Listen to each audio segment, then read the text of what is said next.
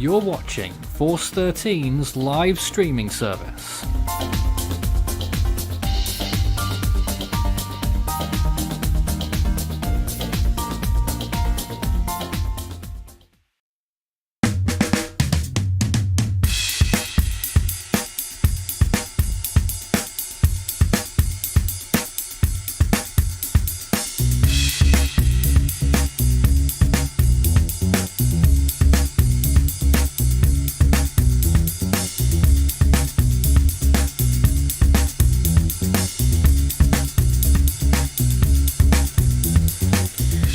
Cyclone Mocha, a extremely dangerous cyclone on its way to making a catastrophic landfall in Myanmar this morning. It is barreling towards the coast with winds of 160 miles per hour sustained, that's 255 kilometers per hour, and is set to make landfall near this intensity, probably weakening a little bit before doing so. And we expect landfall will occur within the next 12 hours, possibly within the next 9 hours now at this point. Hard to tell exactly when that point will be, but it is well and truly on its way, with tropical storm conditions now being felt along parts of the coastline, up the coast of Myanmar, the central part of the country, and towards the border with Bangladesh, where we expect that landfall will occur just north of Sittwe. We expect that this landfall will occur as a either strong Category 4 or maybe even a Category 5 storm still by that point. Right now, though, it is a catastrophic Category 5 storm. It has the potential to deliver up to and possibly even more than 20 feet of storm surge, and it is currently we're ticking down the kilometers or miles to landfall. It is currently 220 kilometers from Sittwe. And that is around 135 miles. My name's Nathan Foy here in the studio once again. I'm sure my face is quite familiar now. We've been dealing with this storm for a few days in a row here, and we'll be keeping you up to date throughout this morning on the progress of this storm with our team. We have lots of people with us right now, and we also are conducting a phone-in format today. Because I think it's very important to get the views of as many people as possible and try and get voices on the air, especially if you're in the area. So if you are an expert in the field, or if you're in the region where this storm's affecting, please consider joining our Discord server, where we're running a live stage right now where you can participate in the phone-in. Those who want to join in, please be patient. We're going to have a lot of people weighing in here and lots of things to show on the screen as well. So there's a lot to get through, but we do have several hours until the storm makes landfall. I'm joined by Chris, Diamond, Alex, two Alexes actually, Patrick, Daniel, Christian, and myself. Let's first talk to Christian. You've been watching this storm, of course, for a few days. You're on some of our other live streams. What's your prognosis right now? Honestly, first things first, I'm just shocked that this thing managed to make it to Category 5 in the end. It was, again, the last live stream I was on was this time yesterday. By that time, the JTWC had only just upgraded it to a Category 4, and then our internal team at the time had it at a high-end 3, which, I mean, more or less the same, just one category different now, but that was 24 hours ago. Now we're in the now. This thing is a Category 5, 160, 915 millibars. Very dangerous situation, very close to land as well. Extremely powerful. Inexplicably, earlier on this evening, JTWC downgraded it to 150 miles per hour. It looks like the ATCF system is upgrading it to Category 5 officially on their numbers for the first time. So that's another indicator of just how strong this storm is getting. Do we all think that it's still strengthening right now?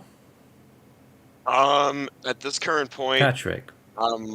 I believe it is holding an intensity right now. I definitely was noticing the potential signs of I don't know if 100% sure on this as of yet. However, I did notice earlier before on the air that a potential, not official, but a potential partial eyewall replacement cycle of some sorts may have occurred with Mocha based off of infrared. However, this is still a very compact and very dangerous storm and is likely going to bring catastrophic conditions to areas where this is going to be making landfall. This is still a quite potent storm, and this is something that you'd not want to be taking lightly, as this could have the ability to cause extreme areas of damage, especially along areas where the storm makes landfall, where the core basically goes over. Let's take a look at some of the first visible images of today here from the Himawari 9 satellite. Look at that view. That is a depiction of the storm right now. Let's just add in those coastlines and you can see how close it's starting to get to the coast. An absolute monster right there, right now. Taniel, you're with us as well. You've been on some of our live streams too. Your take on the storm as we look at it right now. As I am looking at it, I have to agree with Patrick that it's probably sustaining, maybe could be doing a few minor per hour changes as it's doing its little thing with its eye, which seems on infrared at least to be expanding a little bit, which can be a sign of an eye wall replacement. I do also want to note here that I'm also looking at latest infrared imagery, and I do see that there could be the potential that the storm is actually leveling off a bit, as it appears that there are some areas of dry air slots, which would lead me to believe that there could be an increase in mid-level shear right now with the storm. However, given the fact that this is so close to land and given the proximity to landfall, I expect that this will not do significant change to Mocha. There is definitely instances of mid-level shear beginning to increase. However, I think that will not do a heavy amount of deterioration of Mocha structure, as this is once again so close to landfall and it is so compact that I really don't think that the mid-level shear is going to really chalk it down too much. It definitely will weaken the storm a slight bit before landfall, like we were saying. Like it would probably make landfall as 135 knots. However, this is a pretty catastrophic storm that has rapidly intensified from yesterday local time, and is still a very, very dangerous storm that you should be treating absolutely seriously. Yeah, look at that. Convection has let up just a little bit there on those latest images, although the eye may be clearing. It's hard to tell right now. It looks like it is starting to. Usually when cloud tops go like that, it can correspond to the eye clearing out a lot more, so we're going to watch that really closely, but this is a Category 5. Some of those minus 70 degree cloud tops reaching the coast now. They'll be getting tropical storm force winds. The worst of the storm is still a little way away. We're looking at, what distance did I say? Just for about 220 kilometers from landfall. That was as of half an hour ago. And we had a estimated movement earlier of 20 kilometers per hour, so that would correlate to 11 hours until landfall, but we think it will go quicker than that, that it will speed up a little bit during that time. We've got loads of different views that we can take a look of the storm at, but let's talk to someone else here. Who else would like to speak right now, actually, who hasn't spoken yet? If I may. Chris. So kind of looking at watching the stream and following this storm ever since it really kind of got upgraded. This storm is not something to play with. And this has been said before. And watching this storm with it being upgraded to a Category 5 with how quickly it upgraded to a Category 5,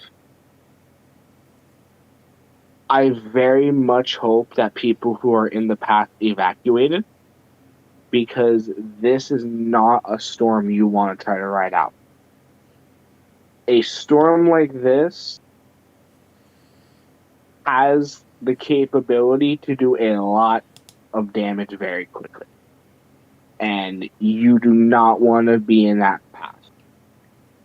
So I think, I don't know if I speak for everybody here, but I hope that everybody who needed to evacuate evacuated, and our prayers go out to everybody who's in the path of this, that no lives are lost, especially with how powerful this storm is.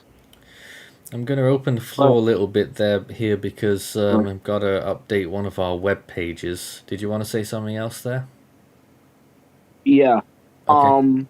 If we have anybody watching us who's in the area, listen to your local government, listen to your government officials. If they tell you to evacuate, please do it.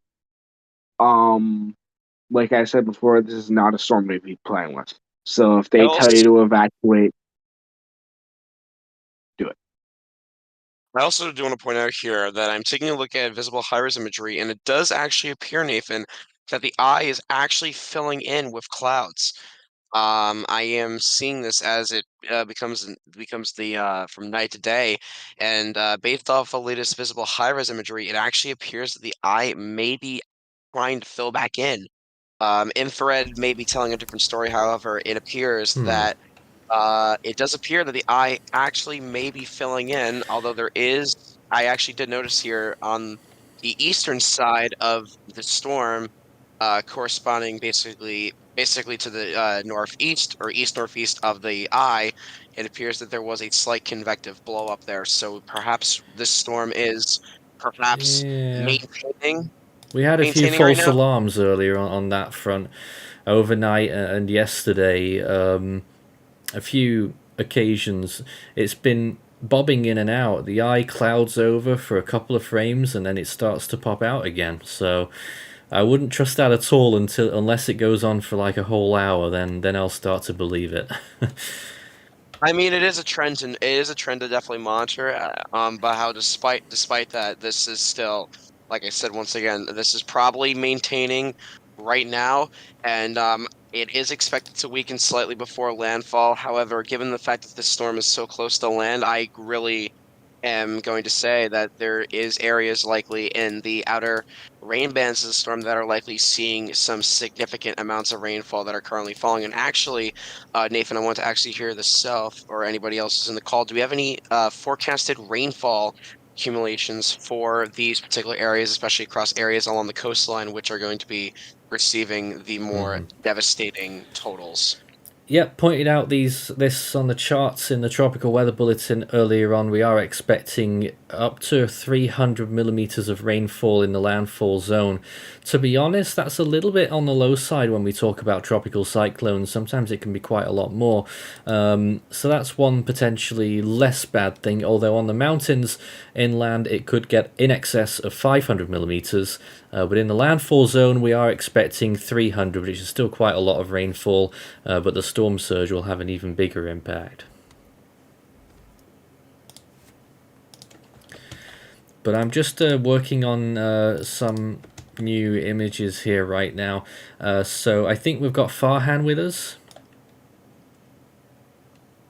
Are you Yes, there? hello. Hi. Your thoughts on Mocha this morning? Well, yes, on yesterday's stream, I postulated that I'm not sure that how Mocha would fit into the grand scheme of the neo cyclones, which can be predictable or unpredictable. Well, over the last 24 hours, it has been answered that this storm has been quite unpredictable. Like, although we think that a rapid intensification could happen, yeah, at this time yesterday, we think that it probably wouldn't exactly be that significant. Well, Mocha decided to prove us wrong and has become the first Category 5 in the Bay of Bengal since Ampan 3 years ago in 2020. It's quite a remarkable thing to witness. Also, another thing that is remarkable is the potential impact because right now, with it being Category 5 and probably not going to be weakening too much as it heads to land, the potential for damages or catastrophic damages has went from likely to almost certainly going to happen, and that's certainly going to be a very large concern for both Bangladesh and Myanmar. Myanmar, because as I said, they're in a civil war, they're not exactly able to really fully prepare for this, so it's doubtful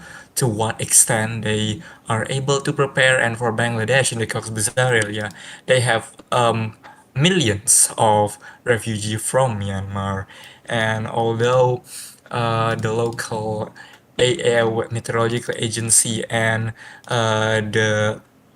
the UN Commission for Refugee Centers in Bangladesh has all done their best, according to the news article I read, to evacuate and inform them of the cyclone. They admit that it's going to be an enormous challenge.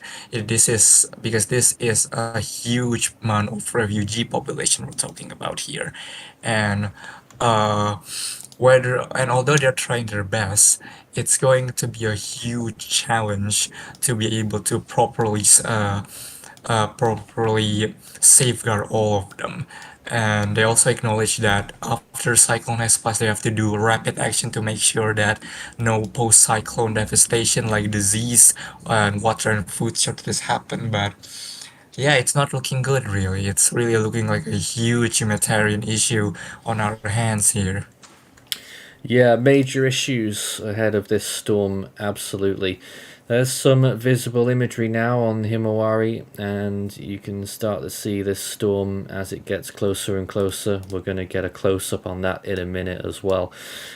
So this storm continuing to evolve. Who else hasn't had a chance to say anything yet? I just want to open the floor here. Oh, we're all quiet. Well, let's see if we can talk to Tiger then, who is on the line. Hello.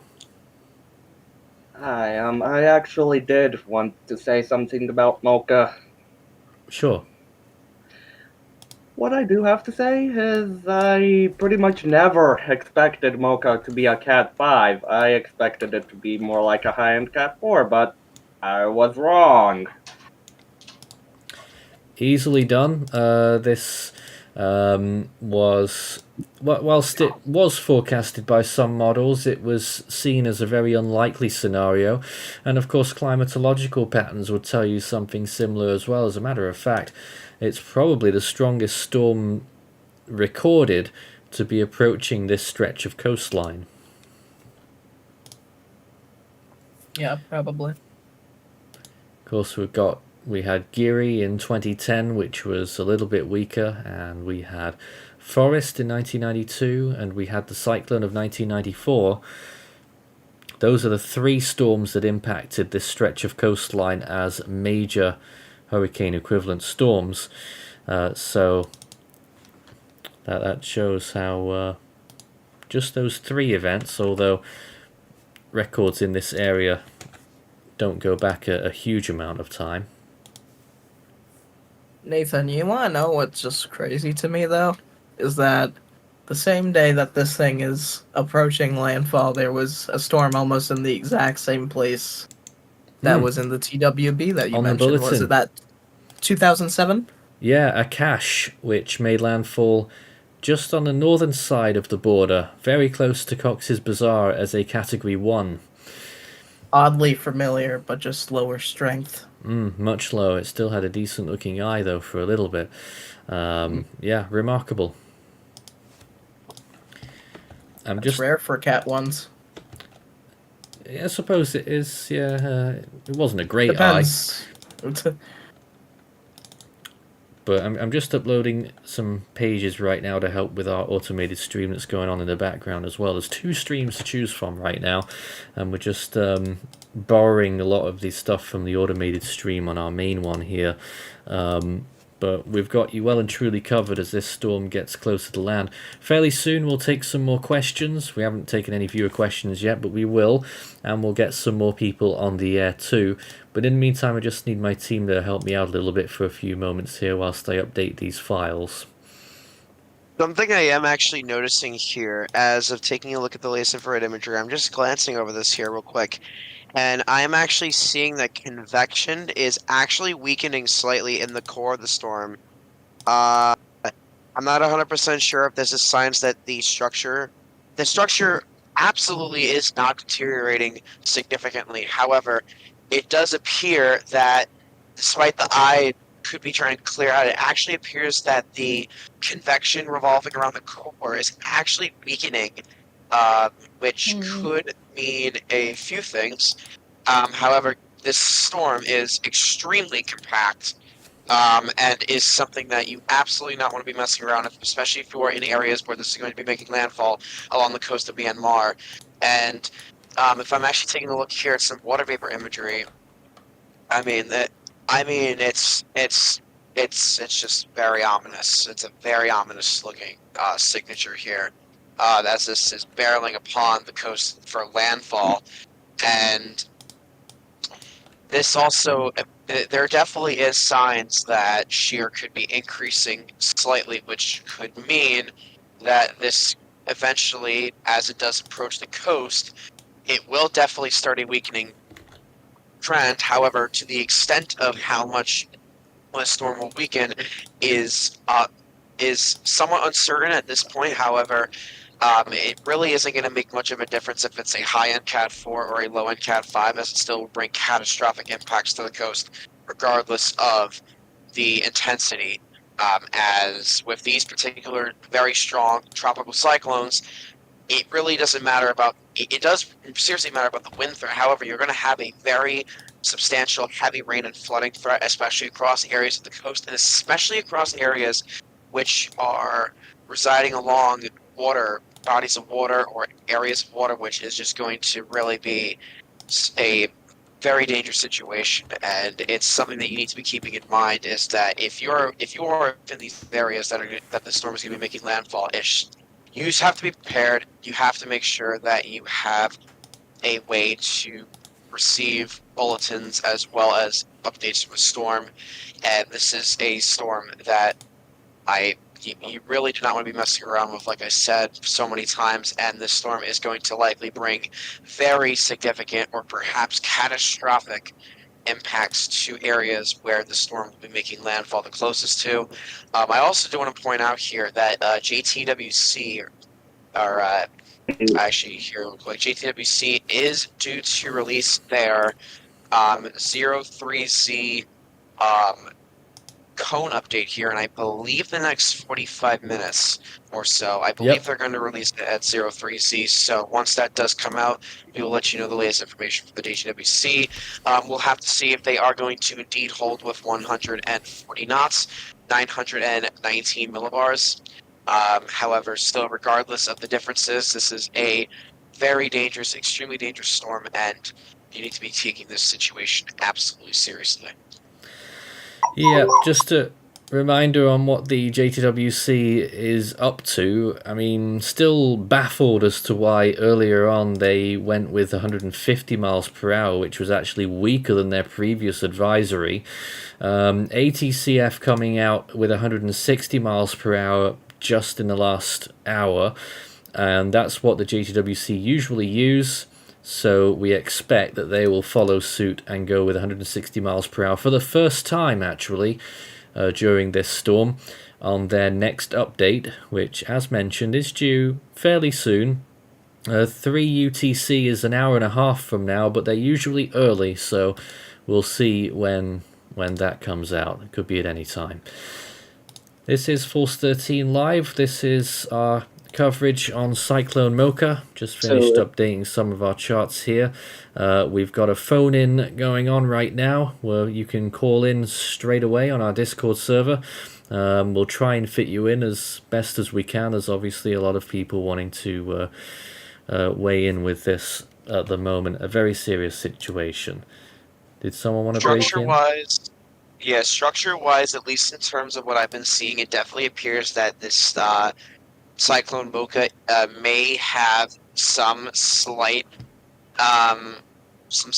possibility that it could briefly undergo an eyeball replacement cycle, at least in terms of talking about the structure-wise. It definitely appears that eye, although it is beginning to clear out a little bit, it definitely seems to be expanding a little bit, and convection is beginning to decrease around the core, or at least you can see there where those pinks are, they are degrading a little bit, so perhaps this could be undergoing some sort of eyewall replacement cycle, at least in terms of structure-wise. However, it's pretty much conclusively that this really won't have too much of an impact on the storm, given the fact that it is so close to land and that the storm is so compact. It's just that it really won't have too much of a significant impact if some sort of eye roll replacement cycle were to happen at this point, as this storm is only 9 to 12 hours away from landfall, so there really won't be too much significant difference if or if not an eye roll replacement cycle will happen. It's going to be mainly I'm not convinced on this eyewall replacement cycle theory right now. It looks like the eye is going to be popping out a little bit more on this imagery, and the convection might just be starting to come back again a little bit. It's hard to see. We're really now casting this at the moment, but And the thing is, to add on to that point, Nathan, is the convection, even if we're starting to lose some of the pinks and the darker pinks in this, depending on the color scheme we're looking at, yellow at the moment on this screen. Yes, but negative 80 to 90 temps in the cloud tops. Strong systems. The cloud tops, as long as they're about the high 70s to low 80s, doesn't say 100% that, oh, this is happening, oh, that's happening. I mean, it's a common theme with these systems on this side of the world to have more colder cloud tops. They do. A lot colder than more intense. Well, yes, some intense hurricanes in the Atlantic don't have as cold as cloud tops as this, so that's not really the clearest point to make. Something also I do want to point up here really quickly is there's a comment here. Landslides, those are definitely going to be a threat as well. Yes. Elevated landmass over there, with the I was about hills to and ask, what's mountains. the elevations over there? Is that gonna tear this thing to pieces once it's over? Yeah, it will. Once it gets, I don't know, 30, 40 miles inland, there's mountain ranges. I don't know how high the initial ranges are, but once it gets quite a bit inland, by about 150 miles or so, there's a long range with pretty high mountains. So yep, it's going to get absolutely torn to shreds, and that's why we're forecasting the storm to be pretty much dead in 24 hours. Yeah. As with land interaction with these particular intense tropical cyclones, the really good thing is that it's going to very rapidly weaken after landfall. However, still, regardless of that, even if it will rapidly weaken, mountainous areas, especially in the path of the storm, are going to be still seeing significant impacts to an extent. So regardless of the storm forecast to rapidly weaken, areas along the mountain ranges or areas in a mountainous vicinity that are going to be getting the heavy rated winds from the storm are still going to be seeing some sort of significant impacts regardless of the intensity, as it really only takes if you take it to face value here, it really doesn't take a strong storm to do significant damage, and this can be said based off of other examples here that I'm not going to bring up here, but it's just something to point out. Latest distance estimate right now, 212 kilometers from Sitwe right now, and that is pretty much the closest point of land. So at the moment it is homing in on that area, and I would expect right now that landfall might be just a matter of maybe 1 or 2 dozen miles north of there. We'll see, somewhere between Sitwe and the border between Myanmar and Bangladesh would be my pick for a potential landfall site. Nathan, something to note here. Seems to be maybe wobbling a little bit north again, doing these weird wobbles as we have been observing. Just trying to get your screen on here. I've lost my buttons. This is very useful. I'm blind sometimes. Oh, something else. Take your time. Here we go. There's your screen right now, and you can see what's going on there. So this is a bit of over time, but you can see a little jog just straight north for a little bit, and I think it's beginning to return to an easterly, well, northeast movement. And maybe it will speed up a little bit again, because up until this point, It's like a zigzag, pretty much. It's maybe. doing Until this little stalling bit phase that it had there, which is sort of at the start of that that animation, it was consistently trending earlier for a landfall, and we were thinking at one point that it could have been a morning landfall. At the moment, it looks like it's probably going to be lunchtime or a little bit after, into the early afternoon hours, that we're going to get this landfall. But just looking at that loop there, how many hours does that cover?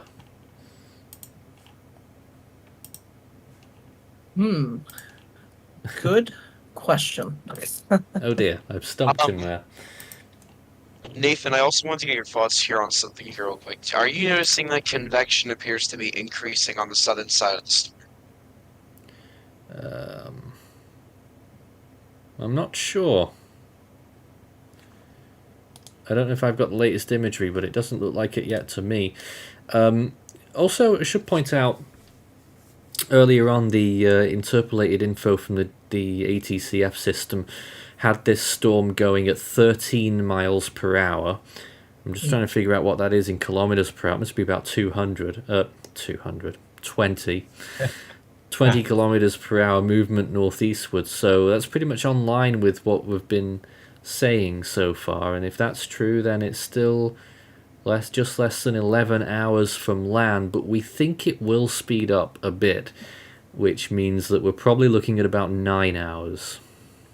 This loop is 24 hours long, so this is the last day. Right here. There's a... Oh man. You can see the eye kind of fading in and out. And you can absolutely see that little stalling motion it had, and then it's gone quicker. Is the eye actually warming right now? It kind of does. It's hard to tell currently. It seems it on infrared. Visibly, still hard to see. I think there's some low-level clouds still filler in, but on infrared, it was looking like it was starting to get better. Also, I do want to point out here that the central dense overcast, CDO for short, appears to be really, really good right now. It really appears to be organized. And it definitely looks very mature in nature, that CDO. And if the eye continues to warm at this rate, and we really begin to see this solid structure, this could be a pretty dangerous situation. This could be a very dangerous situation. Very devastating, potentially devastating impacts are expected. And can we potentially? Or just a question here for you, Nathan. Is it possible that Mocha could actually peak once again before landfall? Oh, absolutely. It's still got some time. It's starting to run out of time. But we've seen this before. Storms have defied land masses even at landfall. So this has still got plenty of time. Yeah, and if that continues to hold with that very mature central dense overcast, as well as that eye, if that continues to warm, even despite mid-level shear interactions, probably which will probably occur to some extent. There definitely is a chance that this could once again peak at landfall. It definitely cannot be ruled out. However, it's going to be mainly a matter of time before if that solution is even realized, given the fact that this is actually very close to landfall. And JTWC 25 minutes till their next update. So see, probably I believe they're going to cave in with ATCF, but we'll have to wait to see if that is indeed genuine. Let's get some questions. Grenadine's Des says, is Mocha going to make landfall during high tide? I think it was Farhan that was mentioning this, or maybe it was Soham last stream, that it was going to be at low tide. Well, it's good that it's going to make landfall in the daytime, both because it's going to be low tide and because, well, it's common. The common belief is that it's better for storms to be impacting during the daytime because people could actually see the dangers coming, and so they wouldn't completely blind to what's going on. Let's see what else we've got right now. A Moment of Lovely, one of our chat mods, wants us to pull up aviation, the aviation enhancement, and tell us why the Eyewall in the north looks so weak. Do you have that, Taniel? I can't get to it on mine. Oh, he can't hear us right now. Okay.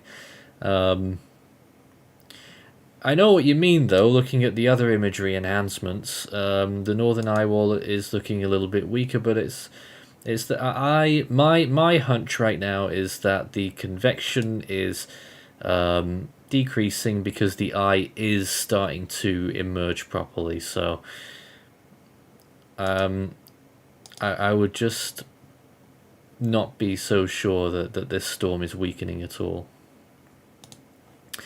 And Taniel also supported us there earlier on as well. Thank you very much for your support. And Hurricane Alton Ebron thanking us for the coverage. We really appreciate it. And anyone who does donate in, we use all of that to help us out with our coverage. Recently, we invested in a little server upgrade, which increased our capacity, quadrupled it. Meaning that we can store a lot more imagery on the website. So that's one thing that we've done recently, and we've got plenty other things in the pipeline. Please do consider. But of course, regardless, we are here. Subscribe to the channel for more updates throughout. We are, of course, staying put right now for this whole storm landfall period by the looks of things. But of course, we do cover all worldwide storm events, cyclone events, all year round. So we're always here. We had loads of questions that I've probably missed out as well. Lots and lots of things that came in. I'm just going to start here with Tyler, who says that they live in the southeast corner of Queensland at Kipper Ring, just north of Brisbane. Can we say, what is your pick? I'm not sure what you're talking about. Is this 160 mile an hour to 180 mile an hour and 915 to 880? I'm not sure what you're talking about there, but we are currently giving it 160 miles per hour and a pressure of 915 millibars right now. That is the Force 13 estimate, and it's not too far away from the ATCF estimate. They're going with 919. Nerdy Guy says, since there are mountains in Myanmar, what about valleys? How much flooding will they get? Without being intimate with the geography of the area, I'm not sure, but anywhere where there's valleys with enormous runoff of rainfall, but a lot of it is going to come down to rain rates rather than rain accumulations. When these storms make landfall, the rain rates inside those can be really high, above 50 millimeters per hour sometimes. So it can cause a lot of flash flooding, and that's one of the main problems from tropical cyclones. Especially given the fact that there could be the potential for saturated soils. If any of the areas across where this extremely powerful storm is going to be making landfall, you have to also combine that with the saturated soil conditions as well as excessive runoff from heavy rain, that is going to contribute to not only very dangerous life-threatening flash flooding, but also in mountainous areas, this could lead to potentially catastrophic mudslides, which will lead to the potential of serious damage. And you have to really you have to really keep all potential threats from this very dangerous storm into play, and do not discount any threats from the storm at all. And To this could be a serious situation for these people, and this could be a very, very dangerous day ahead. To Joy. add to that, I saw a news report from Sidway. It is saying that the people of that city, at least, has been warned and has been seeking higher shelter towards the hills and mountains outside the city. They are mainly concerned with storms and wind. Well, that's good in terms of going away to avoid one of the dangers, but the going way to higher elevation subjects you to a new set of danger, which is that of flooding and landslides. It's really a situation of these people being between a hard and a rock place. If you stay in low area, you'll probably be caught up by the wind and storm surge. If you get the higher area, the rain will probably get you with flooding and landslides. It's a tough situation, adding on to what they're having to go through the last 2 years politically. Yeah, we actually have some visuals here as well from online too, and you can see these are, I think, images from the preparation for this storm right now. I think it's this current storm, might be a past one, I'm not sure, but I think it is now. Showing lots of cloudy conditions there. This must have been yesterday, I think, showing a lot of what's going on right now. And I imagine that's someone there from the meteorological department. This storm drawing near to land. We are looking at about 200 kilometers or so until it does make landfall, and that will be about 130, 140 miles. A serious event that's about to unfold. 160 mile per hour winds, and I'm already seeing some pictures here of, as a matter of fact, let's see if we can take a look at this. This looks like a view right now of surge piling in already. Look at this. Lots of trees there underneath the shoreline now.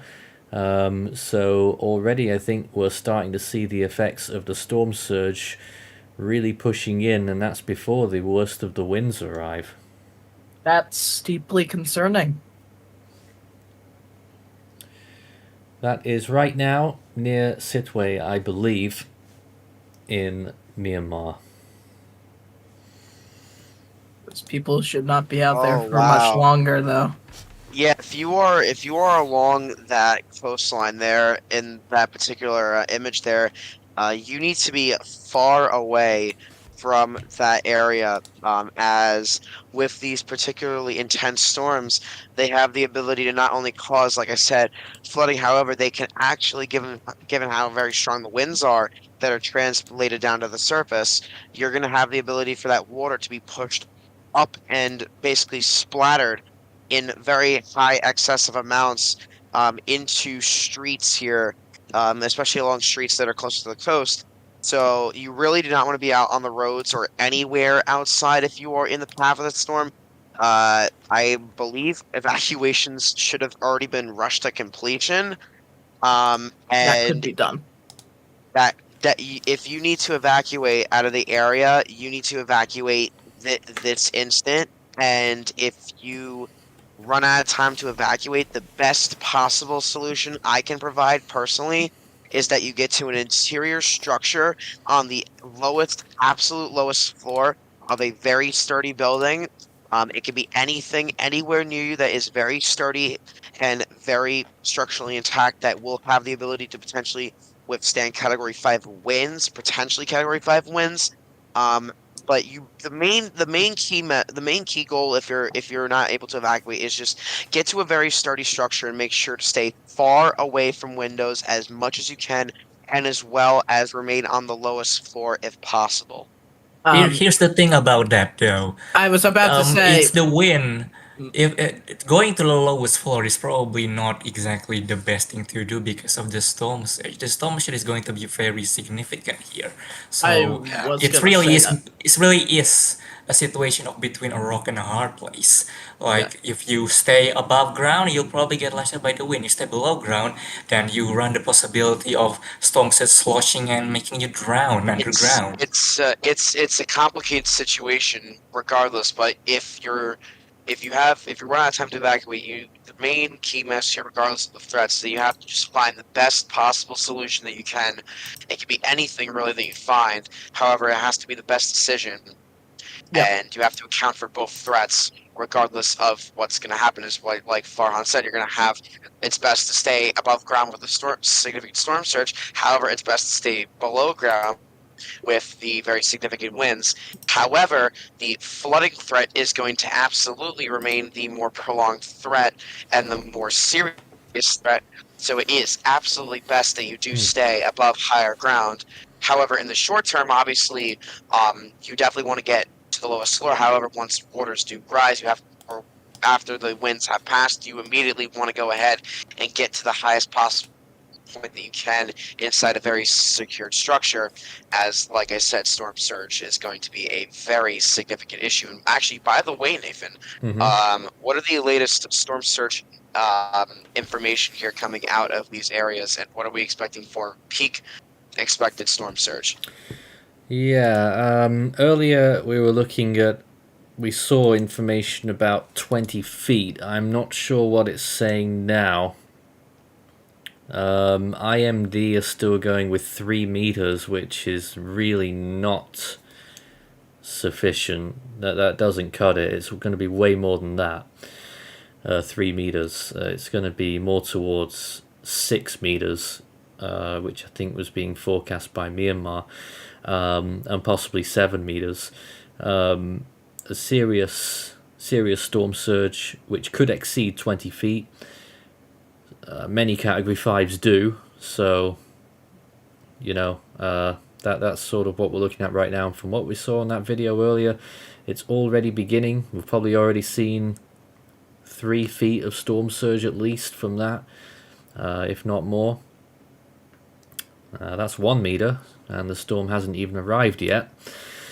A moment of lovely, thank you very much for your support earlier on. They said that they've been here all night long. It has stalled, wobbled its eye, changed course, intensified again. Horrific storm. Thanking us for the coverage. Let's see what else we've got right now. Loads of comments. I've not been able to get through many of them. Let's see what we've got right now. Canadian says, if you remember from the early model runs of Mocha, the pressure is pretty much on the dot of what the model said. HWRF maybe. The other models were a little bit weaker. Here's the thing, okay? Yes, sometimes that this kind of crazy prediction does verifies in something like this, but the thing about model runs that is very hit or miss. There are cases where the crazy situation it depicted become a reality, like here, but there are also times where that the reality is completely different from what's depicted. So I really don't advise anyone watching to look at the situation to say, "Aha, the models were right, so I should trust the model from now on," because it's really a case-to-case basis with these kind of things. It should be a guidance, but it should not be held as gospels.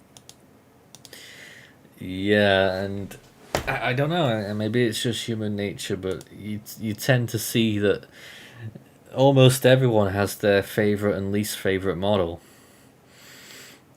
I don't know, it can be harmful. Let's see what we've got right now. There were loads of other questions earlier on. I've lost all of them though. Yeah, That's unfortunate.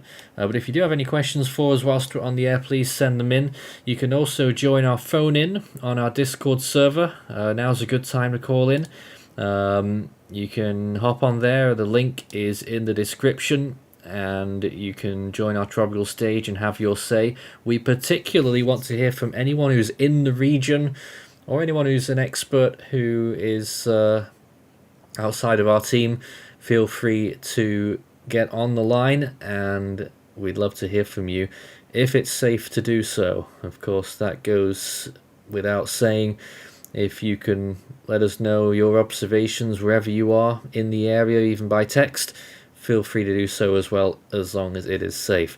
160 mile per hour winds right now, estimated from satellite in the storm, with an estimated pressure of 915 millibars. It's been roughly the same for the last, how long has it been now, 12 hours or so? Maybe not quite that long, maybe 8 or 9 hours that it's been a Category 5.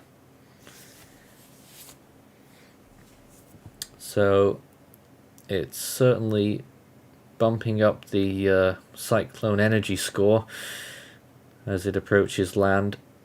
We are hoping that it will weaken quite a bit before reaching land, but I would say realistically we're probably looking now at probably a 155 mile an hour landfall is what my suggestion would be. Got loads more questions here right now. How much rainfall will fall in China from the remnants of Mocha? The problem with my software that I have that looks at the rainfall is that I can't really see the borders. So let me just check another source and take a look for you. So we would expect maximum accumulations just along the border between Myanmar and China of around 100 millimeters. So not huge amounts, 4 inches. So a fair amount of rain there. Have we seen the latest microwave imagery of Mocha, and what do we think of it? Could someone show us that, Daniel? Could you show us microwave imagery? I don't know if he's still active with us right now. I can show you some earlier ones from RAM. Let me just check this is still the most recent on there. This is what it looked like earlier, and my goodness, this is a microwave pass if I've ever seen one. Look how impressive the storm looked there. This was quite a bit earlier on. This was at about 3 a.m. local time, and you can just see that core. Really, really, really impressive on that imagery. Wow. Maybe not quite as good as that right now, but I don't know. Don't know for sure there. Oh, I thought we had someone on the line just then. Never mind. Anyone else want to weigh in on this just now? Well, I just finished reading up on an interview CNN conducted with one of the local coordinators for the Rohingya refugee camp in Bangladesh in the Cox's Bazar area, and he has some worrying words. He said, quote, the refugees, they face a 17% cut in their food ration earlier this year due to funding cuts, and we expect a further cut to this in the coming months. 16,000 of them lost their home due to a devastating fire in the refugee camp earlier in March, and now they must deal with this cyclone. Unfortunately, depending on how severe the damage that this cyclone will brought, we may don't even have the funds necessary to rebuild the camps. Gee. That is very worrying words. If the damage is extremely severe, I think this will go from a severe humanitarian problem to potentially catastrophic one, even for those that supposedly is in safer area away from the conflict in Myanmar. Here's some more pictures just now from Sidway looking at the scene there, getting gusty, visibility decreasing, and you can see those waves in the distance there. We're getting all these from social media, so we'll keep you up to date and see if we find anything else round and about. But I imagine fairly soon that Sitway will, lose communications from this storm.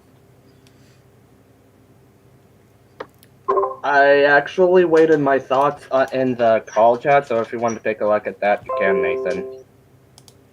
Oh, wasn't expecting that. Trying to find that right now. I can't see your message. Weird. But you could always communicate it here if you want. I saw an interesting comment a bit further up in the YouTube chat saying, "Will this rifle the fatalities of the Polar cyclone?" Oh man, please. I would love to say no, because of course the thing with the Polar cyclone was the population was caught completely unaware, and the response after the storm pass was absolutely horrible. Um, although I can almost say with certainty it wouldn't get to the hundreds of thousands, considering the political situation in Myanmar, and two, the fact that, as it turns out, the Rohingya refugee camps in Bangladesh, which have hundreds of thousands, even millions of people, is underfunded. I think there is a possibility for this. Well, not a possibility anymore, but a very likelihood of there at least being thousands of people here, maybe tens of thousands if you're pushing it. It's not worth discussing. There's. We want to make sure this number's as low as possible.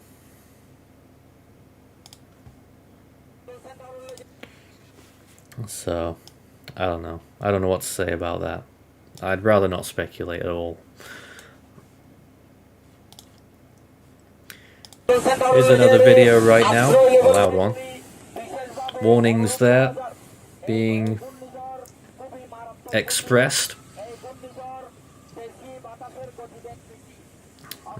So as you can see, people going round and about, making sure that everyone is in the loop regarding this cyclone alert in the area. Welcome back. Sorry, I was dealing with some other things quickly, so that's why I stepped out. I did hear through the stream audio you were asking for what? Oh. I can't remember now at this point. It's been a microwave. Oh yeah. Microwave imagery. Do you have any of those? I don't think so. Here's some more satellite imagery then in the meantime, and signs that the convection around the storm is continuing to dwindle a little bit. It's no longer a full ring of minus 80-degree cloud tops. However, I am still unconvinced at the moment that this storm might be weakening. The eye is still trying to clear out a little bit further, although if this trend does continue, we will probably have to acknowledge that it is weakening a little bit, but we're not saying that yet. This is still, I think, quite clearly a Category 5 with winds of 160 miles per hour, and even if it wasn't, we're already witnessing storm surge beginning along the coast. It is too late to go back. It is, this is locked in at this point. A severe impact along this coastline. Mm-hmm. Absolutely. Reading back for the comment, Nathan, I'm spotting another comment that might be of interest to answer, which is what will be the impacts for the northeast of India, the area that is sandwiched between Myanmar and Bangladesh. I believe it's mainly going to be rainfall, wouldn't it? I'm sure that area has a name, but I don't know it. It certainly will be. Rainfall in those areas could reach up to 200 millimeters at least, possibly more than that, with more rainfall that occurs after the storm. from general thunderstorm activity, which could exacerbate things if there is flooding issues. But a large area expecting around 200 millimeters of rainfall in the next 7 days.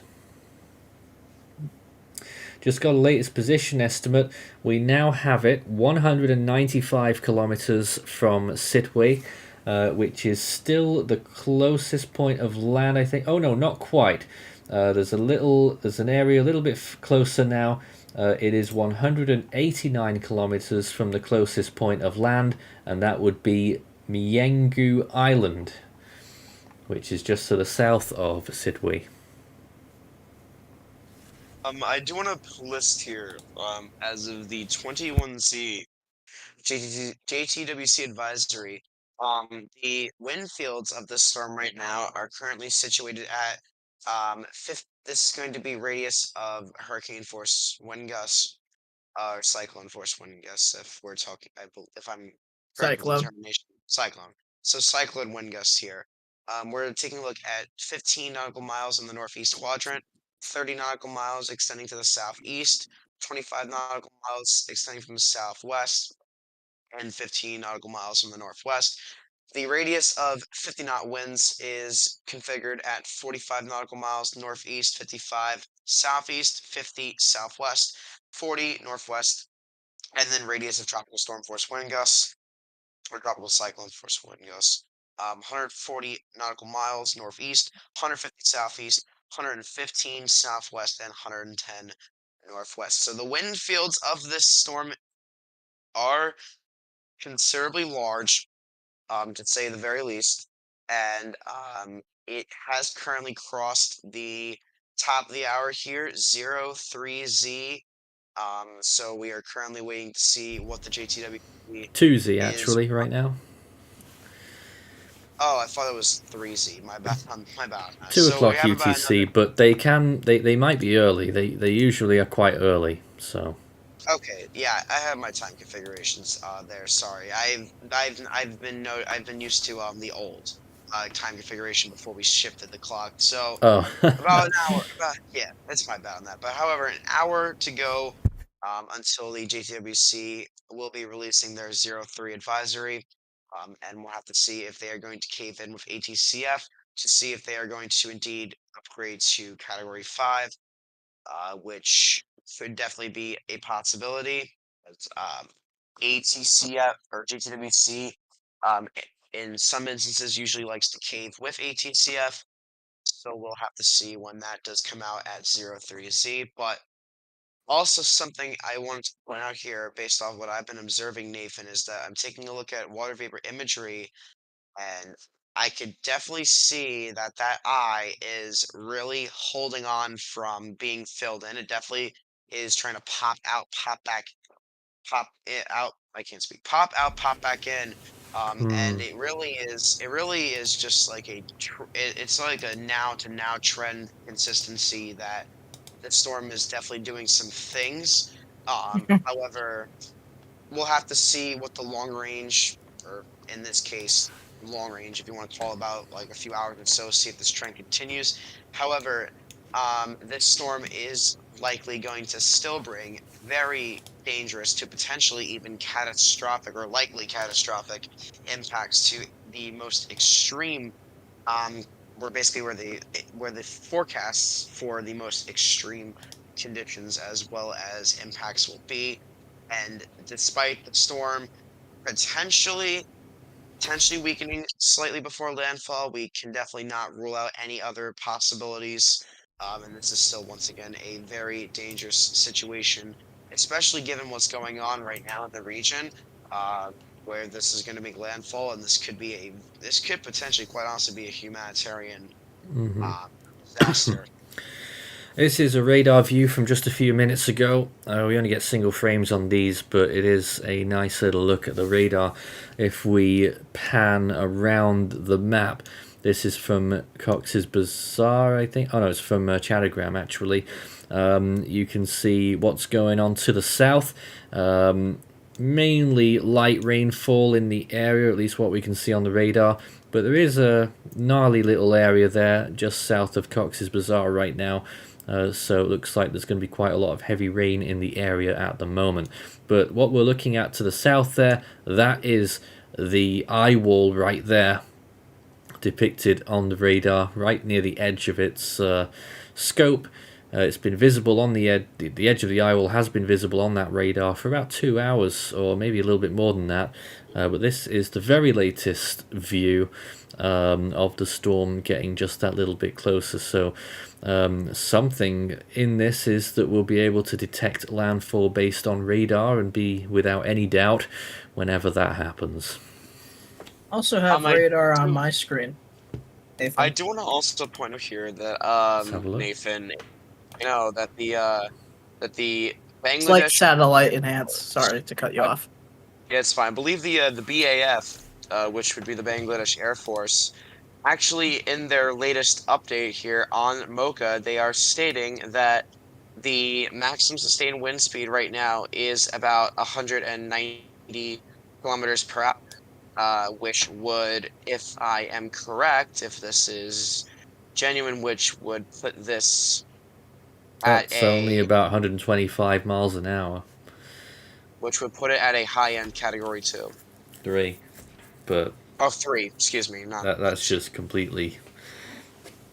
That's not true. It's much stronger than that. Earlier in the Discord chat, I saw someone asking whether or not the IMD is going to upgrade it into a super cyclonic storm, which is the highest category in their scale. Well, the 00C advisory from them has come out, and the answer is no. In fact, not much of at all has changed in this advisory. Updated position fixes, they lowered the pressure slightly, but no, nothing really changed. Not even the storm surge figure. It's just so wrong. It's they're underestimating this.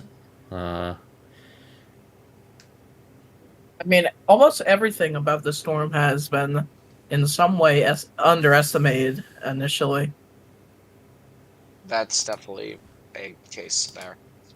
And that can be said with most storms initially, but it's kind of just been... Yes, but also even in, like, yesterday, it was still only those extreme outliers. It still was severely underperforming the potential of what it could become, which, fortunately, we're having one of the worst case scenarios happening. Let's see if we can get a new position estimate just quickly here. I know it's not been long since the last one, but as of nearly half an hour ago, the latest estimate now is 187 kilometers from Sidwe, and 180 from the southern tip of Myengu Island. So it is starting to draw in a little bit more quickly, it feels like. And assuming a movement of 20 kilometers per hour, that would mean that it's 9 hours from landfall. Now, you may remember an hour ago when we started the stream, I said 11 hours, so we've already deducted an hour there, so it clearly is going faster than 20 kilometers per hour. But it's not always so smooth. 1 hour it might jump 30 kilometers, next hour it might only jump 10 kilometers. That's just the way of these things.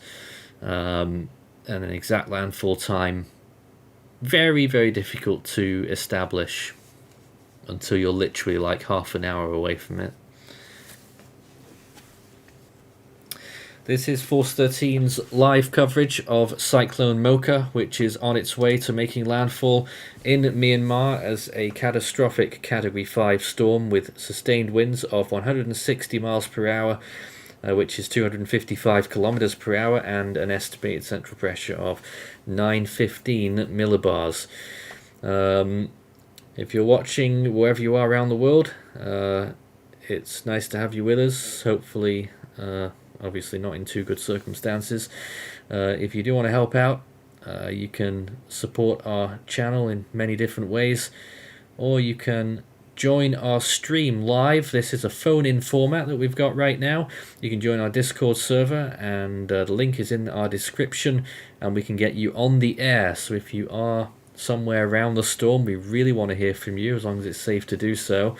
Or if you are an expert in the field and have your own thoughts on this cyclone, please get in touch. Also, speak of supporting, look in chat. I'll get there as soon as I can. But yep, Tan, you're there supporting us, and like I said, anything we do receive there goes back into what we do, and we have most recently our website, which is getting a little bit more investment this year to produce these images. The top right images that you're looking at there, those floaters, are available on the Force 13 website, and you can look at those in your own time. And of course, we have our automated stream, which is running whenever we're not doing commentary, although we do intend to be running here all the way up until landfall, and who knows when that might be. But it does feel, looking at this imagery, that it has sped up a little bit in the last hour. So, does this mean it's making its final run up and it's going to get there relatively soon? We don't know. Making that movement a little bit further northeastwards there. A big problem, even as you said, even if it's like 30 minutes out, in this case, we will probably have a very good pinpoint. But in some circumstances, not going to mention the name of the storm, but in some circumstances, you can't actually tell if it's slowing down gradually. I don't know which storm you're talking about, because there's quite a few that fit that description. 2019, figure it out. Oh dear. Yeah. I think infrared imagery and water vapor imagery, Nathan, can definitely, at least as of this current moment, confirm that or at least presume that the eye of Mocha is definitely trying to make a run at clearing itself out. It definitely is the case. We'll have to see if this trend holds. However, it definitely now appears like a solid sign that Mocha is most likely, if not very soon, will be clearing out its eye, or it appears to be doing that right now, given the latest infrared and water vapor imagery, which is something that we're definitely going to have to be keeping a watch of and seeing if this trend will hold. But still, regardless of this is still going to be a catastrophic landfall with a Category 5, very dangerous, extremely dangerous storm, and it's really dangerous. You really can't mess around with the storm at all. This is just a very, very dangerous situation.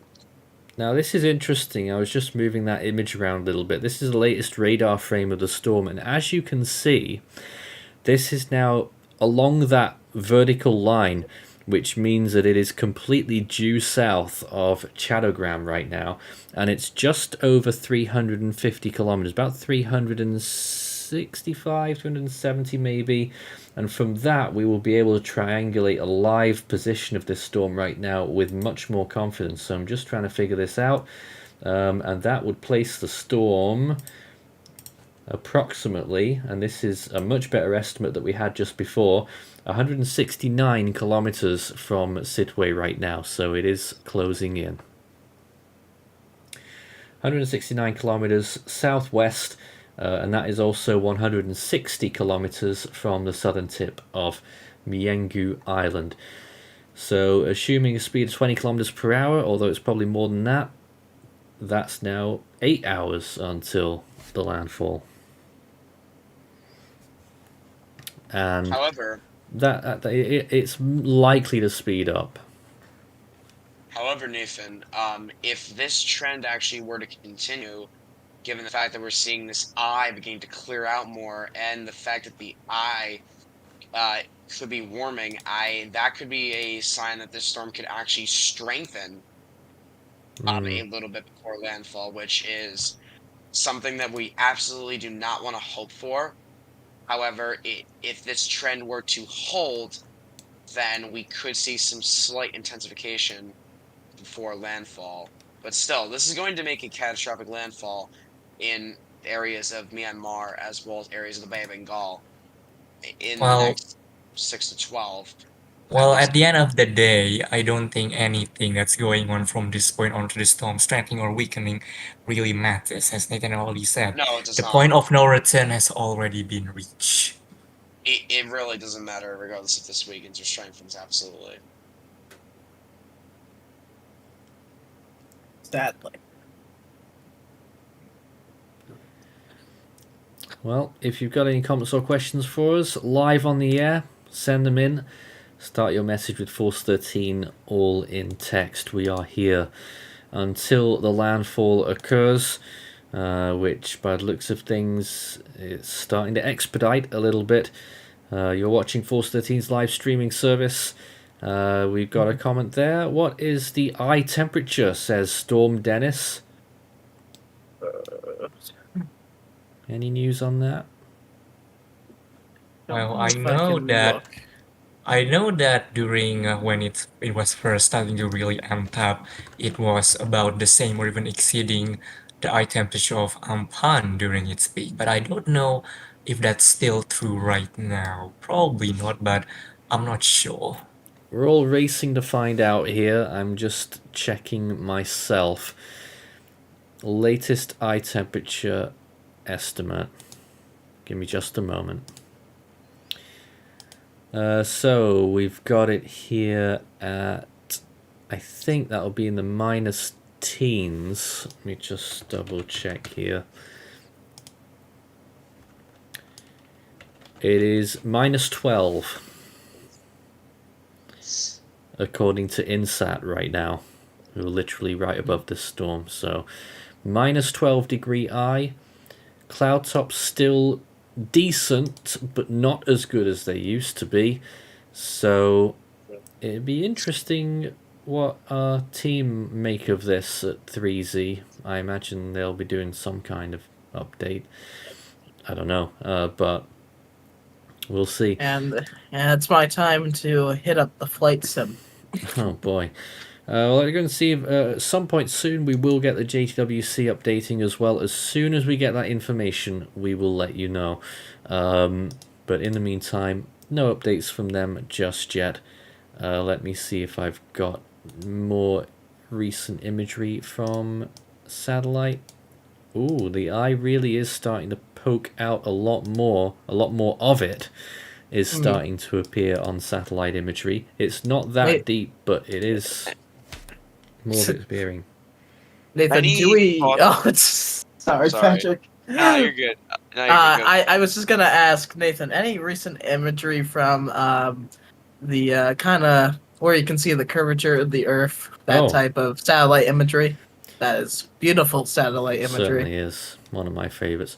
Let's have a look then. This was earlier on when we last looked at this image. We'll just press the reload button and see what it shows now. There it is once again. Really, really impressive looking there.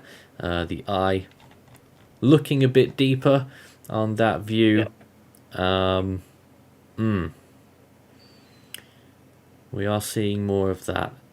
It's certainly getting, on a visible perspective, it's becoming more photogenic, but on a scientific estimate perspective, not much has really changed. Any thoughts, Nathan, on a potential stadium effect with the eye? Well, I mean, the stadium effect is a coined phrase, you know, and I suppose it's quite subjective. I mean, you could call it that. I've never heard anybody use that term for an eye Yeah. myself. I'm just talking. for a never while. mind. Let me reword myself there real quick. I'm just basically. We know what you mean. Yeah, you get what I mean. Yeah. But yeah, you can call it that. And what people do mean by stadium effect is that it's like being in a stadium inside the eye with it curving all the way around you. Besides that, like, little pinhole spot. But there's no scientific description of a stadium effect, though. But I I guess doubt there's been full studies into it. I guess you'd have to see it from the ground to call it a stadium effect. So that would mean a clear eye all the way down to the ground. I've been told that the JCWC have updated, but like last time, some people seem to be getting the update well before me, because I've got no indication of that yet. Well, while we're waiting for that, earlier when you showed the radar, I noticed there's a little island off the coast of Cox's Bazar called Saint Martin. That's right. A bit confusing because there's a much more famous Saint Martin in the Caribbean. But I did decide to do a little bit of searching and found that it is an inhabited island, and that thankfully last night it seems like the authority has evacuated about 4,000 to 5,000 people living on that island. Just want to add that little anecdote there. Yep, and you can see St. Martin depicted on this radar return here. There it is towards the top. They're getting a little bit of rain right now close by. And this is the latest radar view from 18 minutes past, so it's very much up to date. And that, of course, is Bangladesh time, 18 minutes past 8. Myanmar is a further 30 minutes ahead, just to confuse things a little bit more. So right now there it's 8:50. But here is the latest view on radar. You can quite clearly see the northern Eyewall right now, and it's a fully fledged one, that's for sure. But the radar probably can't see the rest of the storm there. It's not that it's not there, it's just that the radar already is being stretched just to see the first side of the Eyewall, and really doesn't have much chance of seeing the far side of it. And if we just pan up northwards, you can see there's some significant rainfall in one of those bands developing round Cox's Bazar. Looks like they're getting quite a drenching right now, particularly towards the west of it. That's the latest on radar. We'll have regular updates from this source as long as it keeps updating for us. It did go out for an hour earlier on, so there is a chance that we lose this source, but we'll always keep trying to get it back.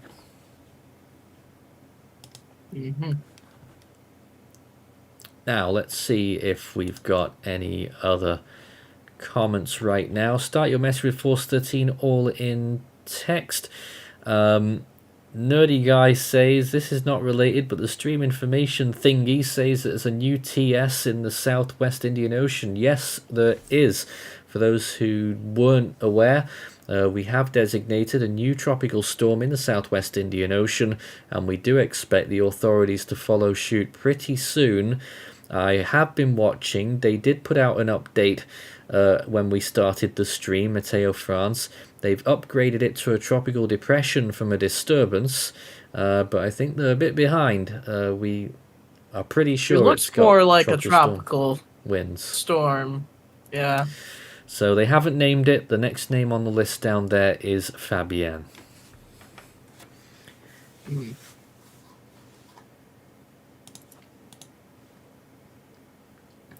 Still no update from JTWC, so I don't know. I think some people are just really special to have JTWC updates long before here. I don't know. Huh. But this is Cyclone Mocha right now. Let's take a look at some other brands of imagery. Well, there's sea surface BRB. temperatures, if you wanted to look at that for a brief moment whilst we wait for that imagery to load. And they are warm, by the way. Already a little cool pool behind the storm, but the sea surface temperatures ahead of it are 31 degrees Celsius, pretty much all the way up until landfall. And here once again is one of those views here on the infrared. Really impressive watching it continue northeastwards, definitely moving faster than it was earlier on. What does that mean? Well, looks like landfall is drawing a little bit closer. Exactly when? Not sure.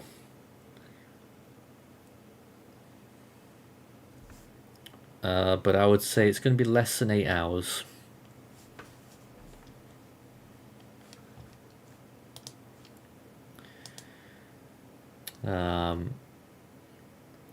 And at various points we'll probably have lulls during this stream as we wait for new information to come in. Social media is a little bit quiet. We've seen a couple of videos, but overall we've not seen a huge amount. Obviously people are really busy doing final preparations for the storm in these areas, and sooner or later we will most likely lose contact with a lot of these places.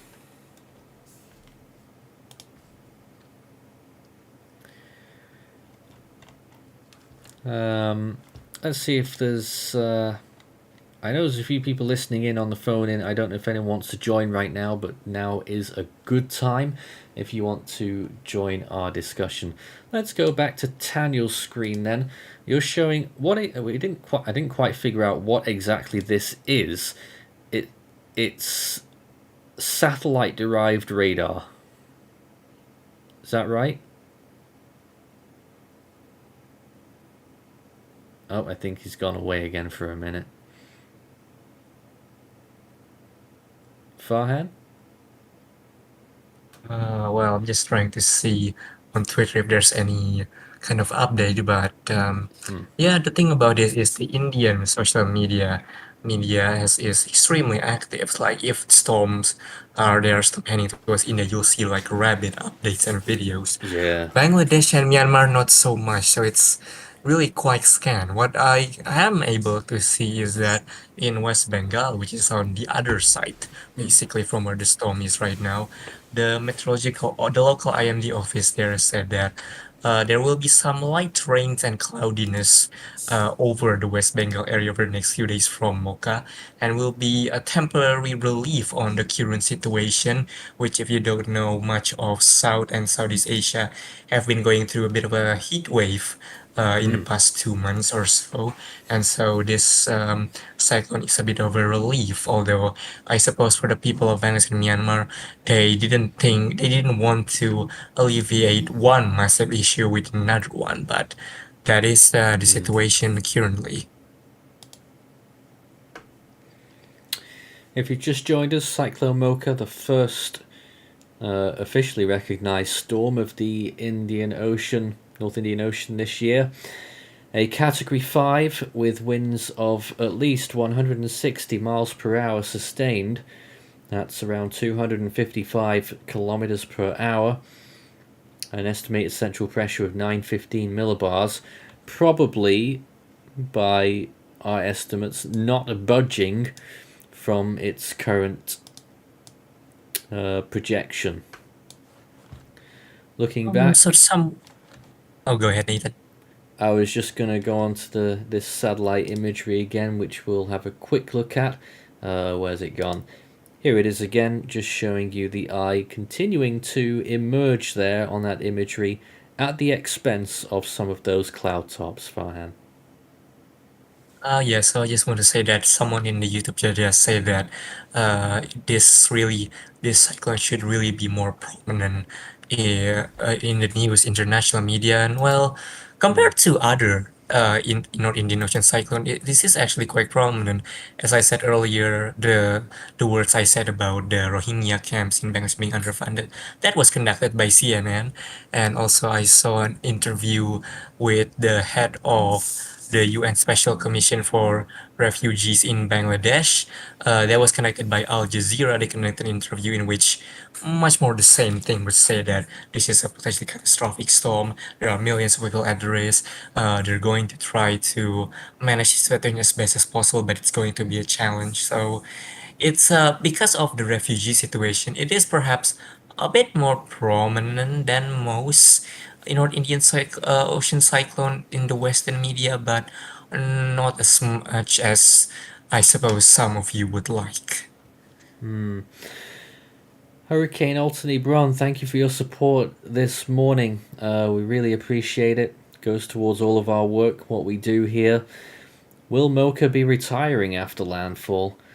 Well, I never like to discuss those kinds of things. We don't. Our red lines really when we're doing live coverage on this in real time is not discussing will it get retired or how many people will it, whatever. We avoid that Actually, during our live Nathan, coverage. all in the neo naming list, and this is another interesting quirk. Just like the Southwest Indian Ocean, the names are only used once, so it's regardless of it's a bad sum or not, it's not going to be used again. It's only a one-time use thing, and every single time it's been all used up, they will conjure up a new list and they will start from there. Well, I guess that sorts that out. Interesting though. I mean, I hope they've got a big supply of names. They've only they've this is actually fun trivia is actually the last name of the original list that they come up with in 2004, so we are only Wow. starting to use into the second set of names that And how many the lists are IMD there? and well, from 2004 up to beginning of 2020, so about 15 and a half, 16 years. So I Yeah, guess but that's helped from the fact that the Neo isn't exactly that active in terms of number of storms. So that's probably why it took that long for you the said we're first on set the of names to be second all used list. up. We're on the second list now. How many are there?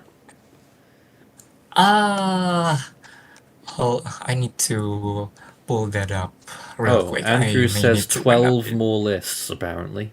Wow. Alright. Maple Magic just said imagery from GeoCompsat 2A shows a -8-degree eye and has a better angle than Himawari 9. Yeah, we were just showing that view from Himawari 9 just then.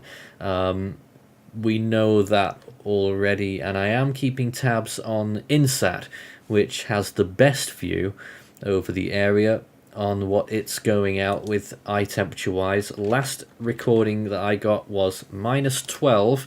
It might be a bit better now. Let me just go and check. As we keep looking at visible imagery here on your screen, and the many floaters on the Force 13 website up to the top right there. Just got a new image. Yep, looks like it's around -10 now, so it is warming, but at the expense of some of those cloud tops. One or two questions about whether there's footage. I mean, not really. These are... well, they're not sparse areas, but I imagine conditions are quite difficult over there. I don't know how good any of these signals are in these places, but not that I know of. There's no footage that I'm aware of, and there's usually, especially in these areas, it would all come in on social media, and I'm seeing precious little, only a couple of videos that came in. I'll show them again in just a minute.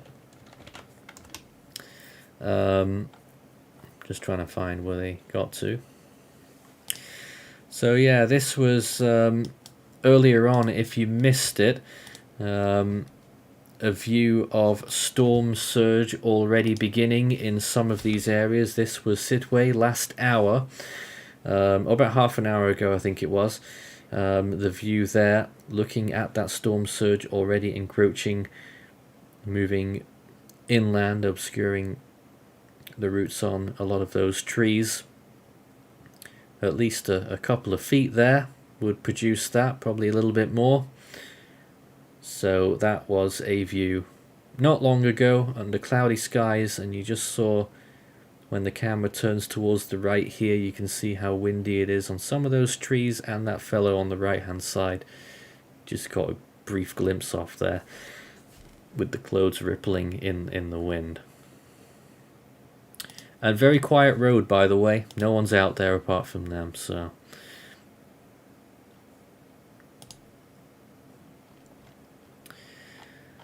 And then there was another video from Sitway. showing the view there. This was also in the last hour, getting increasingly windy, and the water over there in the distance, that big pole there rocking around a little bit. So Nathan, I just finished my little search, and actually, interestingly enough, for the North Indian Ocean cyclone, um, for the second naming list, each country that surrounds the North Indian Ocean, and there are Bangladesh, India, Iran, the Maldives, Myanmar, Oman, Pakistan, Qatar, Saudi Arabia, Sri Lanka, Thailand, the UAE, yeah, yeah, and Yemen. Each of them submit 26 names. So there are a lot to go through. Oh my They're goodness. We're definitely not running out anytime soon. That is And a we lot of are names. and with Mocha here, we has just reached 13 of them. Yeah.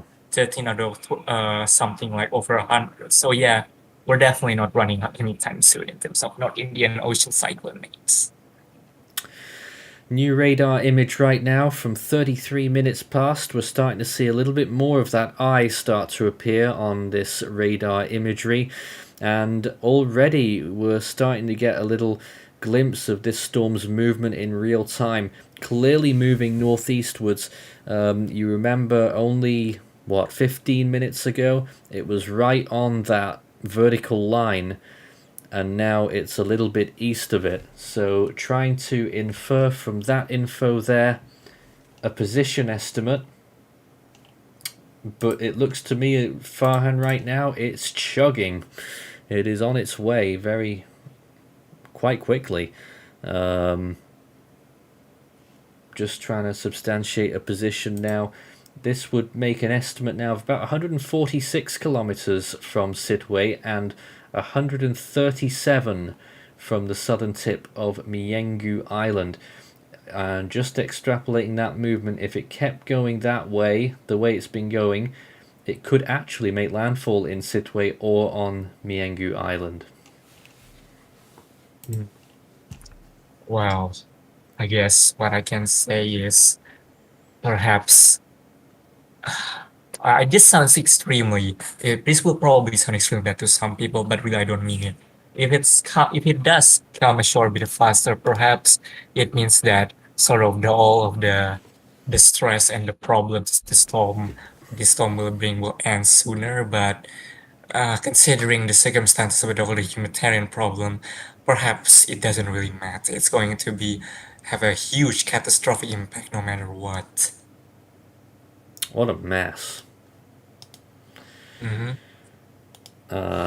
That's pretty much set in stone here. Expecting landfall within the next 8 hours. The way it's moving right now, we could be looking at an expedite there on when we expect that landfall.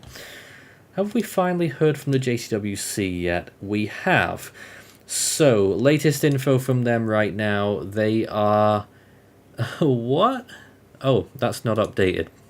I was confused then. I thought they'd put it down. Nope, they've got Category 5, 160 miles per hour. The radius of winds, 34. Is that the latest cone there on that screen as well? I'm not sure, but I'll show it. I'll make sure that we've got the newest cone on our screen as soon as I get to it here. Here's a look at the JWC cone right now. That was the last one, and it's still showing the last one actually. They haven't updated that one yet, but they will anytime, so the update must have just come out. So 160 miles per hour, gusting to 195 miles per hour,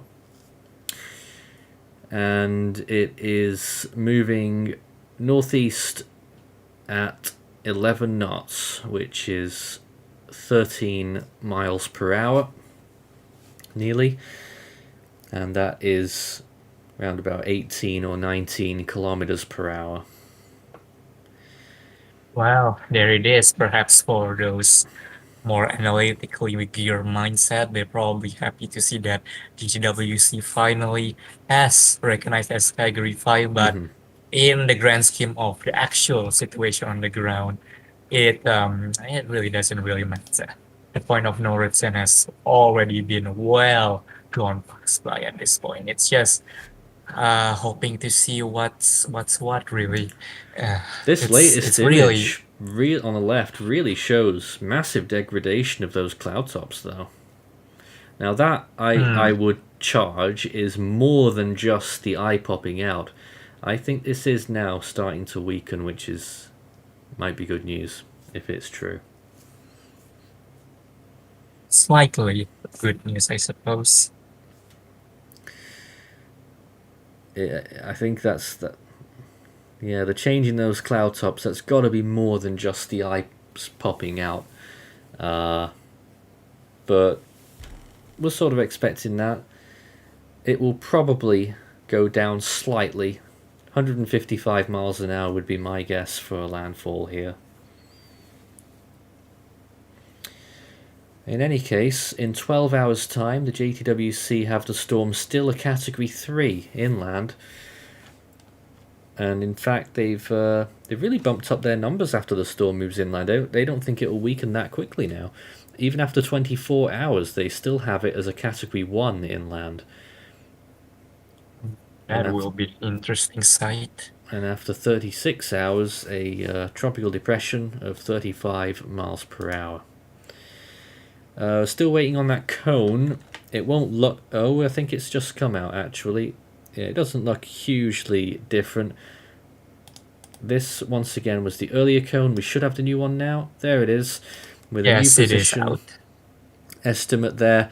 And you can see on that JTWC cone that they forecast landfall only a few kilometers north of Sidway there. They have that landfall area on the western part of that peninsula near Manubin, I think it is. Further towards the west, very close to Sidway though. That's what they're forecasting there for that landfall. I'm really curious how they still have it at 65 knots well inland in northern Myanmar. I'm not sure about that, but certainly going to be getting a lot of rainfall there.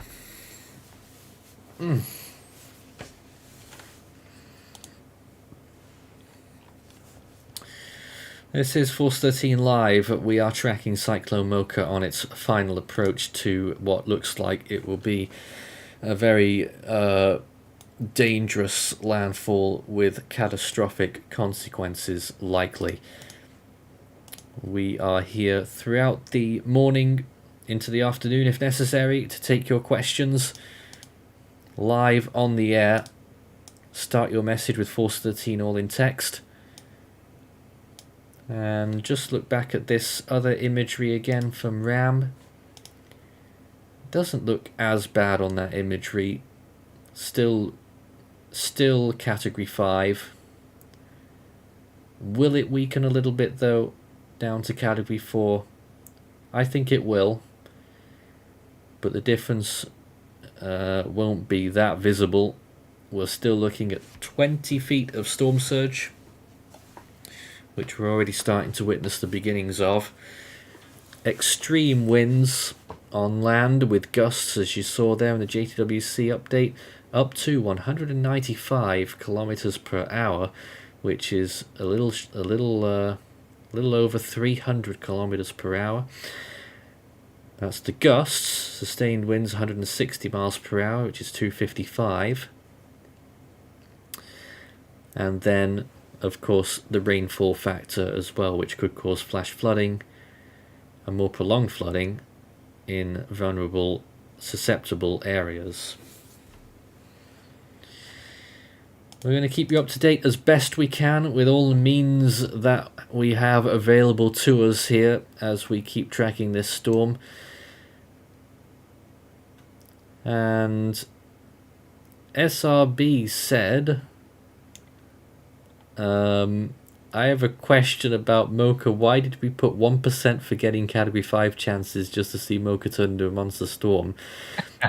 That was for land. That was for landfall, though. That was for Category 5 conditions yes, on land, landfall, and yes. those chances are still fairly low. I think we've upped them to about something like 16%. Still quite low chances that Category 5 conditions will occur on land. That's what the chances were talking about when it said 1% a couple of days ago. That said, chances for Category 5 at all were pretty low as well.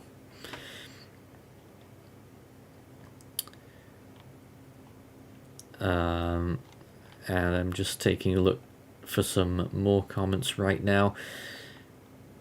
Amount of Lovely left us earlier on. They were here for 14 hours on the chat. That's some dedication. Even we're not going to be here for that long, I don't think. Although, very ungodly hours here in the UK. It's just getting up towards 4 a.m. Of course, local time there. It's in Myanmar. It's 9:15.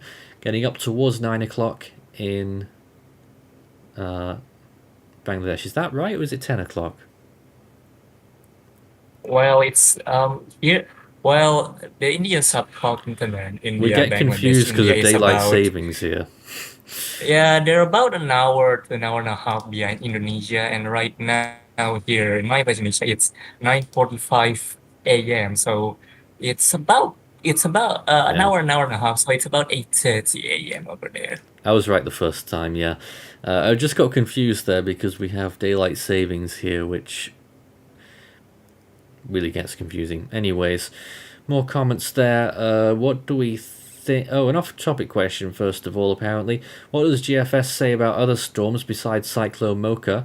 It's in detail on the tropical weather bulletin that we put out earlier on this evening. I would recommend looking at that. Angel says, what do we think of the GFS now showing storms in the Western Pacific? Well, that is in the medium range at least, so we're not going to talk about that today, especially with this storm. Stay up to date on our tropical weather bulletin, that's all I can really tell you right now. Arcaz says, what is the peak wind before it hits land? You're probably looking at it right now, 160 miles per hour, 915 millibars. It looks like it may be beginning to weaken, but it won't count for much, unfortunately. How far back does the infrared imagery that we are showing go? It depends which one. We show a few different ones, but generally they don't go further than 6 hours. So The Nathan, RAM one there that we were looking at was about 6 hours. Yeah, sorry, go ahead. Yeah, I've just seen an interesting tweet here comparing Mocha in terms of intensity and wind speed to other neostorm.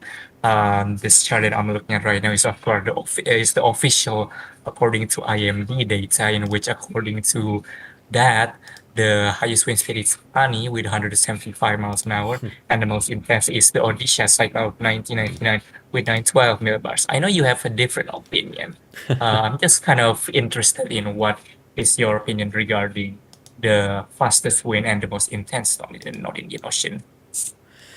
Damn, I forget what I've written down in my databases.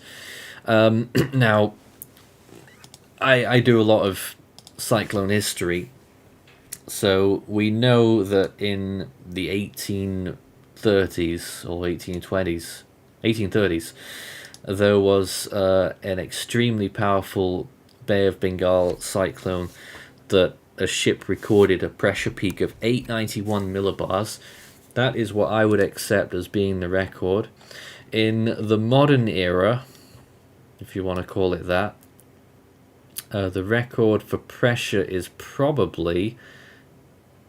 I'm trying to figure this out because we got to consider these more recent storms. I think Ampan is the most intense that I've got on my list. I do remember from way back in Yeah. 2020 during the updates you have put it below 912. I do remember that much. Yep, 904 for Ampan. There you go. And as far as strongest, I think it's a tie between Fani and the 1999 cyclone. All right. In the modern day, I'm just looking back at the older ones. I don't think there was any higher than that. So, I mean, being honest with this right now, this came close to tying that 165. Really close. I don't think in reanalysis it's going to get it. I don't know though, but there is a case for 165 miles per hour for this one as well, which would tie that wind record. Let's get a new radar image. They keep coming in every few minutes. This is the latest as of 8:45, about to appear on the screen. There it is. And we're starting to see more of the curvature of the Eyewall as it gets just that little bit further into the radar range from Chattogram. What you're also seeing is an increase in rainfall gradually over those land areas that are being impacted. The Bangladesh border begins at that line. That black outline is obviously Bangladesh. And south of that is Myanmar. Sittwe underneath a lot of those yellows. That island of St. Martin, which we had down earlier on as possibly getting the centre of the storm. It doesn't look that way anymore. It looks like it will sink to the south. And rather than a border landfall, it may be the case now that we get a landfall very close to Sittwe. JTWC's forecast puts it within just a couple of miles of Sittwe at landfall to the northwest. So it is really starting to look that way. And that probably means that landfall will be a bit sooner than we were originally expecting. I'm still not really sure as to exactly when this landfall is going to occur, but we know it's going to be within 8 hours. If we assume that it's still moving at 20 kilometers per hour, might be an unhealthy assumption now, but just taking that assumption on. At the moment, just doing a quick check, we are actually, yeah, it really is getting closer. Latest estimate on the distance from land now. Let me just check that this is right, because that sounds a little bit off. That sounded really close. I'm just looking again here, and we're probably a little bit further. This is a delicate task, just a minute. Yeah, we're probably looking about 131 kilometers from land now. So Wow, that's quite fast. Like an hour ago, it was 180, wasn't it? I think. Or was it longer? Yeah, I think it was. I'm back. Wow. Welcome back. Again. Yeah, so latest estimate here, 131 kilometers from Sittwe. That's not even the closest point on land. It's actually 119 from Myangu Island, the southern tip. Wow. So that's some big movement right there. 119 kilometers, assuming 20 kilometers an hour, heading towards the closest point of land at that 6 hours now until landfall. I think that information surely tells us that it's moving faster than 20 kilometers per hour, so it's going to be less than that, I think, too. So that still puts us pretty much in line with what we expected. We were expecting landfall somewhere around 8 or 9 a.m. UTC, and that would put it firmly in that territory. So Nathan, I've just sent you a video from Twitter of a photographer in the Rohingya camps in Cox's Bazar. It shows you the current condition as well as what kind of buildings these refugees are staying at. I think it'll be a good representation to show that. Just gonna get this up here. Just tell me now, bad, good, medium structures. Let's take a look. This is what the video that Farhan sent in, showing the view from the refugee camp. This is Cox's Bazar. Yeah, the photographer. A photographer is staying there, and that's how it looks like currently. Yeah, that's gonna be very grim. The thing is, though, Cox's Bazar, it's starting to look better for them. This storm is going more south than initially expected. That is true. But many other locations in Myanmar are going to get the brunt of this. It's going to be really serious. But that's a little view there. I think this was this morning from Cox's Bazaar. The view there right now, clearly getting some rain from the storm, and as you can see, some official personnel in the area. But yeah, living conditions aren't the best.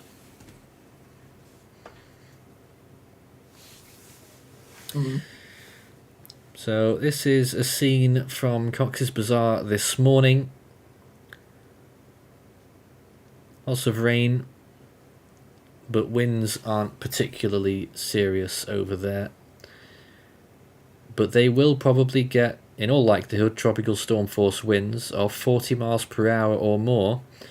So let's hope that there's not any loose objects or objects that break loose, that things have been fastened down properly. But looking at all of that, especially in those conditions, looking at all of that and the construction there, I mean, I would imagine it's quite easy for a lot of those bits and pieces to break free. And fly off. Yep, and once it becomes a projectile at speed, it can cause more damage than just it falling from the sky or whatever. pretty much a domino effect could happen. What the? Certainly that could happen, especially with how tightly compacted these buildings are to one another. The domino effect could certainly happen. Yeah, they're just made from whatever they could. They look like they could be. They are made from whatever they could find, which I honestly wouldn't be surprised if that was the case.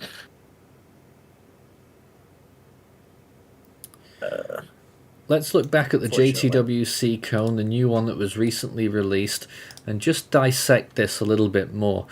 Now, according to this cone, they expect that the landfall will occur at about 8 or 9 a.m. UTC as well. So I think we're pretty much rounded on that being the outcome. So that means around 5 or 6 hours until landfall. So buckle up. 160 mile per hour winds right now. We'll keep watching that satellite closely just to see if there's further signs of weakening. I've not been able to get anywhere near our analyst team, so I don't know if they're saying anything about the storm right now. But if one of you guys could let them know if they do come up with anything, get themselves on the air to tell us about it. Looking back at this imagery again then, and you can see here the storm continuing northeastwards on satellite, the convection waning on east and west, still holding on north and south, maybe getting a little bit less symmetrical as well by the looks of things there. You reckon that might be a product of wind shear? Could be. I think it might be. Well, I haven't exactly seen the figures for that in quite a while. But the big question there, is it still a Category 5? Probably for the time being, barely. But I think that in an hour or two, we might be able to say that this has weakened to a Category 4. And I'd hate to use that word weaken, because it makes it sound like, you know, it minimises the storm's impact. But it really doesn't. Yeah, no, it doesn't at all. But in people's minds, that can often have a minimizing effect when, and this is the mindset that a lot of people need to get out of when we talk about numbers. Category 5, Category 4. You know, a 5 changes down to a 4 and people all of a sudden think that they're invincible in this. Not true.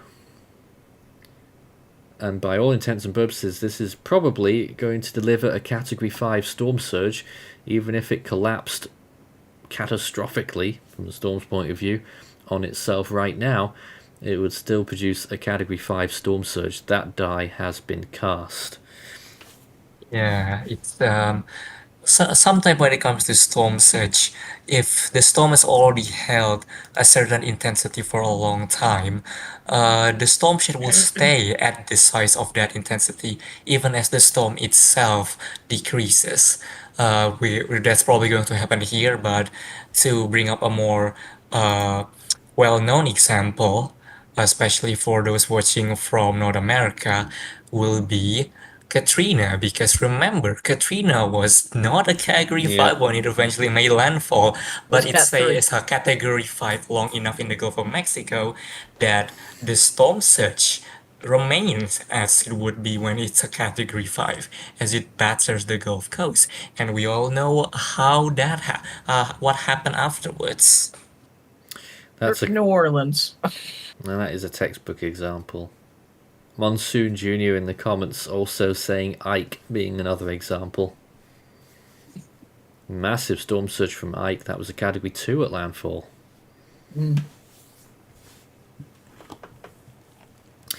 Keep your comments and questions coming in. If you are anywhere in the region around the storm, we would much appreciate hearing from you. If it's safe to do so, send in your messages. If you've got comments and questions, we'll try and help. Start your message with Force 13 all in text, and Hurricane Alton Ebron has just done that. How far is Cyclone Mocha from landfall? Well, we just talked about it earlier. We had the latest estimate showing 119 kilometers, 119. So it is getting much closer to land now.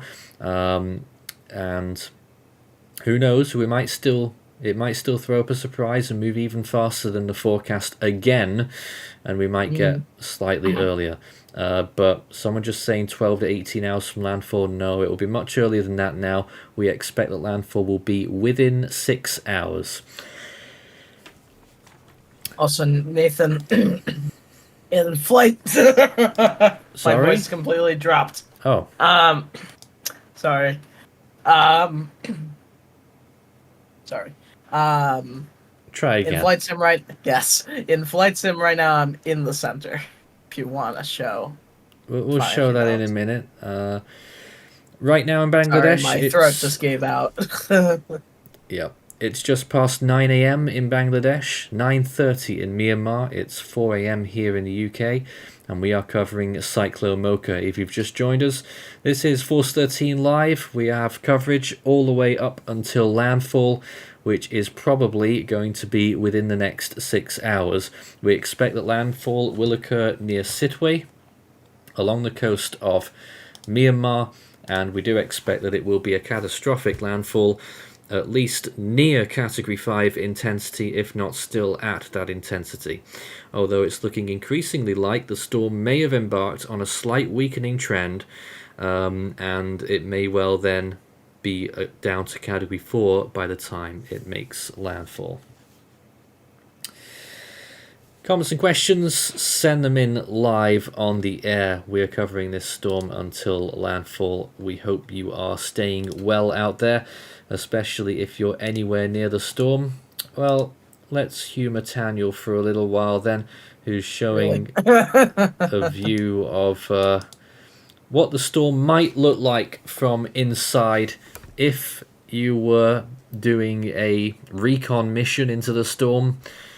It might look a bit like this. It is a simulation, but at this, simulations have become so good these days that I don't feel too much guilt in showing them as it and to try and we're not passing it off as real or anything, but it is an indication of what it might look like inside the eye of the storm, and it's certainly what you would expect to see. Very calm waters towards the middle of the eye there, where the winds are near nil, and that's where you get the lowest pressure of the storm when you're inside the eye, because the winds are a product of the pressure, and the more tightly packed those isobars are, the stronger the winds tend to be, and they tend to be in the Eyewall, of course, which is also aided by extra turbulence from all of that convection. A mesovortices. And the moon is right there in the sun. I can't even see it. Oh, yeah, it's right up there. So there we go.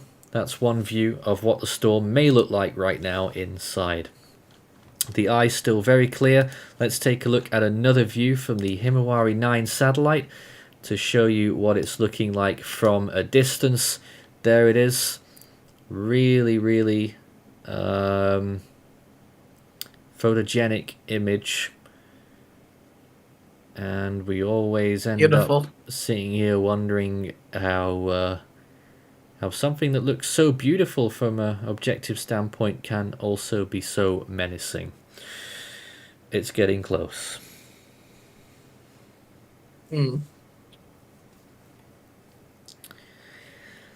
What you can see there is along the western side of it, it's very clear across India right now. Hardly a cloud at all. The storm It's very rough outflow channels. Yep, the storm taking up a large part of the northern Bay of Bengal, and all of its moisture is being splurged across the Indochina region and into China there. And indeed, you can see its influence pushing along and aiding a big frontal system that's stretching all across Taiwan. Off it goes through the Japanese islands and up through southern Japan. Really interesting to look at that. All coming, not all of it coming from Cyclone Mocha, but attached to it, a lot of activity. Now measure that all in total, and what is the miles on that? A lot. Probably like 3,000 miles at least. Actually, I can check that for you. Yeah, quite on a way. rough estimate. Quite a way. Let's see if we've got some new radar. Let's just reload this image and see what we've got loading in. So here's a brand new image. Wow, that eyewall really starting to show in. This is from 9:03 Bangladesh time.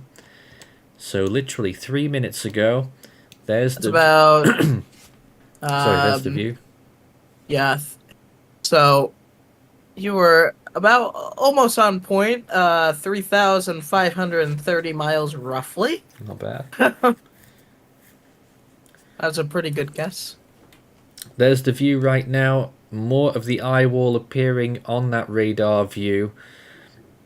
And My question is if there's any lightning in it. well, I don't know how to check that. I mean, in intense storms like this, there can sometimes be lightning around the Of course. eyewall. Yeah. Is a hallmark of a very powerful cyclone. The last the last one that I can fully recall that we saw beautiful imagery on was Ian. That had flashes of lightning. Yeah, that's true actually. It was really big on that.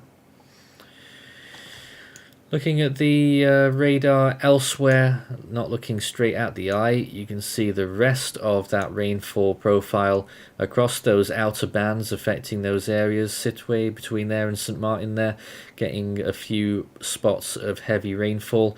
There was also an area that went through Cox's Bazar not long ago that's now pushed off further north towards Chattogram.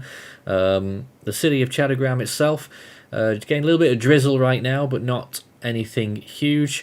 And you can also see further towards the west there, a few little areas there of drizzly rain, maybe some more persistent stuff as well towards Barguna there, and towards starting to get closer to the island of Bola as well, which of course carries a lot of weight in the cyclone world, that name. Anyways, here is the storm. Once again, where the eye is, and interesting to see what shape it's pulling out there. And it's starting to look like it might not be entirely circular. It might be getting maybe a little bit raggedy, but we'll have to wait for some more images to get a better view. Force 13 Live, feel free to send your questions in live on the air. Start your message with Force 13 all in text. We had a few earlier. Jose Rivera says, Does the IMD have the equipment to do recon missions like the National Hurricane Center? Well, they don't, but I don't know what if they plan to at any point in the future, or whether they are thinking about it. I don't know. People are saying we're doing good coverage. That's really reassuring to hear. Sometimes we don't really know which way a stream's gonna twist or turn. We're trying to do the best we can covering this really big event. International coverage probably is probably quite lackluster, I would imagine. I don't have time to look at it right now, but usually in these areas it tends to be. We really want to... From what what I have been seeing, it's semi-lackluster. It's kind of them just not going into severe detail like we are. And we need to do justice for these areas. Whenever there's a massive cyclone, wherever it is around the world, we're on top of it like this, so everyone is informed who needs to be. I mean, it's just what we do. We don't really discriminate by location. I mean, I guess we do more US coverage generally because we have more people in the team from those parts and it's easier, but when we get a massive storm like this, a Category 5 bearing down on land, you can sure as hell bet that we're going to be... Category 5, high-end 4. Maybe. You sure as hell bet that we'll be here to do proper coverage on it. Another comment, how high are the cloud tops of Mocha, and is it interacting with the jet stream? What do you think? I mean, Sorum and Alex were talking about that in our previous live stream, and suggestions that it may have helped the storm a lot with this intensification phase. I'm not well versed enough to say to make a proper judgment on that, but it wouldn't surprise me if that's the case. On the jet stream part? Yeah, let's take a look back at some satellite image, how it may have affected the storm. When you said that, just like flashbacks, a Sandy moment right there. Really? Yeah. All right, back to the satellite imagery and interesting new frames, I think. Let's have a look. There it is, continuing northeastwards, and I just feel that those latest frames, this is 100% deteriorating now. I think so. Let's try and just stop the image. It looks like it's getting smushed. Let's just try and get up really slowly to these last images. Look at that. A significant gap opening up there on the western side. Cloud tops going down to the low -70s. I would probably suggest that this is not a Category 5 anymore based on this imagery.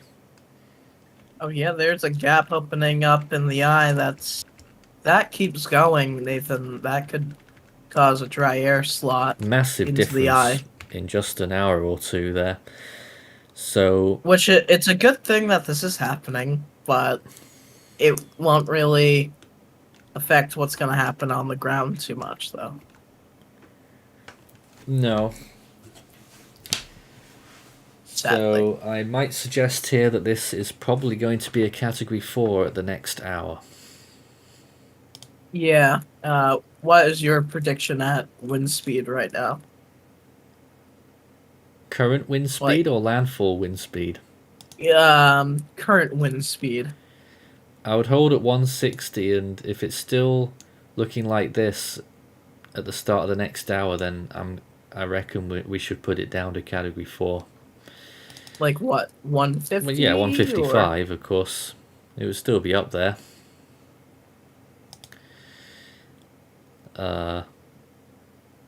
You'd want to step down slowly, I would say. Mm-hmm. But we're going to have to throw loads of caution in if that happens, because we don't want people to think that it's gone down from a Category 5 to a Category 4. That means It's from it We went can from take all as of our we can take all of our boards down and we can go outside. Absolutely not. the human mindset for some reason with these storms is when they hear from a category 5 to a 4. Oh, it dropped from a category 5 to a category 1. Well, I guess. Well, that's really people in Florida mindset, to be fair. True. Maybe Lot not more. over here. Perhaps. Just Yeah, know at that least this is at a least really I hope so. just know that this is going to be a really destructive cyclone. I see people in chat saying for real. Hmm? I see people in chat saying for real For real what? about Florida. Oh, right. Let's see what else we've got in the comments right now. How much rainfall is expected? I'll show a rainfall chart again in a moment. How many hours left to landfall? Good question. That's probably going to be the burning question of the day. It's probably, well, it's less than 6 hours. It could be a little bit earlier than that. Did you say the influence stretches as far as Japan? No, not strictly. Not strictly. It's kind of merged with another system.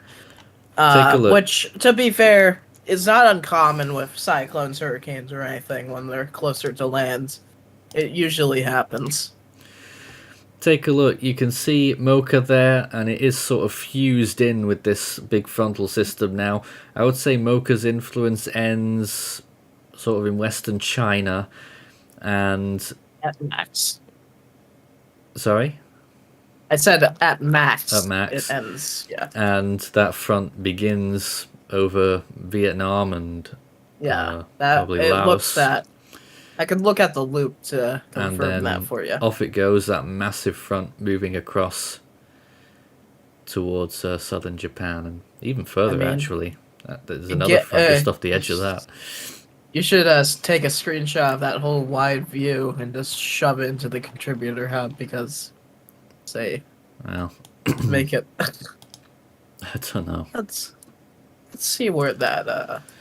But this is the latest image right now from the Himawari 9 satellite.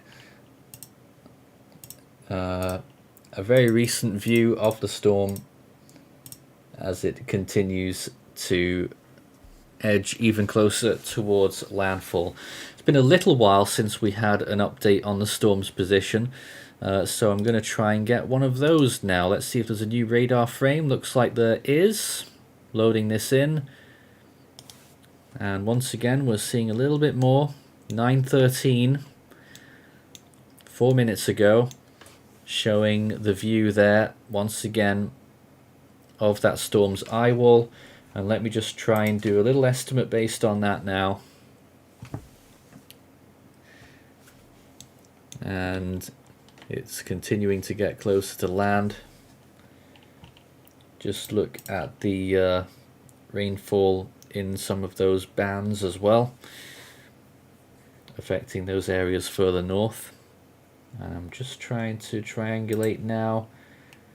So it hasn't changed. Well, it has changed a little bit. It is still getting closer. 125 kilometers from Sitwe right now, which is about 80 miles. 125 kilometers. From its closest point of land now, we're looking at 112 kilometers from the southern tip of Myengu Island. So, yeah, 5 hours, I think, now to landfall or less. I mean, my gosh, Daniel, 2 hours ago when we were starting the stream, we were saying 11 hours at the current speed. And now we're down to 5 hours, so this accelerated time. Yeah. Which is better, because you will lose your mind if you were here for 8 hours. Probably. But it does look like that it is going to be continuing to beat the forecast. Who was that trying to talk there? I'm probably gonna pull an all-nighter for this one because Well, it's an hour till dawn here already, so we sort of already have over here. You have Yeah. over in the HQ of Force 13. But But this to be is, fair, that's not too uncommon for you. it is these days, actually. But this is how it works. We have people all around the world delivering this coverage. Daniel over there in the US East Coast. We have people on the US West Coast earlier today. We had Farhan over there in Indonesia. I don't know where Soham is. He can't be far away. He's in India. And Trin, who's in Kolkata, the closest person on our team to the storm. Although Kolkata won't be getting much from it. Let's get some more comments here. Start your message with Force 13 all in text. We're happy to assist. Fahia says, can I still evacuate in Sidway? I would say no. That would be a bad Really idea. not.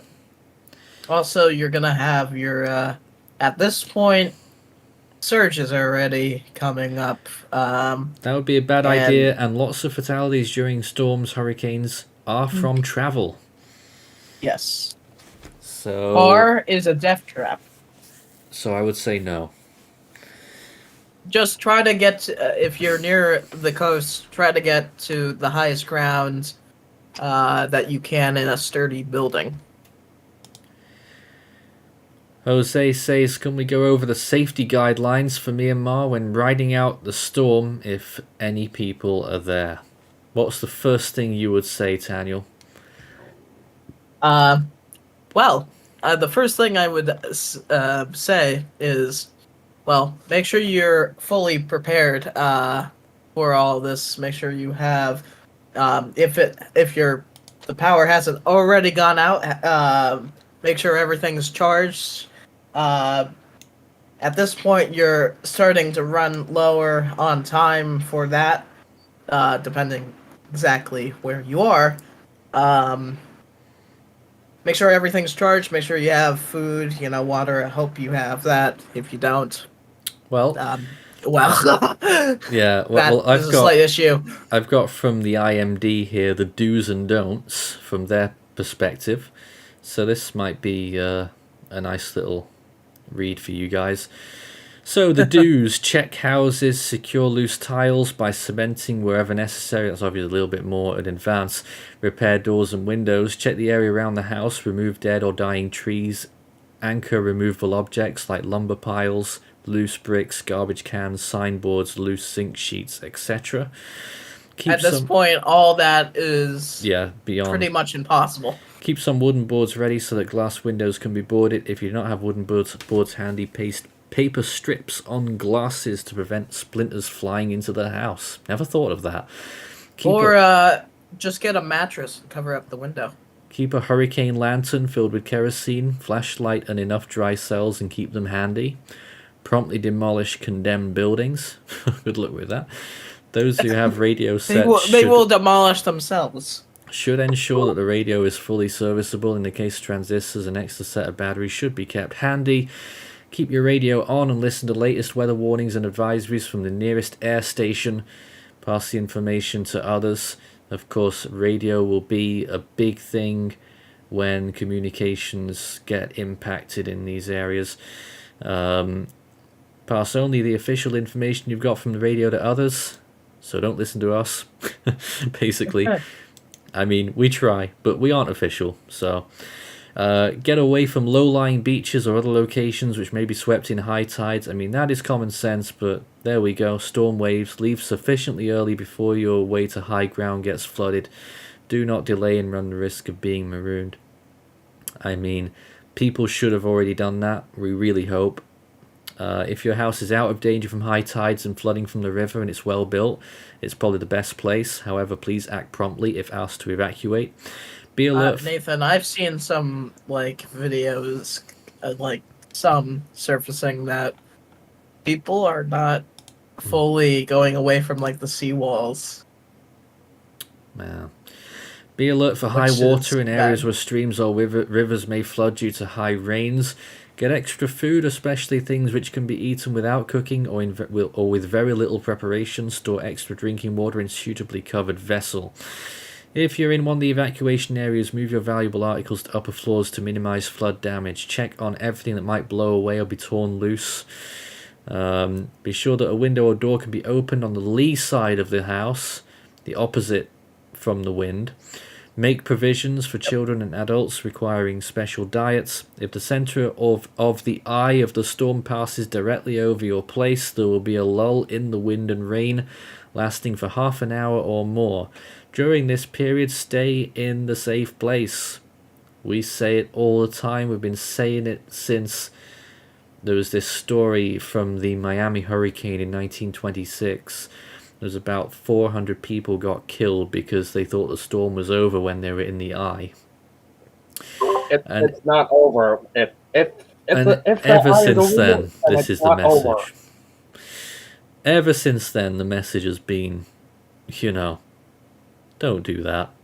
Make emergency repairs during the low period if necessary, but remember that strong wind will return suddenly from the opposite direction, frequently with even greater violence.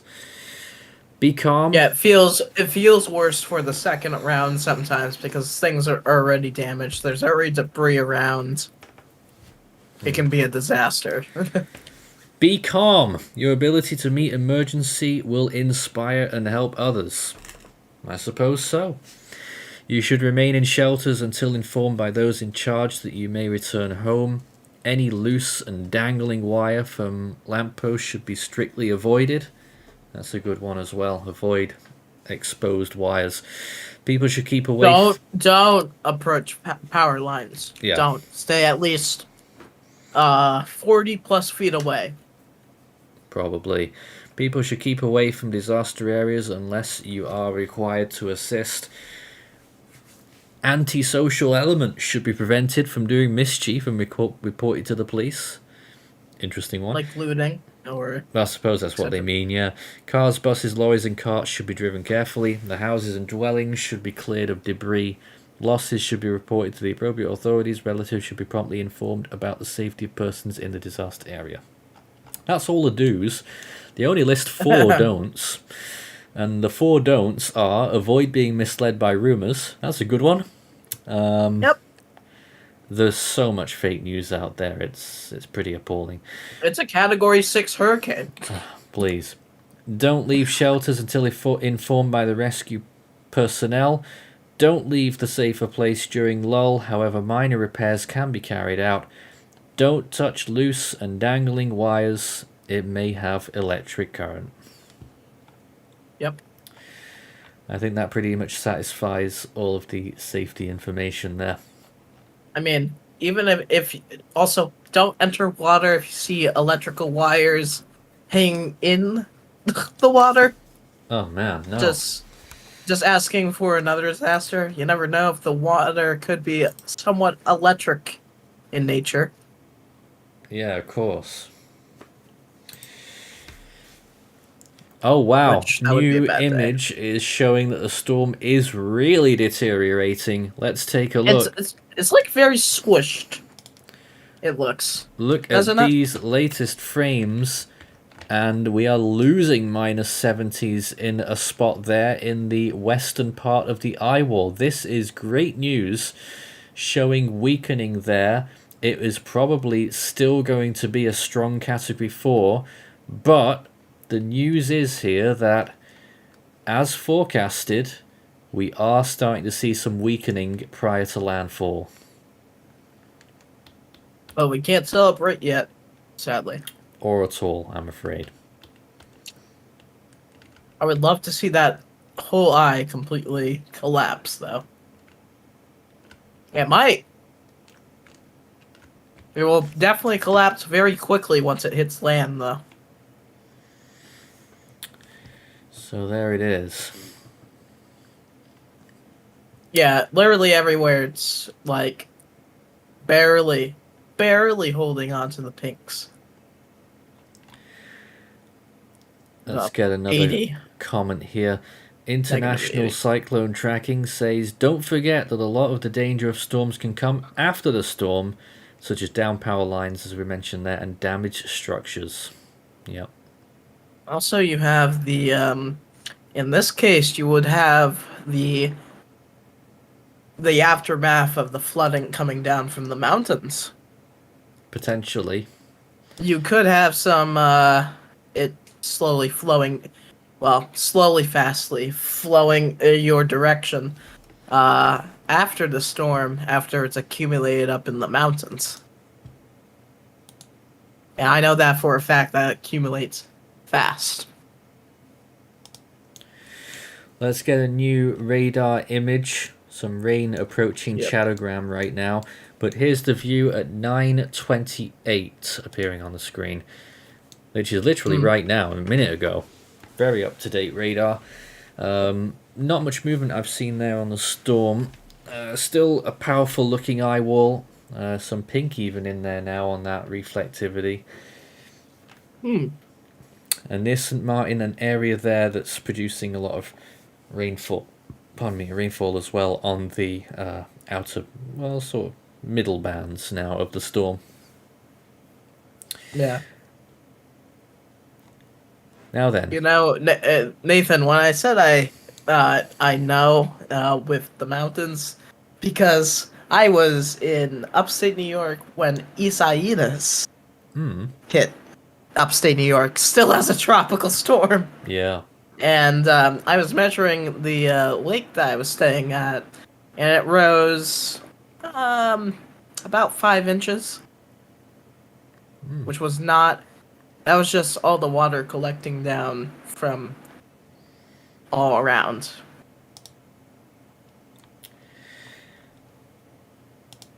Now then, Jason2X says, could it even lower to Category 3 speeds in that remaining time? Let's not get ahead of ourselves, guys.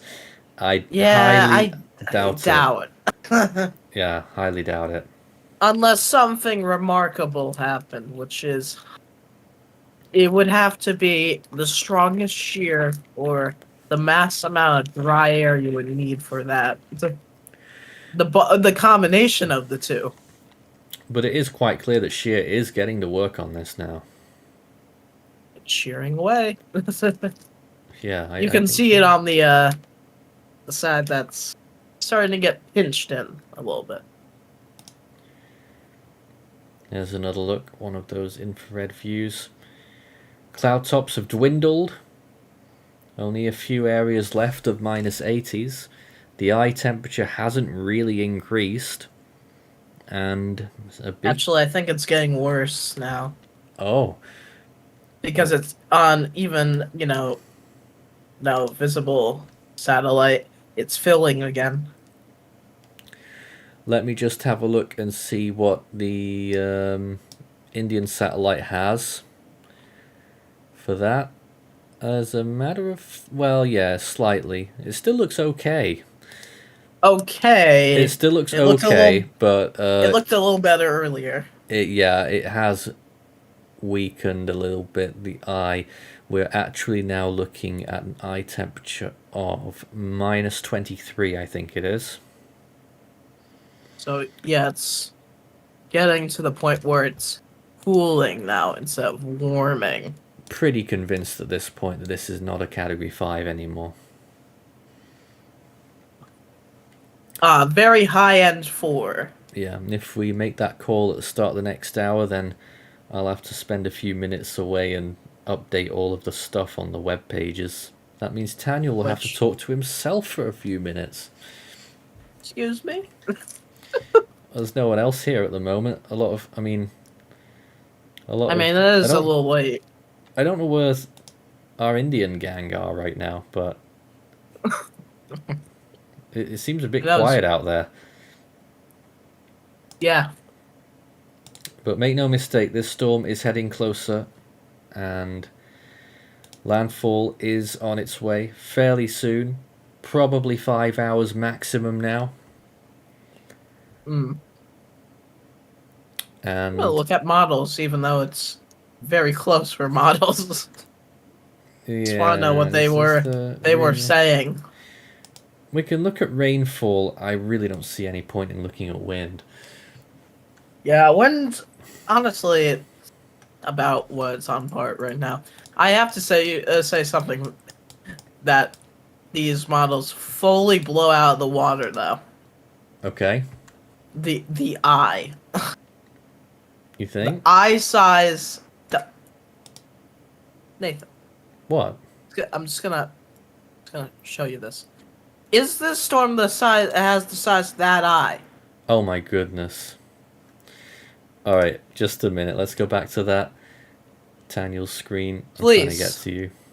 Someone tell me. What does a normal hurricane have that size of an eye? Some do, but that one's a bit big. Some do, but Typhoons do. typhoons can have it. Yeah, the eye's a But, lot you know. smaller than that. A lot smaller. That was a model depiction. When was that model run? That was 18Z. Oh man. Now you. So and then it just wow, pinches look up. at that. Now that's might quite be believable. Yeah. This might be more accurate. Pinches up, degrades, gone, yeah. pretty much. And then goes into that trough, and God forbid where. I don't even know how the model can track it. Let's go back to this image then with the rainfall projections from the GFS model, and you can see all these locations involved. Let's zoom right in to a few of these locations. Let me just get my bearings again. So you've got Kiapru, I think it's called. Better than what I can do. Kakpu, I think it is, or something like that. Apologies. Located around about here, expecting 6 inches of rain there. That's 150 millimeters. Look further towards the north, and you've got Sidway, which is up near 10 inches, 250 millimeters of rainfall expected. Along those peninsulas down towards the south there as well, similar numbers. Slightly inland towards what's it called, Myanmar, which is marked. Where exactly is it on the map? I'm trying to find it again. It's about here, about 9 inches, just over 200 millimeters. Going further north, here is around the border region between Bangladesh and Myanmar. Really high numbers on the northern side, up to 12 inches there. That's 300 millimeters. Go a bit further north, Cox's Bazar, around about here, 7 inches of rainfall expected. This is on top of what's already happened, by the way. 7 inches there, that's around nearly 200 millimeters. Right around 180 millimeters, if my calculations are correct, Nathan. Something like that. Further north, Chattogram, close to 7.5 inches. That's nearly 200 millimeters. And round that curve up north towards Noakali, getting close to 10 inches, and a few of those other locations up there as well, high amounts. And look further north as well, even into parts of Tripura province in India, getting up towards 10 inches of rainfall there as well, 250 millimeters. Dhaka, the capital of Bangladesh, 8 inches possible in that area right now, actually. That has uptrended, 200 millimeters. And inland over parts of Myanmar, you can see the mountains there as well. And you can see quite widespread areas of 9 inches getting close towards 10 on that chart. You can also see, of course, the mountains in that area. A lot of that going on, which will impact the storm when it arrives. Now I can't get this thing off. Oh, there we go. So just to give you a little crude estimate of the storm's position on this map, it's probably somewhere around, around here right now. Now it looks like to me this GFS model from earlier on today, obviously it was from 18Z, at which point it was there, and it was taking the storm up this way towards a landfall round about there. But look at its current position. It really is looking like it's going to make landfall south of Sitwe based on this latest track, latest position estimate, and that would clearly show that landfall is on its way. And actually, this initialization being 18Z to here, at current time getting towards 4Z. Let's call it 3 because this was earlier on that we were looking at that radar. So from 18Z to 3Z, it's made that track there, all the way along there. How many hours is that? That's 9 hours. So, you know what, actually, that still shows that it would be a few more hours till landfall looking at that. But we do expect it will be a little bit faster during this stretch because it already sped up after 0Z because it was like probably here at 0Z and it's already done that bit between 0 and 3. So yeah, it's it's very, very much on its way.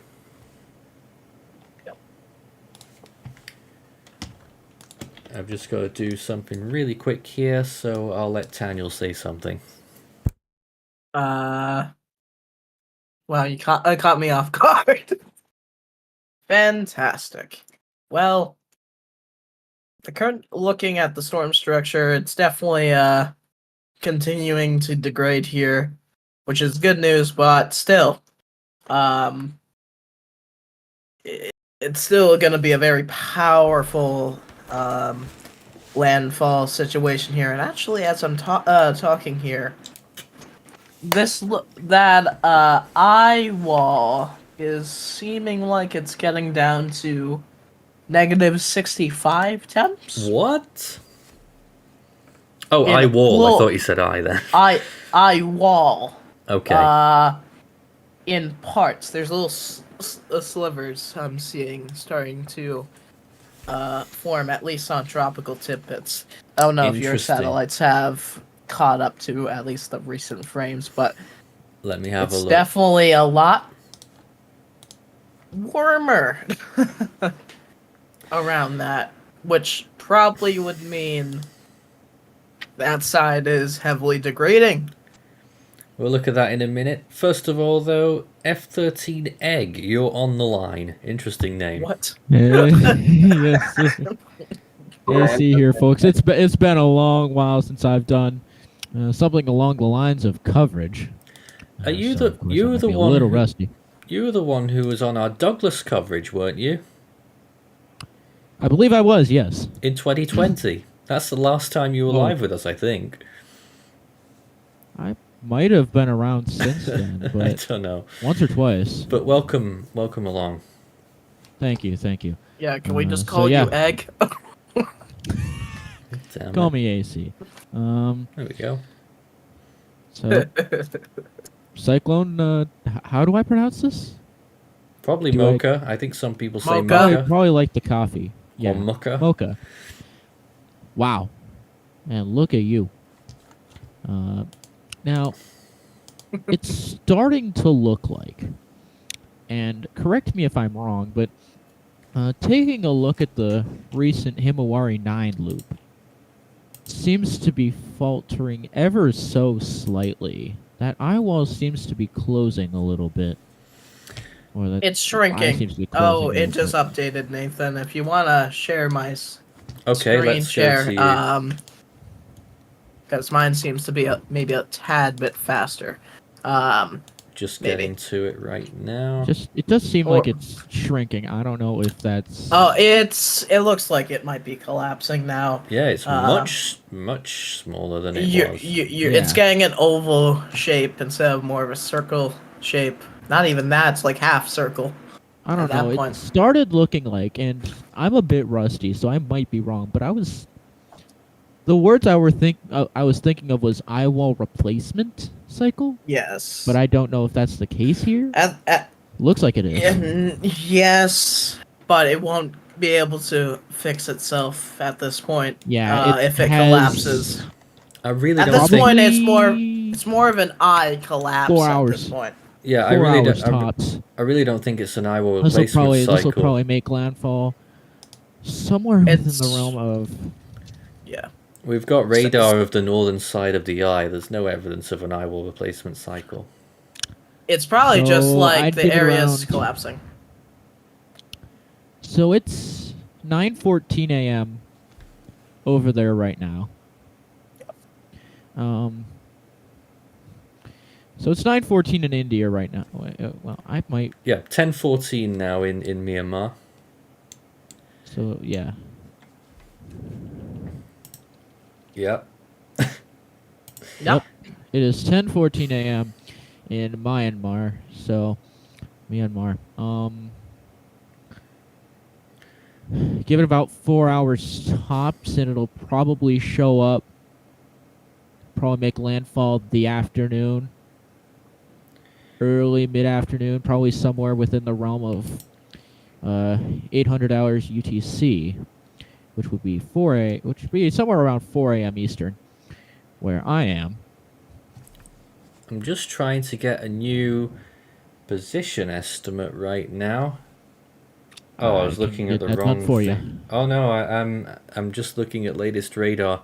I'm trying to infer a position estimate on this, as we've been doing for quite a while now. Nathan doing Nathan things. Well, I think it's beneficial. Latest info, here we go. Sidway now, 108 kilometers from the center of the eye. 108 kilometers. The closest point of land is the southern tip of Myengu Island, which is now at 98 kilometers. Let's see if we can get another caller right now. If they accept. Yes, Jackus Piraeus. Welcome. Hello. Have you got any questions for us? Or comments?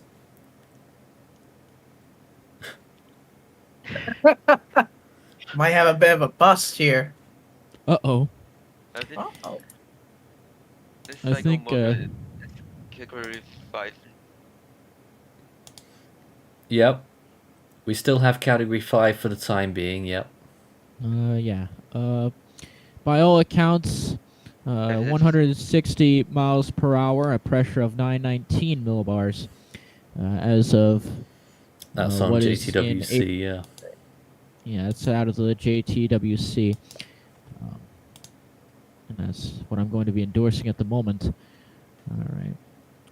Well, I have kind of an approximation up here that I can do in just a minute. Not as to an estimate of intensity. But if what I'm using is correct, center is about 260 kilometers out from Cox's Bazar.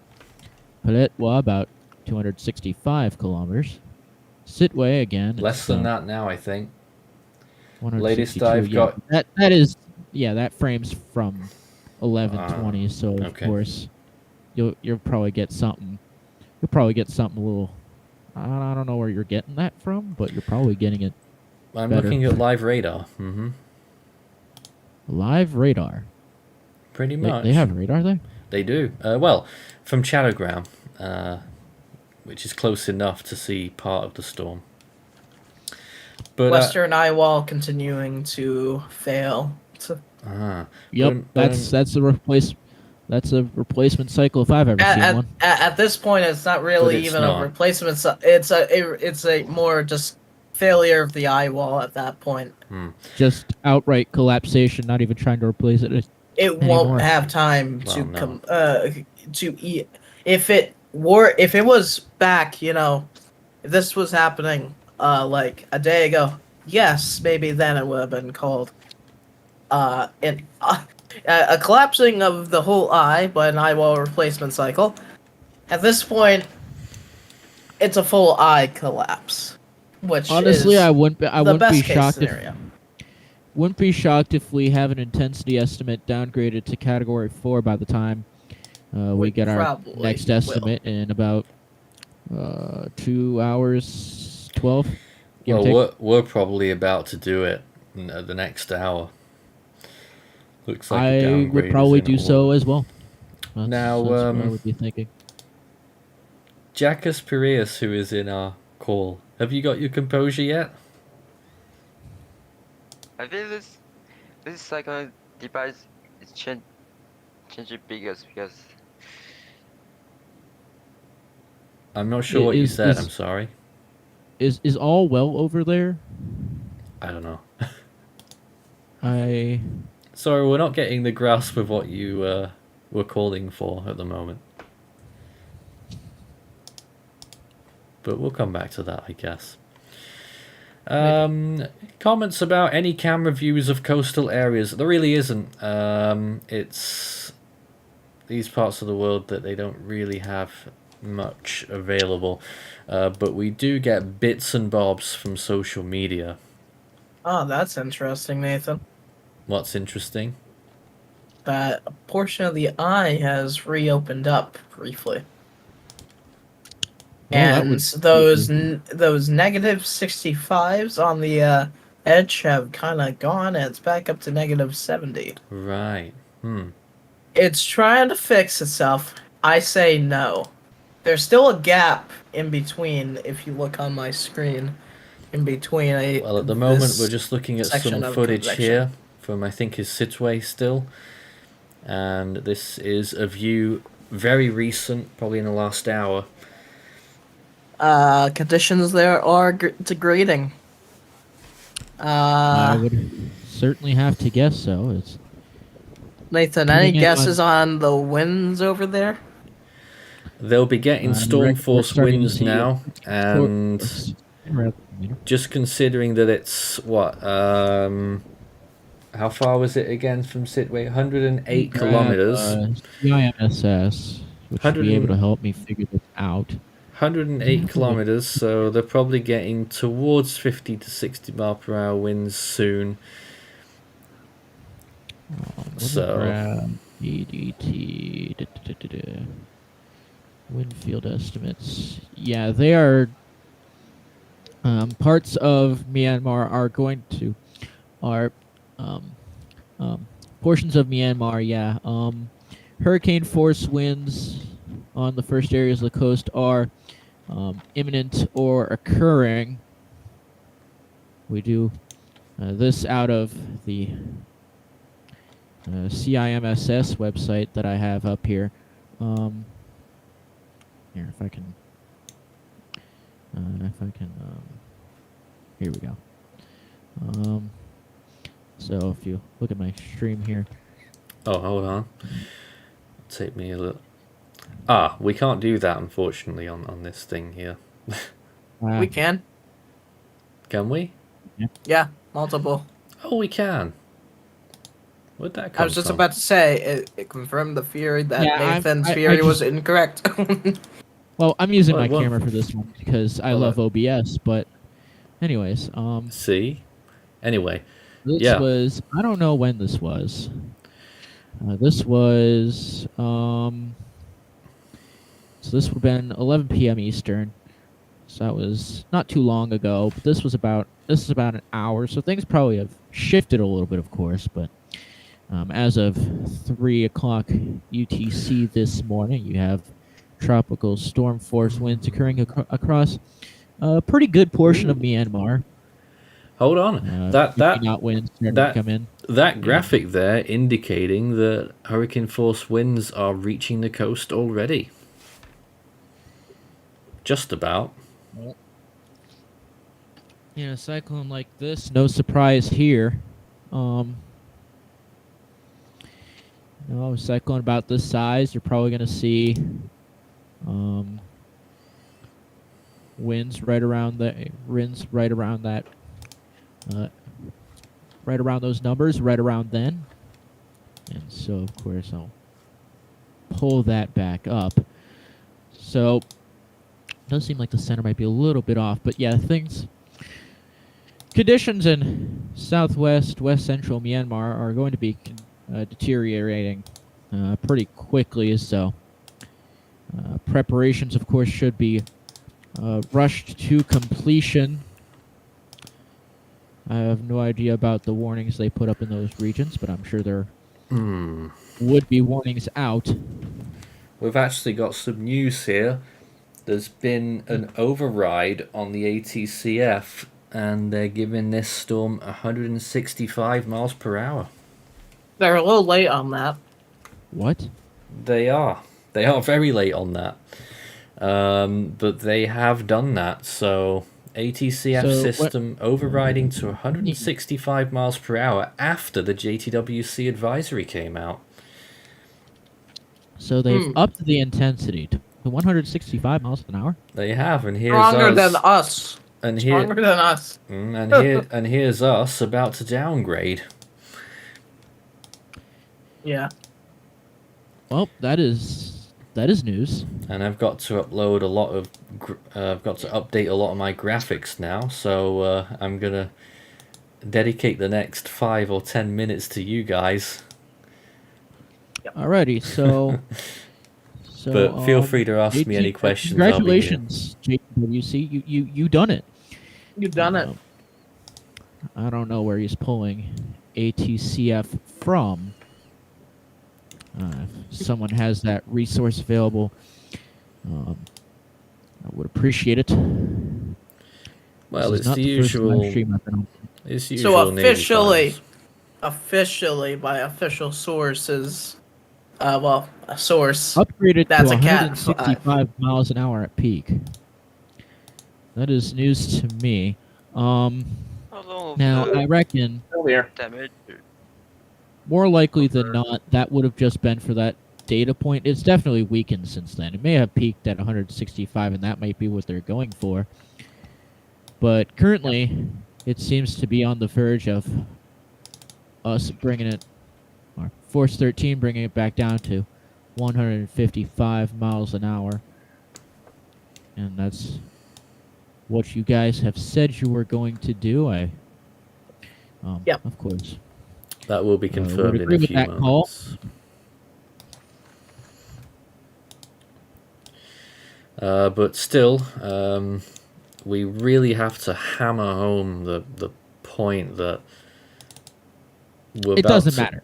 Lower the category means diddly squat because we're so close to landfall now. Don't pull a Florida man.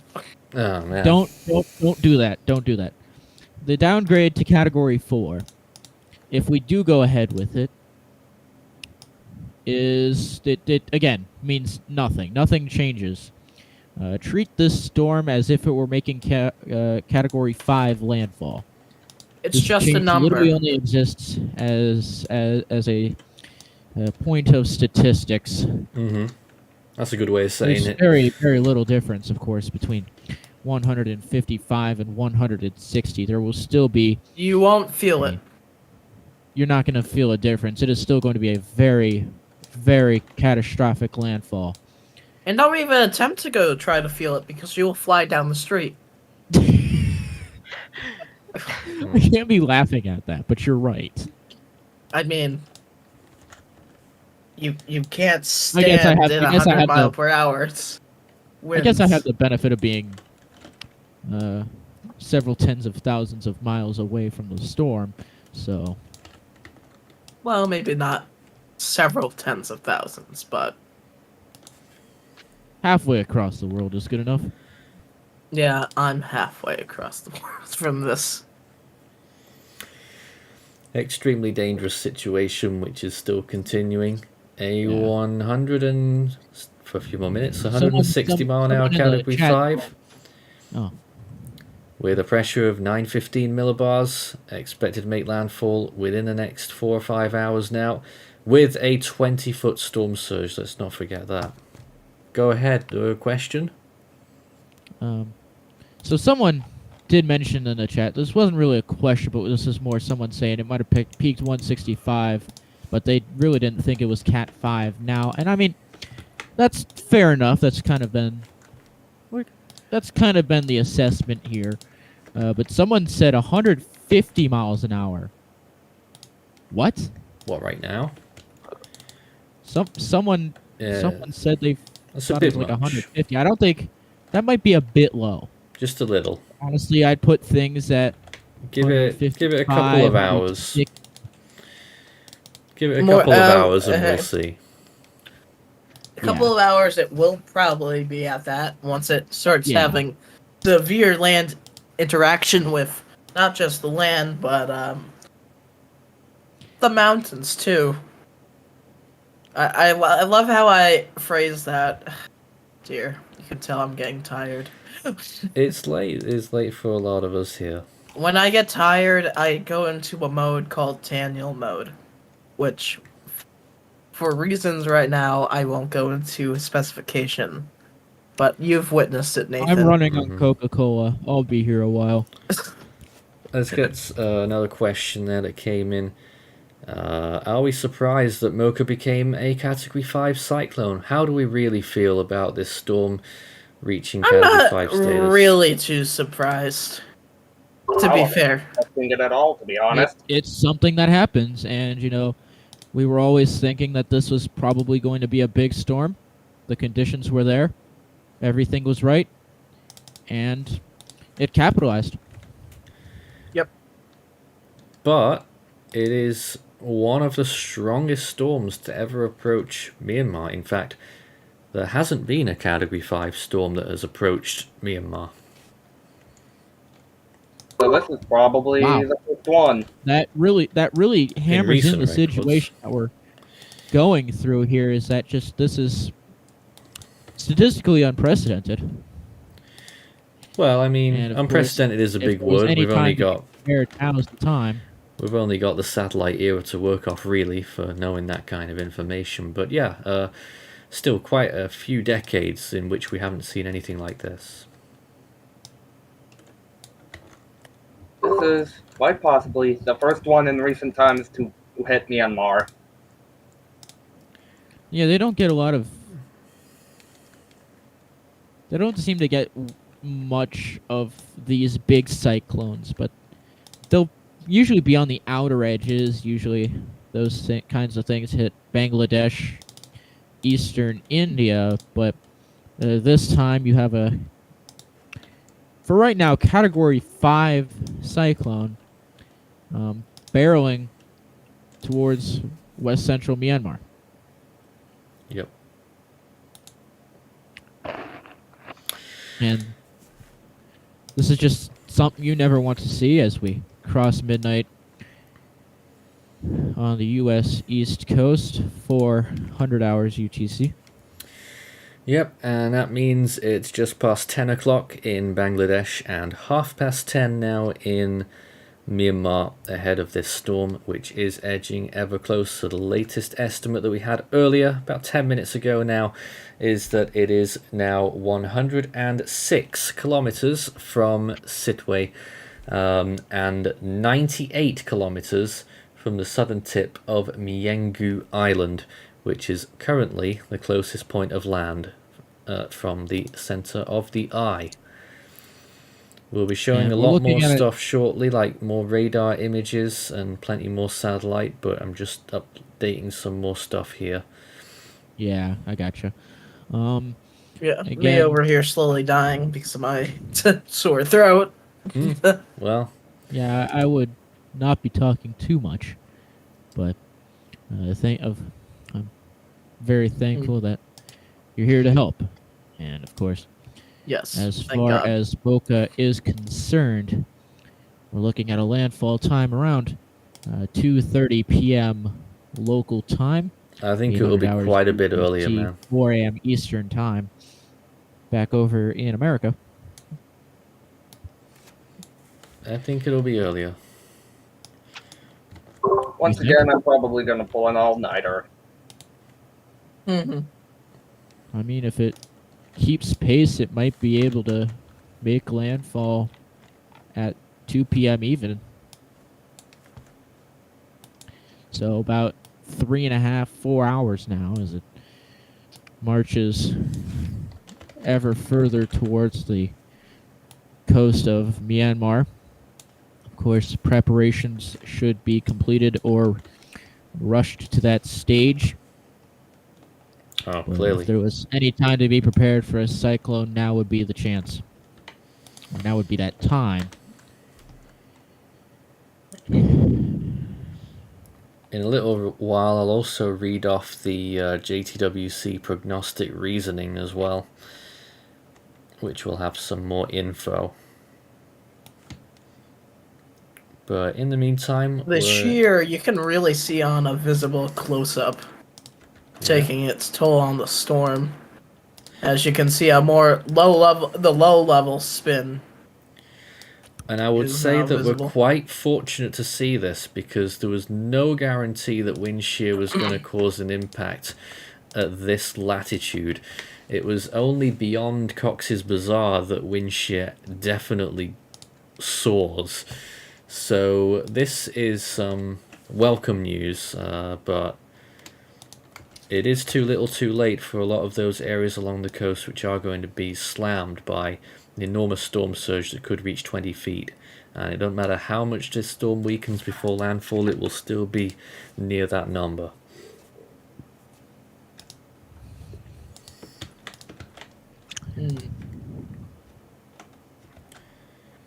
Just working on some more things here, I and I'll should be have back on with my a short- camera now. The cyclone and the shear. Oh yes, Again, let's look at this. If things don't completely So break yeah, down you're for starting me. to see maybe it's marching into a little bit of shear. This, of course, from what I believe is what is that? Huh? Who runs this place? God damn it! What's going on with this machine? So that is CIMSS, courtesy There we go.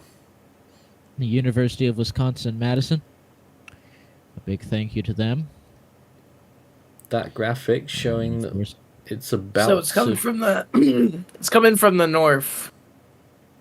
about to plunge Yeah. itself into 30 knots of wind shear. Plus. Cheer. And then 40, and then 40. 50, then maxing out at 70.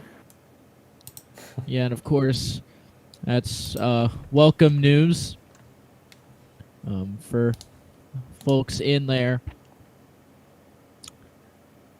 It's still not going to change all too much about the landfall intensity, but it's going to be enough that at least it might help a little.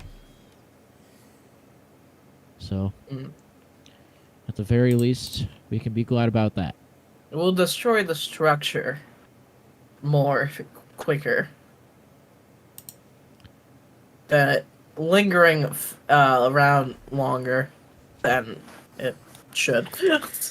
New position update, 105 kilometers now from Sitwe. It's another one notched. 105 to go before we get to this landfall.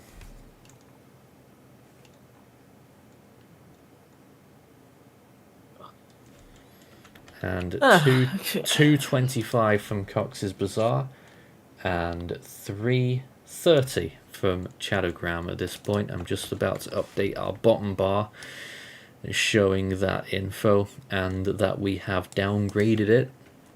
Big bad word, downgrade, which is quite concerning. Means nothing. Quite concerning Means to nothing. us. Absolutely nothing. We fear that people won't take it seriously when we downgrade things, but scientifically we have to. It is a downgrade to Category 4 status, and that's what you will see reflected on your screens in a moment.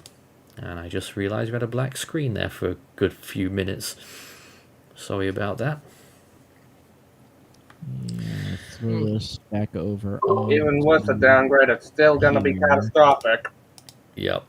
Let me change. What are you going for? 155? Here. Yep. This is continuing coverage on Cyclone Mocha, down to 155 miles per hour and an estimated central pressure now of 919 millibars, which is in line with what the officials are saying. My webcam stopped working. I'm just there in... It's back again. I was just there for a moment, suspended in time. But there we go. We may have a little bit of lightness here and there in our stream. It's, I guess, a stress reliever more than anything else. It is going to be a long slog running this stream for the next few more hours until landfall, but obviously it's going to be a lot worse for those people who are on the ground, and it stopped working again. I don't know what's going on. Must have a loose cable. It doesn't help that it breaks my mouse when that happens as well. Oh, we're still here. So there we are. Start your message with Force 13 all in text, and we'll be able to deal with Oh, okay, I'm really getting annoyed with this right now. I'll try and figure out what the problem is. Don't lose your cool, especially right now. No, it's this darn webcam. Oh my god. What? Sounds like a workout Oh, I'm event getting a bit tired. is reaching But I'll still try to be South here. Maryland. Let's get some more questions. How's the eye? Is it clearing? Let's take a look at some new, well, updated imagery from RAM to show you how things have transpired since the last time we checked in on that. Here it is. And this was when it started to come apart a little bit and more. Oh, wow, it is. That landmass is really getting into this storm. And western side, I mean, we're not seeing anything on radar yet, but satellite would. It has a strong indication that the western side of this eye might be open now. Might have some spots of maybe some weaker dry air, maybe starting to make its But that march in. convection is just evaporating along the coast. Yeah, Again, yeah, it's literally like Reduce. sucking back every bit of Mm. energy. Yeah. Yep. But that's for the better. indeed so. However, I do not like the look of this on satellite. It looks like it's trying to pull a Matthew. Oh, that name. I mean, it was trying to. It kind of currently looks like someone trying to. No, actually, the way I'm seeing it right now, kind of looks like a human face now. Come on. Kinda Let's looks not like say a things troll like to me. Frank Yang says, do you think that the Kutupalong camp will be impacted a lot or not as much? Let me take a look at where that is. Now, forgive me, is that the one in Cox's Bazaar? I don't know. But those who are wondering about Cox's Bazaar, whilst we wait for confirmation there, I think they'll get off all right. This storm is moving more south than expected. I think they'll get away with storm force winds, which will cause some amount of minor damage, probably. Excuse me. There could be some flooding concerns, definitely. Flash flooding. But all in all, I think Cox's Bazaar will get away with this, really. I would agree. And doing some stuff here. Now we're going to try and find a new radar image just to show you the latest now. And for some By the way, I love reason- how you say that, as it takes a little wiggle towards the north more than east. I did notice that as I said that too. There's a Really, you're trying to jinx them? now there's a looks like I there's know. I guess it really depends on just where Mocha The makes timing, landfall. though. The timing of that, though, Nathan. Really? I'm trying to talk how about truly radar worried here. we can be about Cox's Bazaar. Looks like there's a problem with the radar imagery. I'm afraid. With what? Did it die? We haven't had an update since 5.2, and when the last update came out, this is what it looked like, and it's a darker screen, as you can see.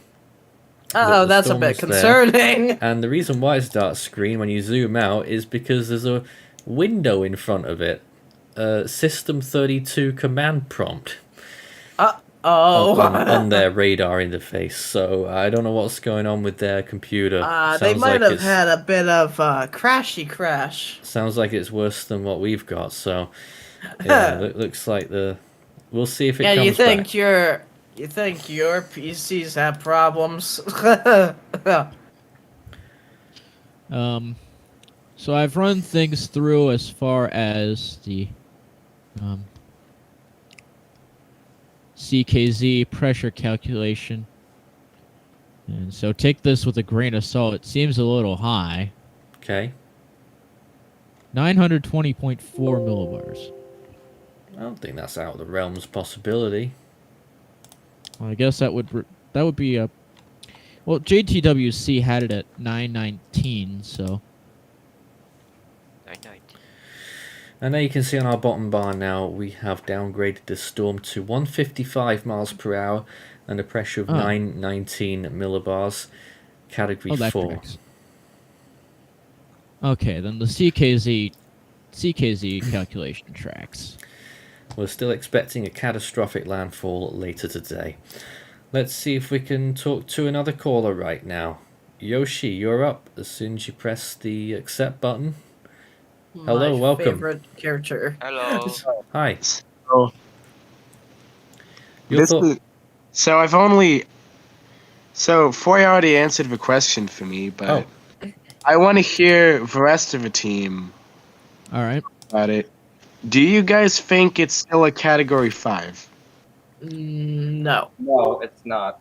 We officially Treat got it as if it were. That's gonna be my answer. Is treat it as if it were. It isn't, but treat it as if it is. Got it. It might not be. I think it's on the fence of 4 and 5, probably headed towards the 4 range. But again, treat it as if it is. Nothing really changes here. Oh yeah, it's still a 5 on my. Air Shocker says not a Cat 5 anymore, but still more intense than Ian. That's true. Yeah. Indeed so. I believe, if I'm I should correct, this is the time I leave, or yes, if probably, unless she had something else to add. But thanks for joining us. Now, there was a question there about eye temperature again. Let me just try and find new imagery here and see how that eye temperature is holding up, if it is. I should probably grab WSV3 for that purpose, but You have that? Later. I'll need to. I think I need to download it on this computer, but I can. All right. New update on the eye temperature. It is getting colder, which means weaker. Current eye temperature now is minus 32. So that's going down a lot. Hello. Good news. Good news. Good news. Yep, on all you metrics. Do not want that eye to be. If that eye is cooling, it means that clouds are getting in, and that eye is falling apart, and that's something we've kind of considered over the course of the last half hour. On all metrics, this storm is now weakening. Yep. I'm happy to say that, but we are it's not so still happy going to that be a it's, long next few days, and the recovery effort will still be just as long and hard. Again, it may not be a Category 5 anymore, but treat it as if it will be at landfall. Treat it as if it is. I do love how you were saying as you were the president of the United States. I suppose. And I just try my hardest. That's all I can really say here, is that Now is I'm trying my hardest. Hello? What was that? Huh? Someone was cutting in just then.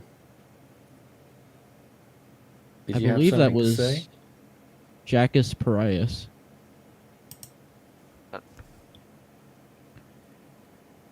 The floor is yours.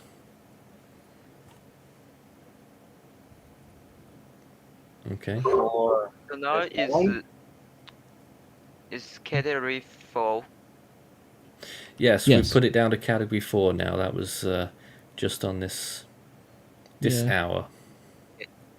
however, you should possibly treat it like it still is a Category 5. Oh, of course, yes.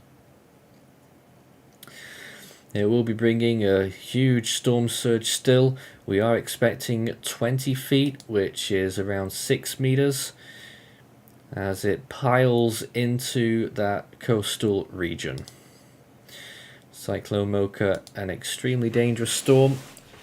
Those wind speeds now 155 miles per hour, which is still nearly Category 5 intensity. There's a still image of me. I like to be able to show myself every so often so I can explain things a bit better. But 155 miles per hour, which is around 250 kilometers per hour sustained winds right now, and of course still higher gusts getting up to around the 300 kilometer per hour range. As mentioned, potentially a 20-foot storm surge, and we are looking at very high rainfall amounts which could exceed 300 millimeters over large parts of the coastal region, and inland we could still be looking at isolated amounts in elevated locations in excess of 500 millimeters from this storm. Major event ongoing. We expect landfall will occur in the next 4 hours, by which point local time, like 2 o'clock I think that is, that we will see 4 a.m. landfall. Yeah. If you've got any comments or questions for us whilst we're on the air, please send them in. But in the meantime, let's see if we can talk to Hurricane Corgi on the line right now. Hello. Hello, can you hear me? Yep, loud and clear. Yep. All right, I'd just like to address one thing about Cyclone Mocha that I think should be said. Mocha definitely already is going to be a catastrophic storm, but one thing that I do feel like will add on to it is the location, as it is going to make landfall in a location that is primarily, or rather, historically inhabited by the ethnic Rohingya people, which are considered kind of an unwanted ethnic group in Myanmar. And so, considering how the current government, I'm not going to, be directly like against them, but the current government is the one that was also responsible for the mass casualties from Nargis in 2008. So I do feel like that, this cyclone could definitely be catastrophic, and I do feel like that the government is going to try and, blur the amount of casualties that have actually happened, and they're probably not even going to send any aid to the areas that will be affected. So I just feel like this is an extremely disappointing. This will be an extremely disappointing outcome, considering how, this is probably just going to be another very deadly situation. Yep, we can only talk about what we see. We don't really want to go into the politics of it all. But of course, we are here on Humanitarian business. We see it as it is, and we tell people or inform people the best things to do, regardless of how this situation has come about. And I'm sure obviously lots of people have been displaced. Exactly. And so that causes... I'm just really more sorry. Yeah, it is going to be. It's going to be very long and very hard, and we're just here to try our best. Exactly. We're just doing our best. Yeah, I mean, it's not really, anyone's fault except for, the people that actually, manage it. But, it's nothing like, if there's a hurricane, there's a hurricane. We can't, modify the weather, but we can try our best to try and minimize the impact of the hurricane, which... Right. Very high populations, of course, displaced and out in the open, indeed, as this storm approaches. Very, very dangerous. Was there anything else you wanted to add? Yeah. Interestingly enough, actually, when I first saw this storm on the Scilly Range, I actually kind of was like, wait a minute, this might actually be a really big thing. And I had that more than, like, say, the random possibility for an Indonesian storm. So, ever since I really just saw that at the first place, I knew that this was going to be something really bad. And, of course, it is, because... I've only been tracking cyclones for about 6 months now, and this is really the worst thing that I've tracked so far. And 2023 has been a really weird year so far. We've had 5 Category 5s, which is a lot for not even halfway into the year. We've had a few strong storms. Okay, Indeed so. But that's all I really wanted to add. So thank you for having me on here. No problem. Thanks for joining us. Of course. And thank you for your comments. Did anyone want to add to that? I think that was pretty well said. I had no agree. idea about that situation. All I Thank do you know, for however, thank you. yeah, all I do know is that Eyewall is getting closer and closer, It is. and Indeed so. it's getting to the point where obviously we have from the graph that you showed us before with the hurricane force winds that are now at this point ashore in these some of these areas, and Magic will Man. I'm continue sorry. to progress. Magic Man, you're live on the air. Any, what did you want to bring to us?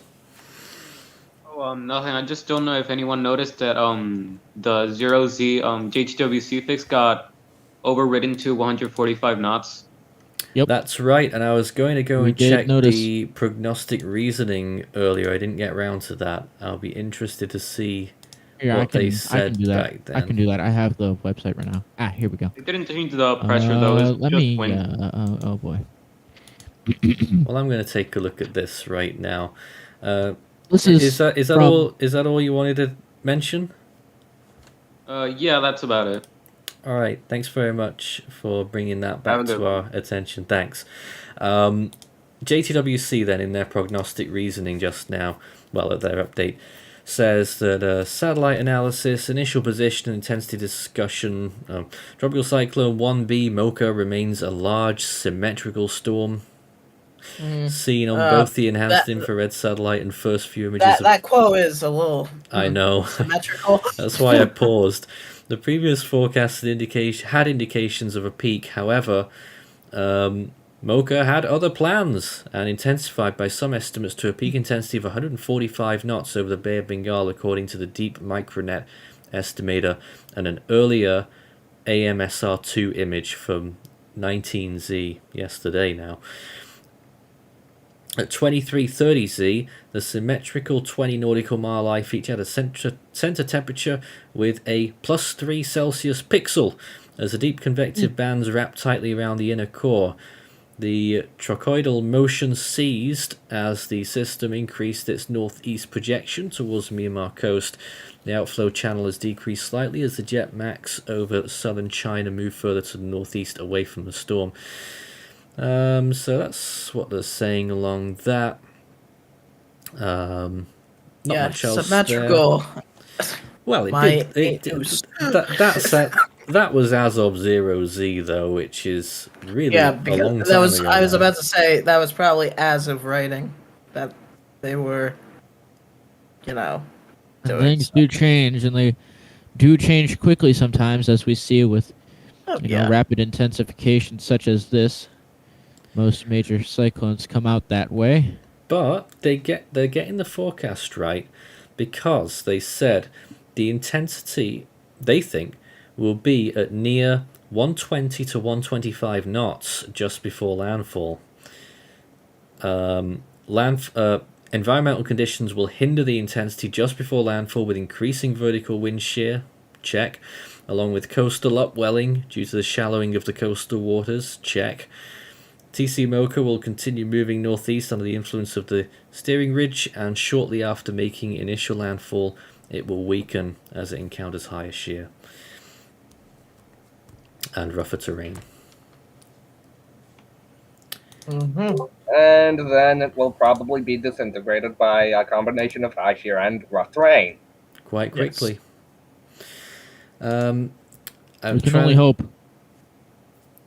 Trying to find out. They haven't fixed their computer yet at the Chattergram radar, so I don't know if we'll get that back. That was a key feature that we wanted to keep, I'm afraid, to try and establish when this landfall was going to be.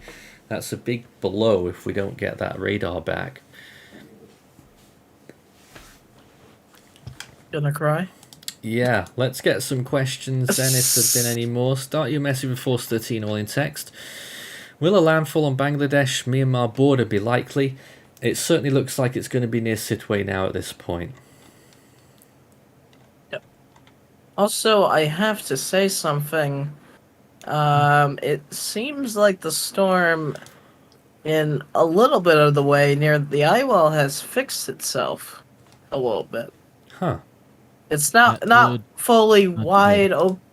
Not fully wide. It's, to be fair, it's still a little warmer than it was, but it did fill in the gap that was in between the Eyewall.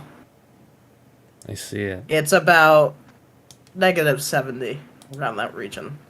However, up in the most recent frame, it just, the eye is yeah. Never Ooh. mind what I just said. Oh yes. It just broke. New image It look- from the Indian satellite indicates that the eye temperature has decreased just a little bit more. Actually, I was just getting more excited because there was a color change, but it's not much different. It's actually -34 now. But also, that eye wall Yeah, I has agree. degraded. Again, I love how, just as Oh, I was yeah. saying, it was looking better. I know.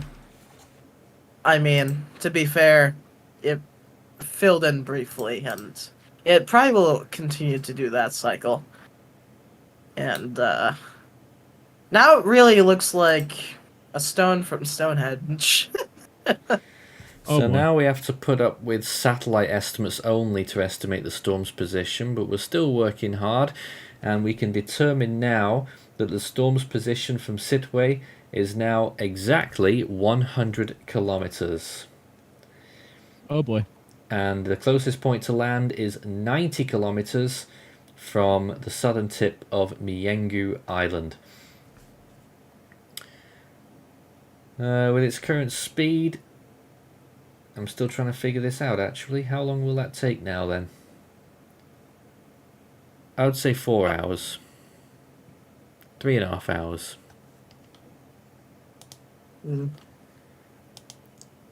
It's pointing squarely towards an 8 a.m. UTC landfall. Well, that's what we all expected. Yeah, don't somewhere mind me. I'm around gonna there. probably fall asleep in my chair before then. Somewhere around there. Frank says, Yep. do you think it's moving north? From what we're seeing, it's still a pretty steady track northeastwards right now.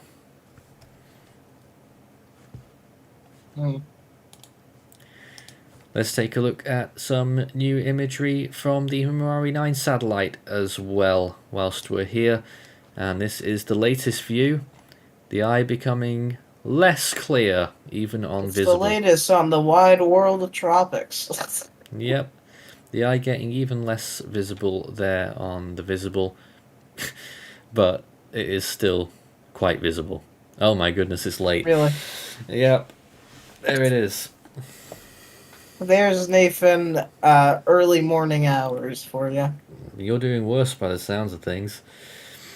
It's also, I'm burnt to hell, Yeah. shall we say. Yeah.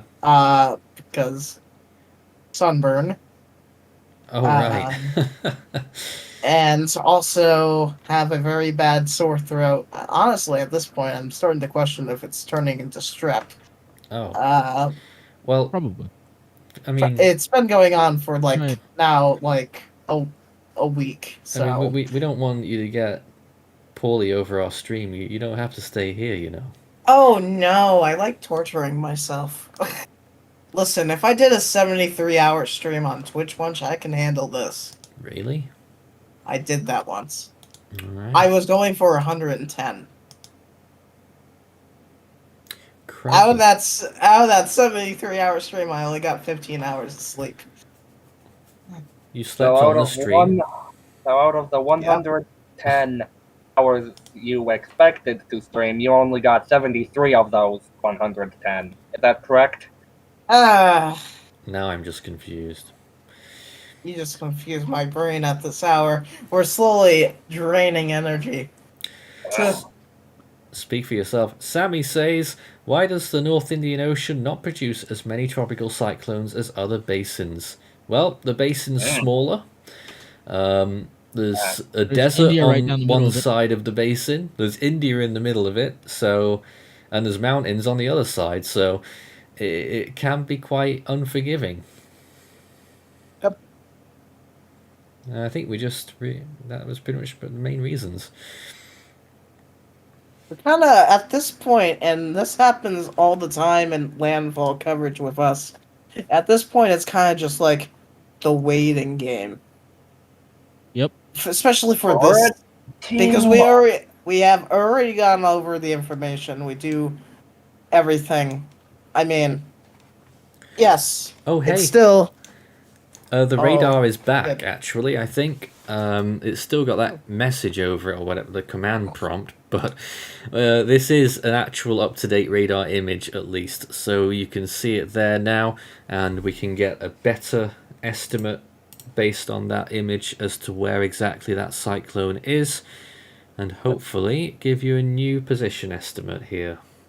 After you do that, since we have currently not too much to talk about on something, I would want to say something quickly since I am part of the space thing, and this was a little bit of a Oh. historic event.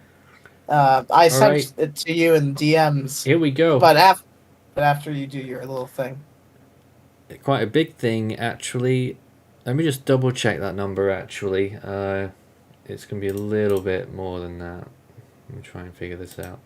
So, position from Sitway right now is still only up around 96 kilometers now, which is exactly 60 miles, I believe. 96 kilometers from Sitway, according to radar, which is the most accurate, more accurate than satellite.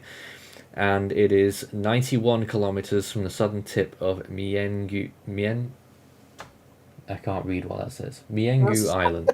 I said it enough times, but I couldn't tell if that was a G or a D.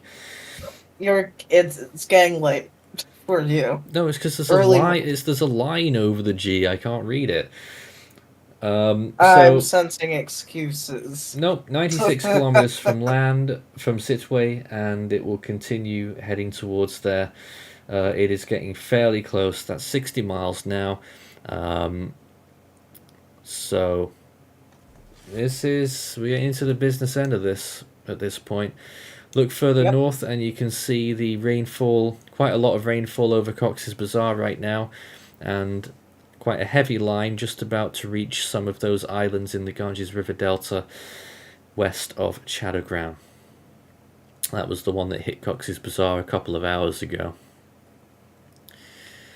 Start your message with Force 13 all in text. If you are in the area, we'd love to hear your observations as long as it's safe to do so.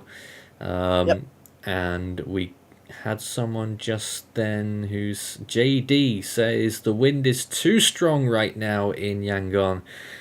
I'm surprised. I'm surprised you're getting strong winds there. Has the wind field somehow expanded? No, but there's probably a constant fair wind going on there, but it won't be storm force. That tracks. If you've just joined us, we are here until Cyclone Mocha makes landfall, and it's getting gradually closer. It is currently a 155 mile per hour category 4 on the Saffir-Simpson scale, just off category 5 status, which it previously had until the last hour. It is getting very close to land, very menacing. It could produce up to a 20-foot storm surge, and it will also produce very large amounts of rainfall potentially in some of these areas, which could exceed 300 millimeters. Some of those mountainous areas inland could exceed isolated values of in excess of 500 millimeters of rain. We have a few more questions. Any lightning icons from Cyclone Mocha? Icons? Lightning in general, I don't know either. We don't have satellite estimates on that. Devon says, is it possible that it stalls and weakens before landfall? Well, we had the stall, I think. Before we went on the air is when it sort of stalled for a bit. And Sammy says... Yep. You expect the storm to speed up or slow down after it makes landfall. I'd honestly anticipate it. Stays about the same pace. Nathan, what do you think? It's going to generally speed up gradually as it continues northeastwards and polewards, trying to. Ryan said, my friend is from Myanmar and texted to me that it's starting to rain there as well. Which is probably right in quite a few places in Myanmar right now. Andrew Winslow asked Force 13, do you think we will see a strong storm in the Arabian Sea this season? Yes, I think we will. I guess you can never be quite sure. I think we will because El Nino That tracks. developing. And someone was asking if there's any more footage. There's very little out there. But there is a new video here from one of the refugee camps. Let's have a little look at this. And we get the window loaded. Alright, here we go. So as you can see, some strong winds in some... I don't know where this is. Whether this is Cox's Bazaar or somewhere else. But, well, there's already a corrugated fence that's been dropped. And some damage already occurring there. Oh dear. Then maybe the impact over in Cox's Bazaar may be just a tad bit understated. Let me just verify where that is first. That's actually near Sitwe, sorry. That tracks. Okay. That's near Sitwe. A refugee camp there right now. I mean, already damaged, and the storm hasn't even properly moved in yet.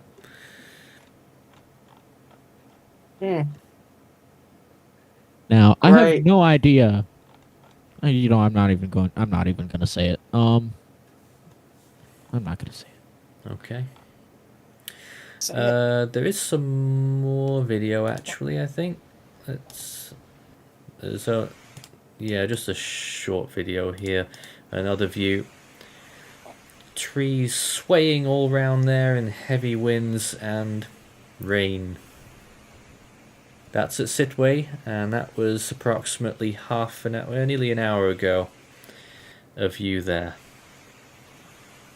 Fairly powerful winds. Yeah, storm force, I would say there.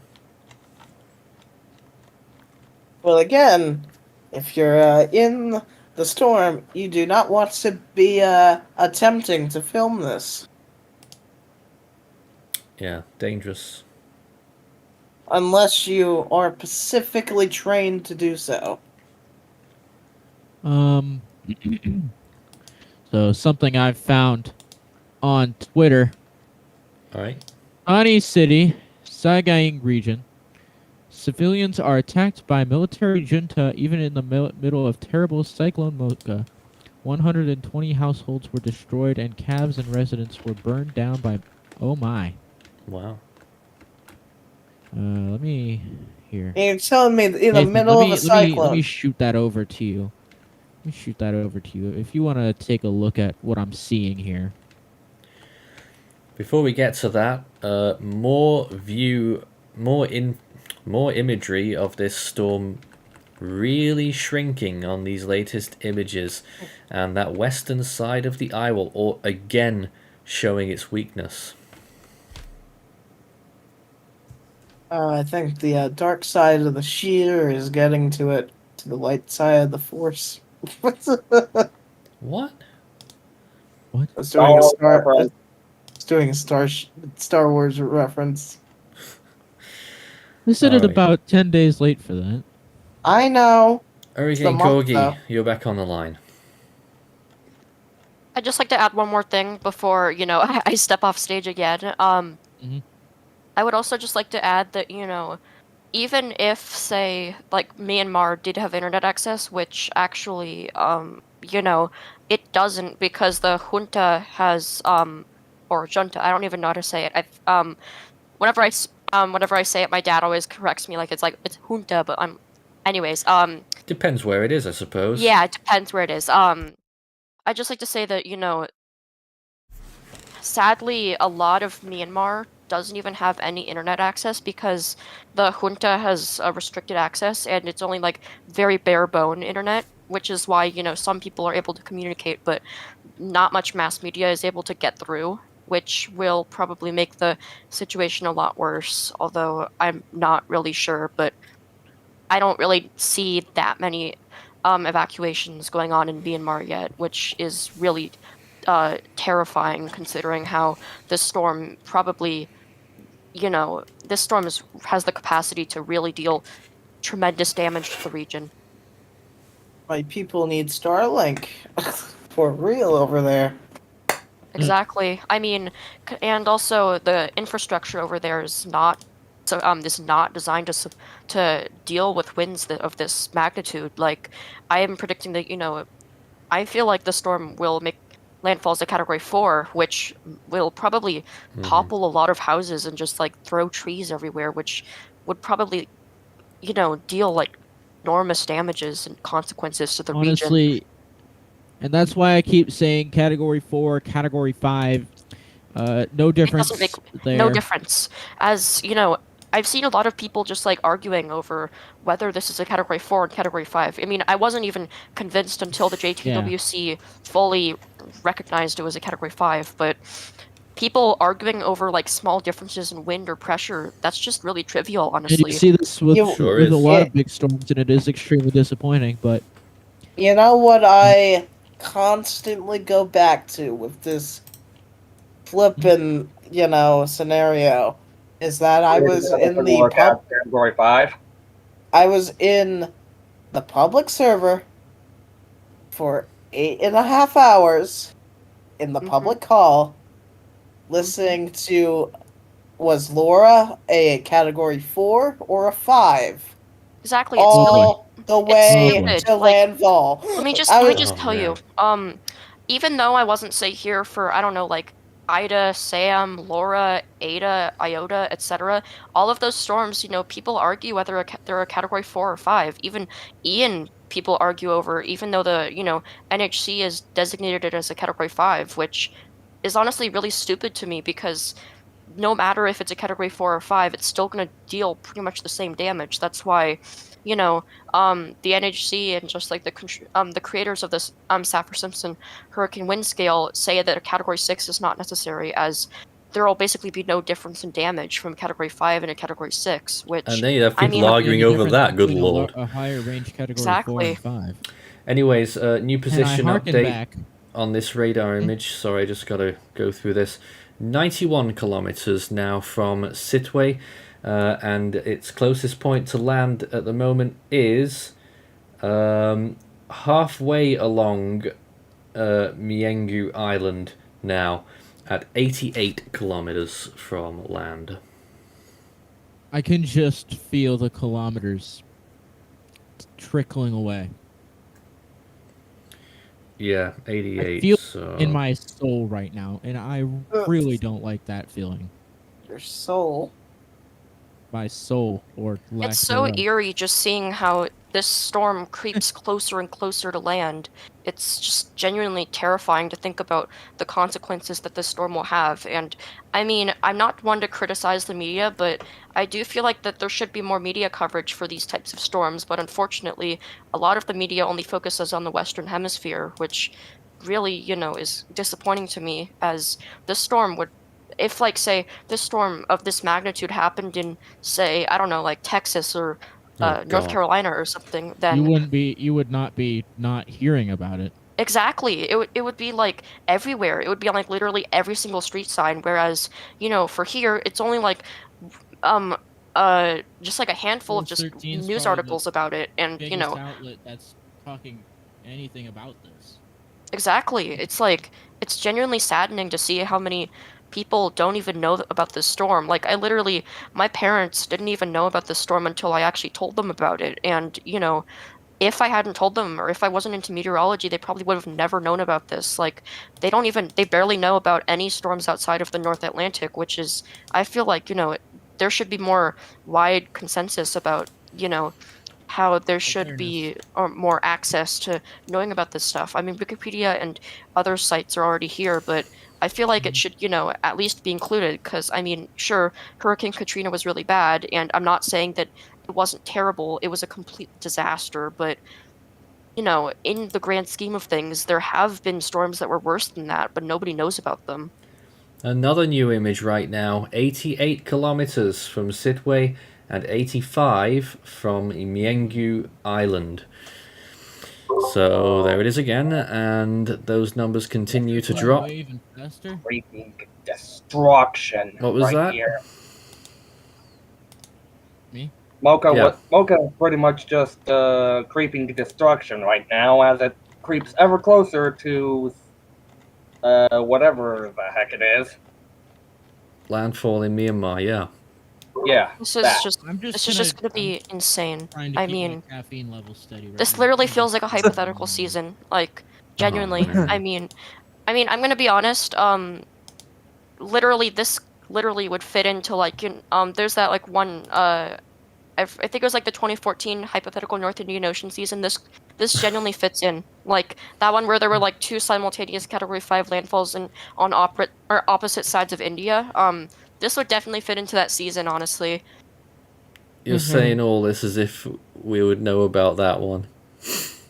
Exactly. Man. All I know, Nathan, There are a is lot of sorry. All I know, Nathan, is now that it's been brought up, I think we need to make a video on the main channel of Exactly. the whole issue with the what's the I deal mean, with I know the that category issue Well, I know. with the I public. mean, I know it like, Force 13 is aiming to be, just like kind of a news channel and stuff like that, but we do still need to shine light on topics like, for example, like issues that really have been plaguing the meteorology and storm tracking community, as we also should like give people just like, knowledge about those stuff. Actually, I might know someone that's better. A Faria. I could probably do something on it. I mean, as good as it is to, keep the channel professional, we should also at least, tell people about, some issues that, should probably have light shined on them, sorry. well, here we are. But We're the in matter, podcast mode. but the matter at hand right now is this storm as it approaches landfall very quickly now. I think it's really speeding up as we look at those frames, satellite frames. Right. But it's also deteriorating really quickly here. That is I honestly partially a expected it good would stay thing, about as same the storm pace won't as the stall, season, but that's gonna be the Partially because of the wind shear. however, honestly, this is the one time when I do kind of want the GFS to be right, considering how, the GFS called for the storm to deteriorate faster than it currently is, which, if I'm wrong, then please correct me, but, this storm is sticking it out for longer than most other storms would, as I don't know.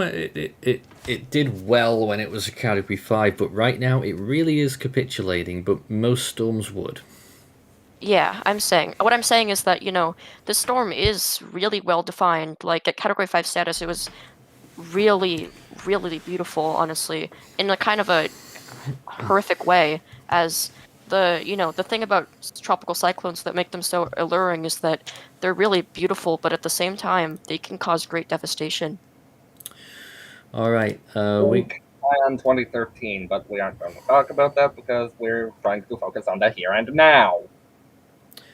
Corgi, Hey, wait a minute. Corgi, Tiger, we got to let you go because we want to add some other people into here now. But thanks for Alrighty, joining us. it was fun talking, and I'll see you guys later. Thank you, bye. No prob. Let's see if we can get on the line. some of the Nathan, other people before over you do that, Mhm. could I quickly just slot in right before we go, and could I talk about the little space event? Oh while yeah, we're sorry, on I it? forgot. It's fun because, hey, more important things. But I just wanted to slot in and say that today, well, technically later on today, 50 years ago, was the final Saturn V launch, launching Skylab into orbit in 1973. Which, bit of a sad and nice way to put the famous Saturn V out. And it was actually a very interesting Saturn V vehicle. Was the upper stages were modified because it was carrying a payload. Anyway, back to new radar image, and I've no idea what's going on with the eye now, but certainly a very odd shape. But let's talk to Business Mudkip, who's joined us on the stream. Hello.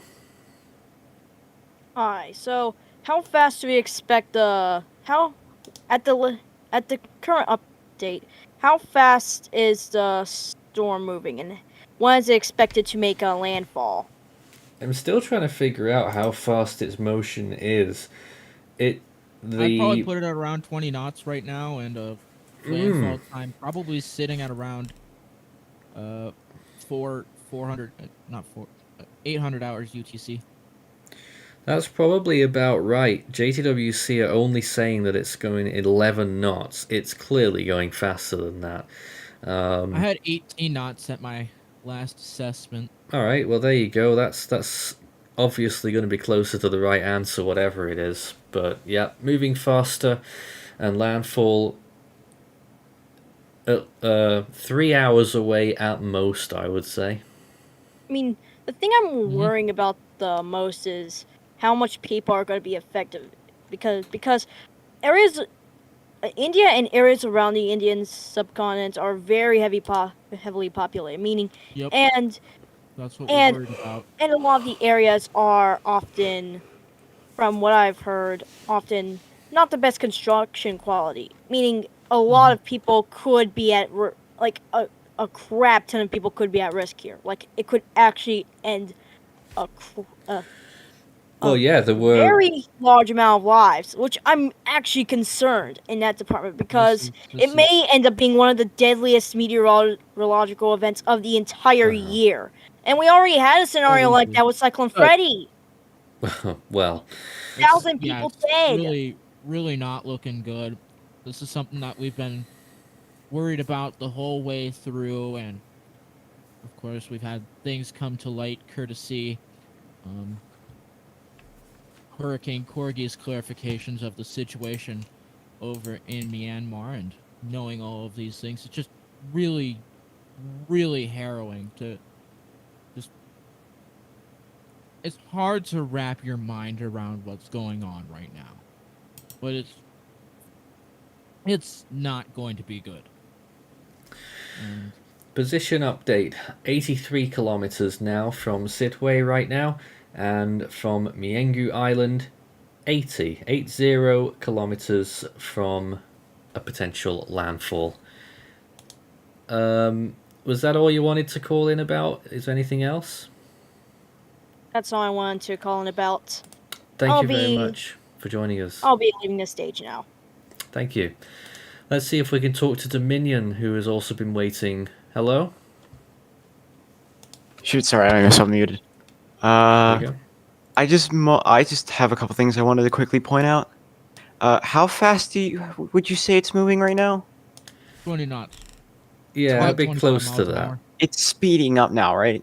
Or Looks is it about like it. That's good, because I mean, last time through had about 11 knots.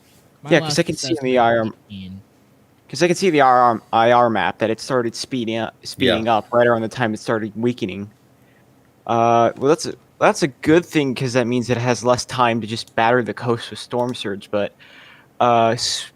Sitway, also means that it has less time to weaken, which might be most of Sitway is only about 7 meters above sea level, or about 21. Shoot, I'm trying to confirm it, but I'm already seeing videos on Twitter showing that a lot of those camps are getting already decent wind damage, because they're really just sheet metal. they're basically already no longer able to protect from the elements at all. And Yeah, there's it was- already metal, tarps, yeah. weak wood.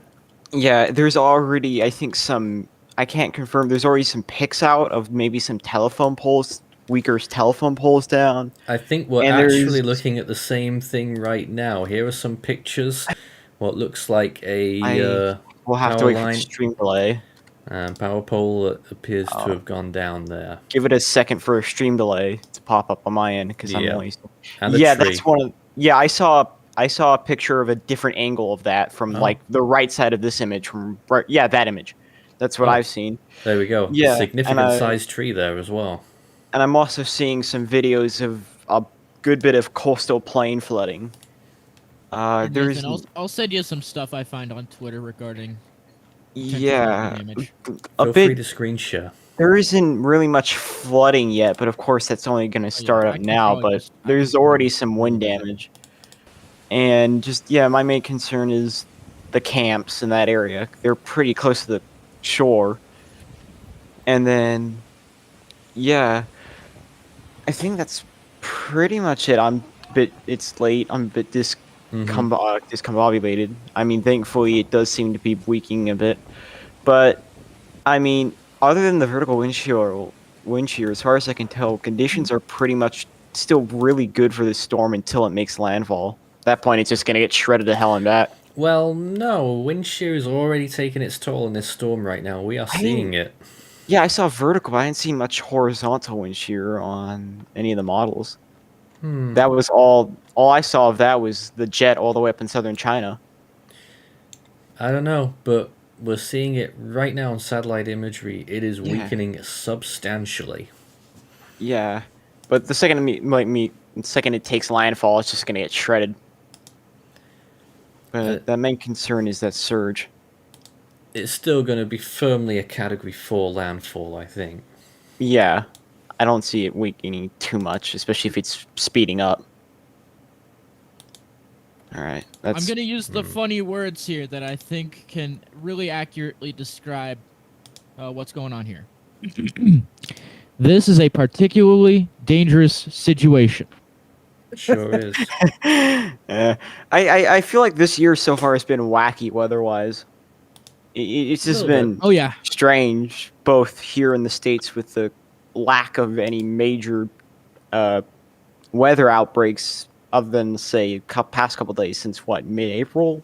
And then this wacky start to the cyclone season.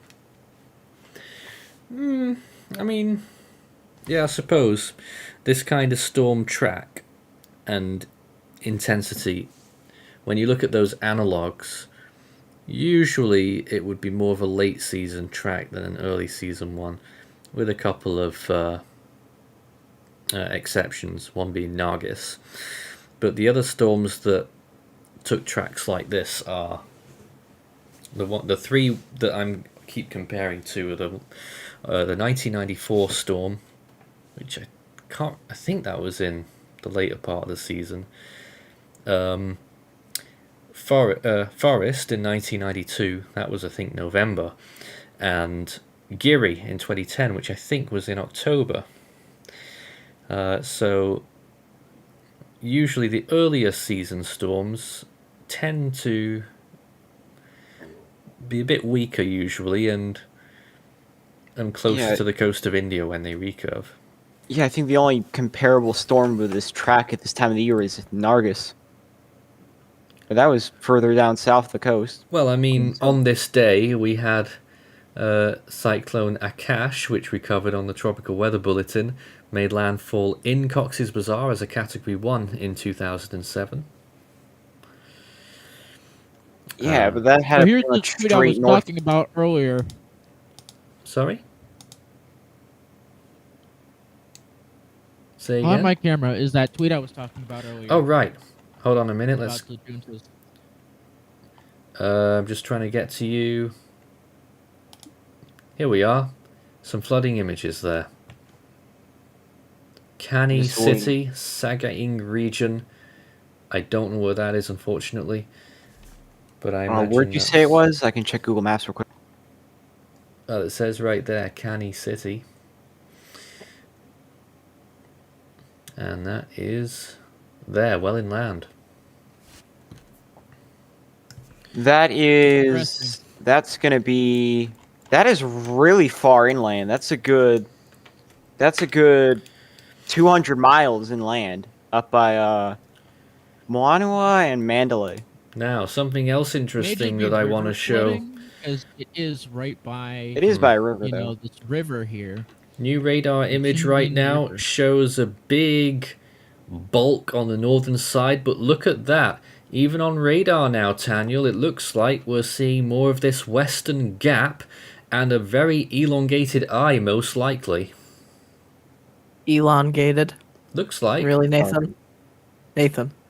It Realize it looks like what you it's just twice said. as No, wide just as it stop. is long, or twice I- as long as it is. Well, I whatever. will note there's been a very significant decrease in convective bands on the eastern side now. There's been one good pop up about 40 minutes ago, but there hasn't really been that much convection outside of the main part of the storm. Sorry, it's late. I'm mixing my words up. But really, Nathan, Yeah, elongated. really. Oh, come on. We're being serious here. Hey, look, come on. Not the time. I don't. Oh. I will say though, looking at the IR, I am getting Matthew vibes from this. I'm just gonna say not I can't. again. I'm sorry. The last 3 scans just. Latest position update. This storm is now 77 kilometers from the central part of Miengu Island and 80 from Sitwe right now. Are 80 you sure kilometers. Are you sure it's only going 20 knots? Because that seems a lot faster. It seems like it's just like If it's going, every update, it's like 5. It's like good few. Every update, it's a good 3-4 now kilometers. you said what? 83 kilometers, Nathan. From now, last time you said, what? 83 kilometers from Sitwe, about 9 minutes ago. So if I do the math, watching me. When did we say 96? Do you remember that? Or 100? I don't like remember. An hour ago? Because like that feels like it's a lot faster than it. Because like on IR on the radar, you can just see it just shoot to the northeast in the past hour and a half. Yeah. Just I start can rocketing feel it northeast. in my veins. It's just shooting northeast. I think it's just It is. making a dash for the coast at It this is, point. I'd yeah. say maybe even 30 knots, maybe 40. Whoa, well. How many times have this I don't know. I don't know It's about like that. getting faster and faster. I don't know. Let me work on this here. All right, so But it's pretty much going due northeast at this right point. here. Yeah, it is shot Actually- dead northeast. Actually, no, I Oh, can't tell, but it looks like in the past 20 minutes it might be turning northward ever so slightly. 48 divided by 12 is Well, But that's not oscillations that we see here, yeah, I can see that. But on the same token, the eye is shriveling up there, and the radar shows that it's quite expansive to the east. So I'm not. I think we're still seeing northeast movement on radar. All right. Well, I don't think I really have much else to add, so I'm gonna pop off. All I right. think Tiger has been waiting for a little bit. I think he's been wanting to come back on. All right. But yeah, I've got much else to say. So have a good one. See ya. Stay safe. Thank you. Thanks for the coverage. You too.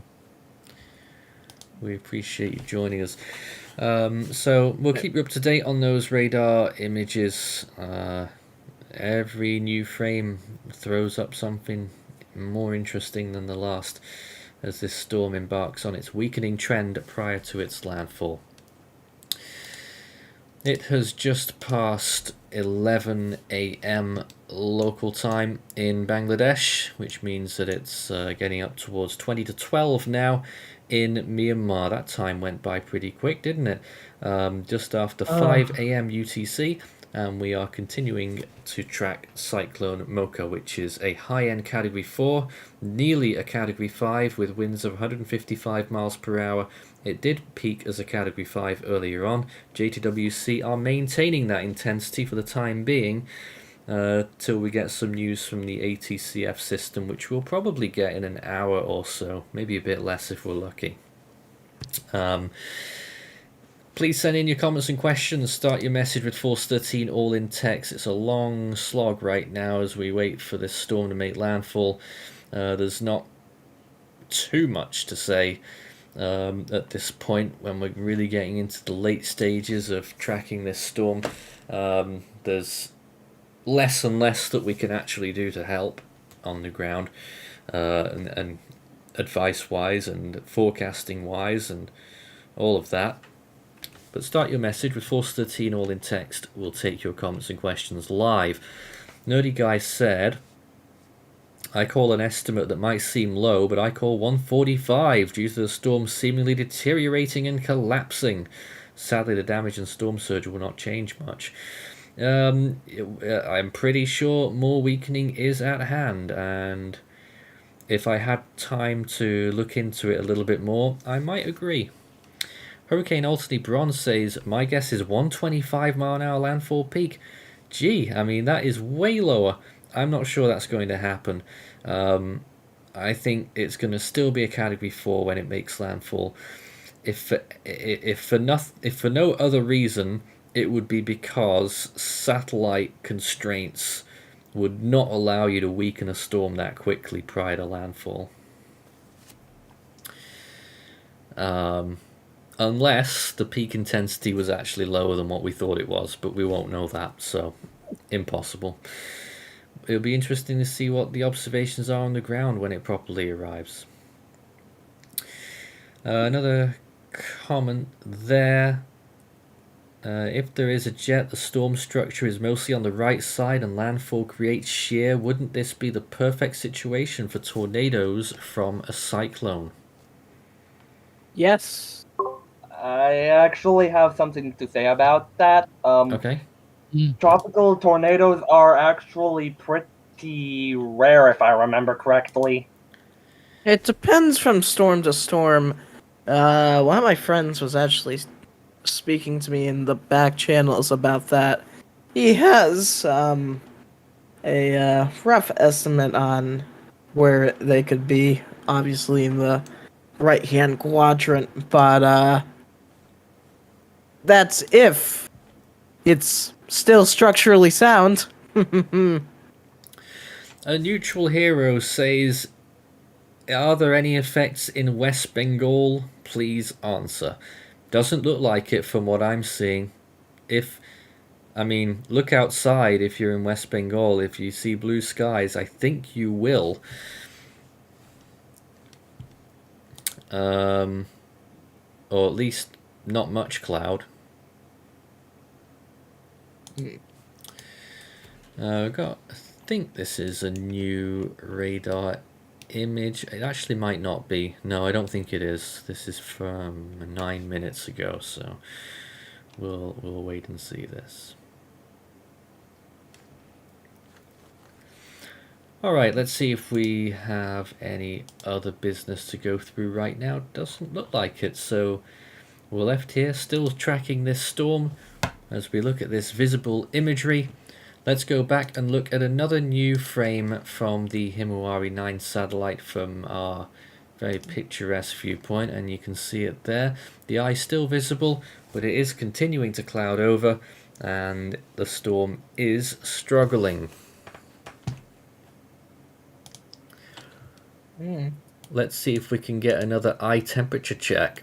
I think it's going to be quite a lot cooler than it was earlier. And even then it was minus 32.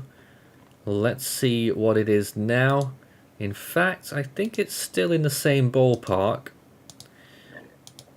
Just checking here. Oh, actually, it is quite a bit cooler. Eye temperature now, by our best estimate, is minus 39.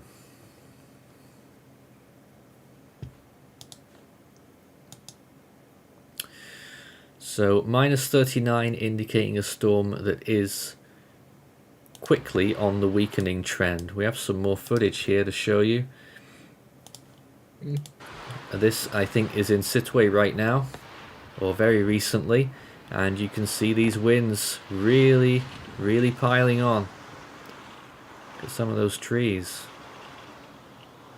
and the sustained winds will quite possibly will possibly uproot trees and use them as projectiles. Yeah, in extreme cases. And there's your wind forecast there from the icon being displayed by Zoom.earth. Oh, you've thrown up your own little... Let me try and get this.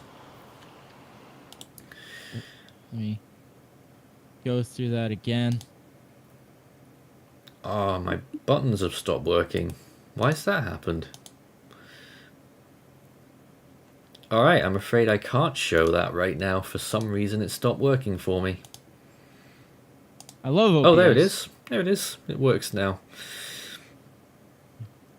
So that's another perspective of what this storm has been doing. Hey, that's us.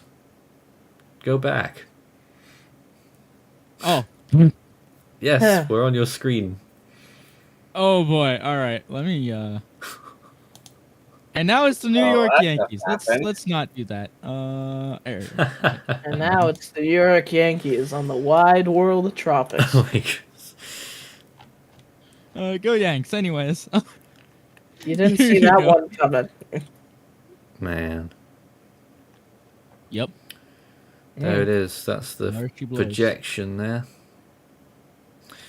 We've got some more stuff to show you right now as well. So we're going to cut to this. Some pictures emerging from Gua Township, which is south of the storm, well to the south.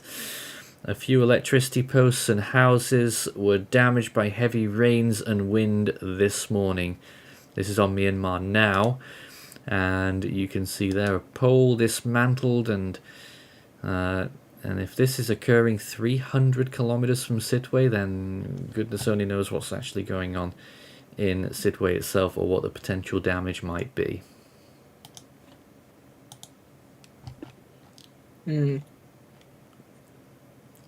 Whenever we get more stuff to show you, we'll show them.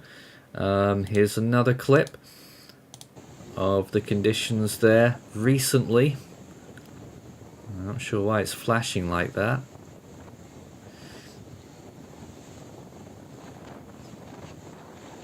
So that's another view, and you can hear the wind there.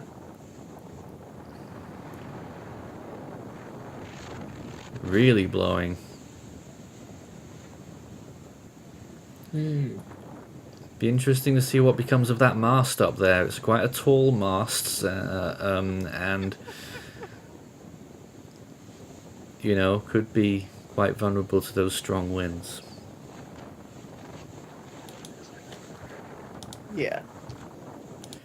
As soon as we get anything else to show you, we will show you live. But right now, the news is that this storm still contains 155 miles per hour, an estimated central pressure of 919 millibars. Hurricane Corgi wants to come back and give us some more, well, I don't know if you got any more info, but more thoughts. Let's just call it Corgi's quotes of wisdom or something like that. Anyways, that is not official, but I'd just like to also point out about the location of landfall.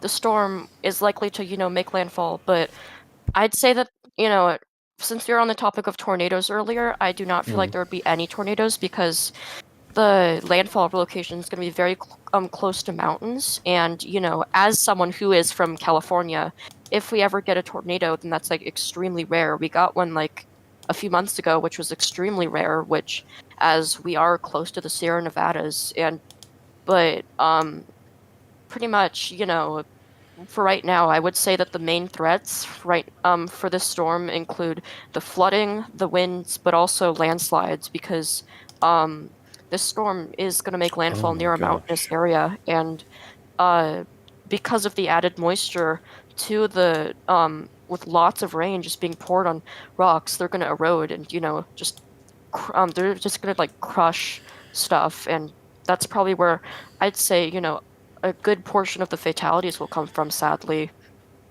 Alright guys, I've got some breaking news that you won't believe. The ATCF has done a second override on the 0Z update and has upgraded it to 175 miles per hour. Whoa! Are you joking? Oh my god! Are you serious, No. ATCF? Absolute No. madness, and Okay, I cannot. this is historic. I could not condone that in the slightest because it is Nope. weakening, guys. I do not feel like that this is, It you is know... I still reckon that would have been. dangerously I reckon I mean, that's for the if It that is was for the still- peak, then I guess that would be semi, you know, believable. But right No, now, even- no. It's still Even dangerously strong, but it's 175 at peak weakening. is It that is- that's a Yeah, stretch yeah, coming from the I'm. It is coming from the absolutely not. JTWC. It is I would absolutely only. not. I would say, you 175. know, the absolute No. like maximum that it would probably have been would it's like 165 or 170. Because I mean, the structuring is really good, but honestly, you know, the North Indian Ocean, it doesn't have as much, you know, water energy than like say the North Atlantic or the West Pacific.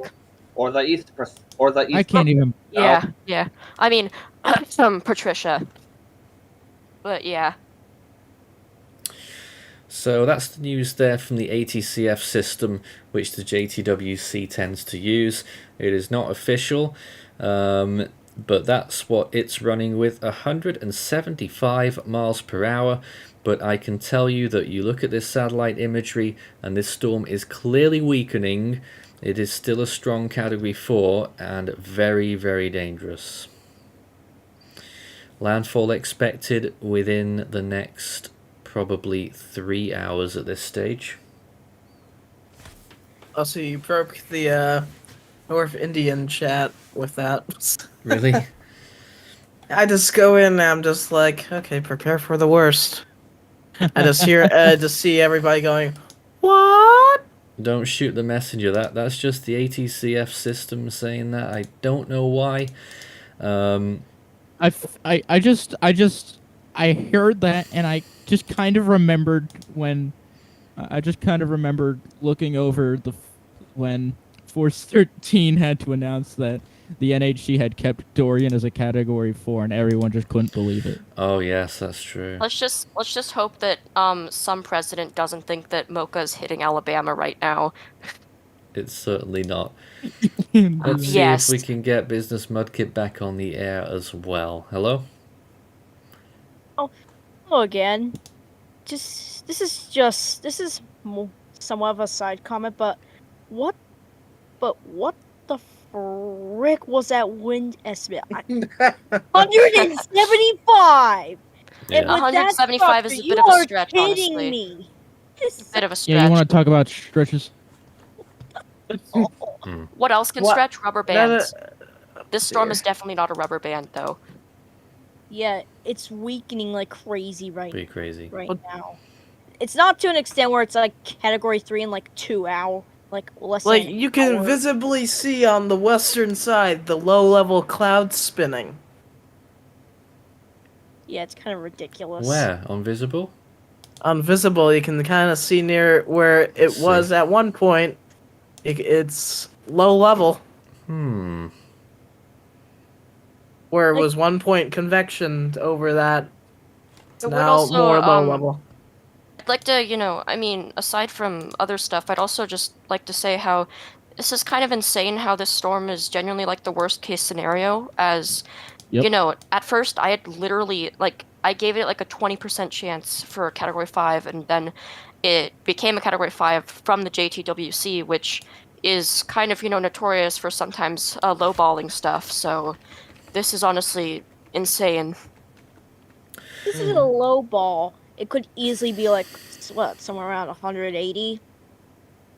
I we're don't not agree talking with you about on that one. I mean, Oh, but yeah. you dare say New image here on the anything satellite, higher. and you can see that the eye temperature is continuing to degrade, and the western side is also continuing to degrade.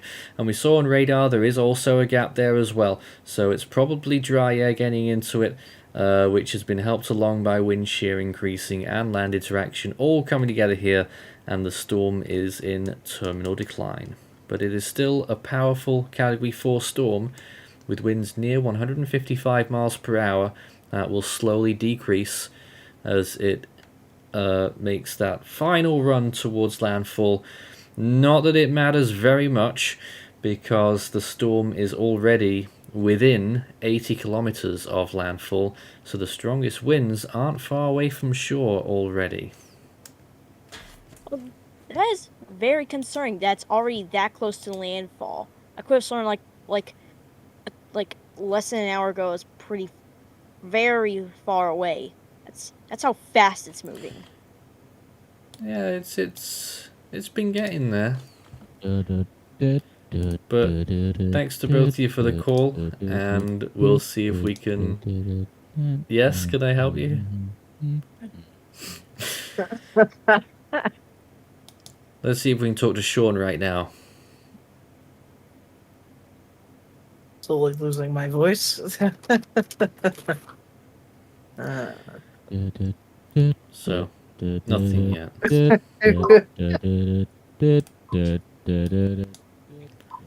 Time for the elevator music to kick on. Why? There's nothing else to talk about. Well, there's plenty to talk about. This storm is about to make landfall. It's a serious situation. Oh, there you go. Welcome in, Sean, the Well, country hello. guy. Hello? I thought I could chat, but I just went into like the messages and stuff like that, and it Oh, worked. right. So right now, it's looking like we are going to be looking at a humanitarian crisis here. It is going to accelerate the civil, very bad war that's been going on in Myanmar right now. Yep. Yeah. And what's your take on the cyclone right now? I'm currently saying that 150 knots from the ATCF is really way too strong for a cyclone that's nearing landfall right now. I know some cyclones do reach still intensify after before landfall, but 175 for a structure like this, which is about to make landfall, is diminishing. I don't support that. So right now I'm going for 160 miles per hour. Okay. Yeah. Yeah, the main concerns I'm looking after right now is the high population, the low HDI of the region. Yeah, and 43 million people with a 10% chance for storm conditions. that is insane. That's over the population of Iraq, which is 40 million. I never knew that. It's about as many people as the state of California. It's a little bit less, but it's about as many people as the state of California. Yeah. Yeah, it feels like this is going to be a very insane storm to look after. Even if you look at around the 90%, Seatway, Cox's Bazar are in there. It's both cities combined, I think they have a really high population, around 300,000. It's really high, okay? We are I'm checking. Cox's Bazar has a population of 233,500, and Sitwe has a population of 147,000. So yeah, it's definitely going to be a big storm for both of the cities, and they're currently hoping for the best, but preparing for the worst right now. It's a true worst case scenario here. Anything else? I'm pretty sure Amphan was is the Indian Meteorological Department said a super cyclone for Mocha? No, they didn't. Oh. Well, that's Yeah, they never went for that. what were the reasons? I am not sure. Interesting. I don't know. I've not been able to track that very closely. I'm sure Soham might know. That's actually New eye temperature check, and we have now a minus 44 Celsius eye, so that degradation And is also, continuing here. Eyewall is literally about to be exposed to the open air. Oh, It's holding on for dear life. yeah. same Barely. goes for Hello. same goes for the people living in Myanmar and Bangladesh, though. Yeah. I'd just like to Sadly. highlight something. Again, I'm back, but Sure. Welcome so back.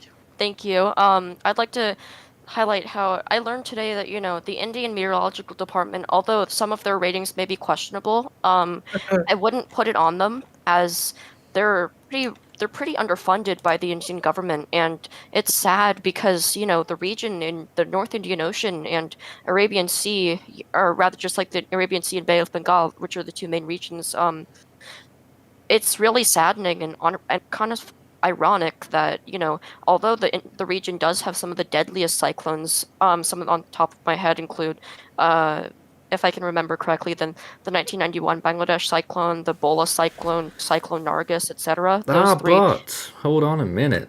In India itself, though, those fatality counts have decreased a lot in recent Exactly. storms.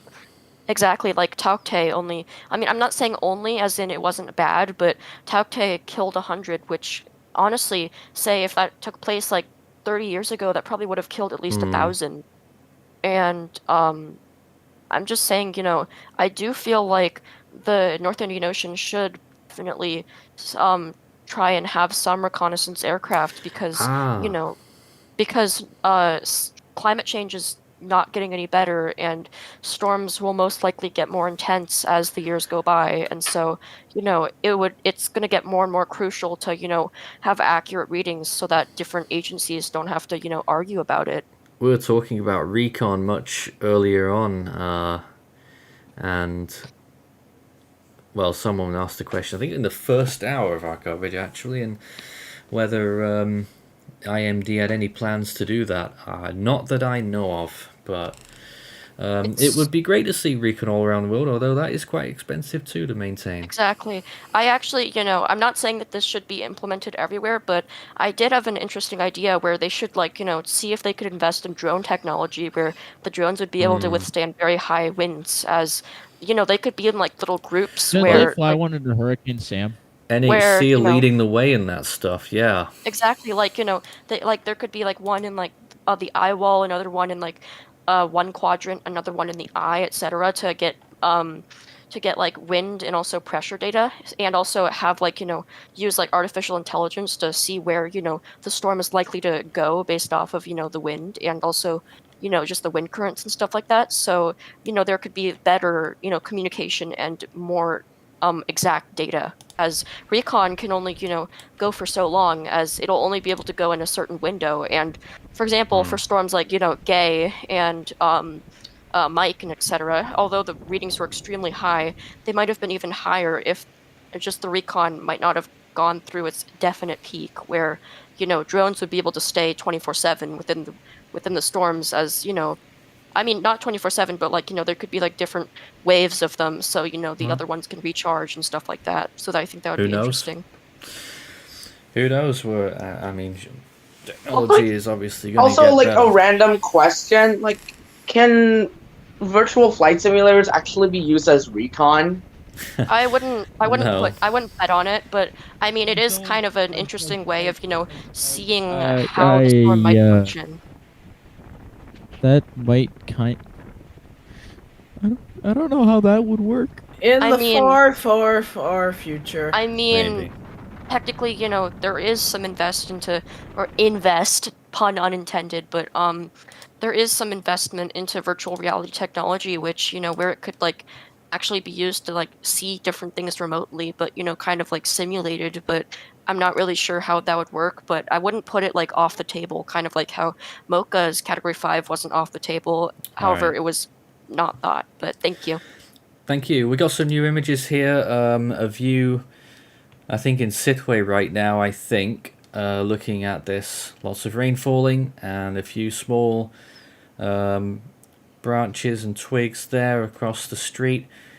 Now, what's this? This is a much larger tree, and look at already that rain inundation almost, causing some flooding already, it seems, in some of these locations. Some significant sized trees being knocked over there, clearly on these images.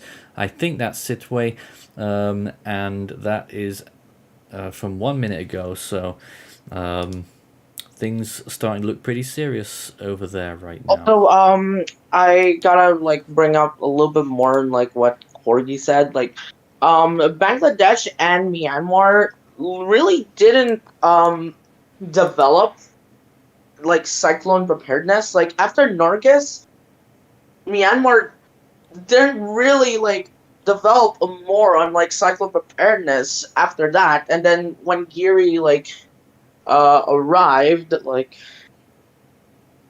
I think it was still deadly. Yeah, 167 deaths.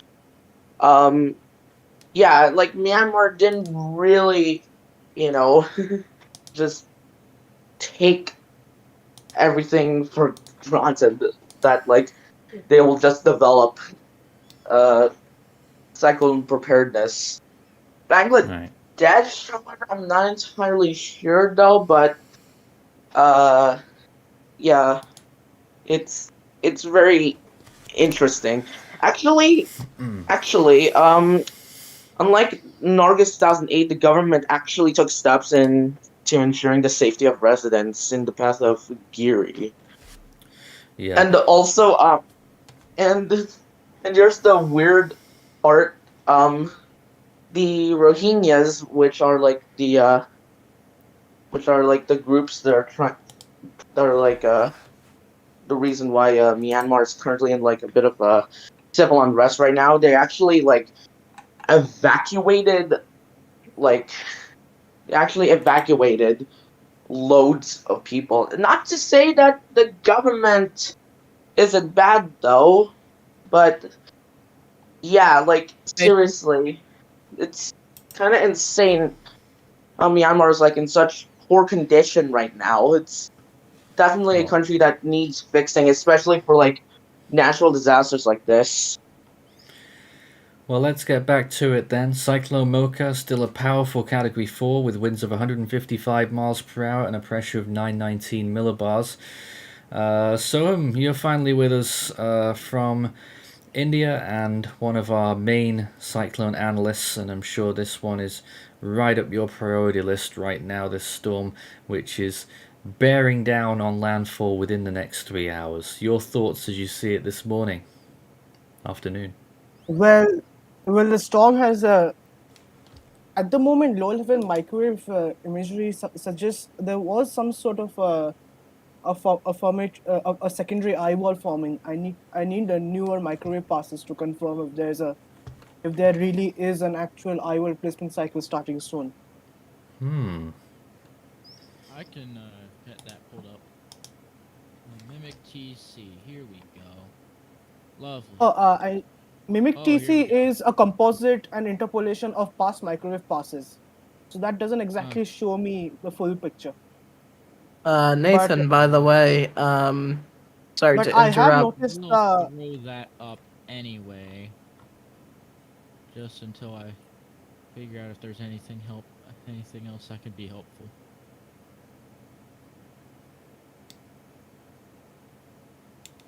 Yes, Daniel, you wanted to say something?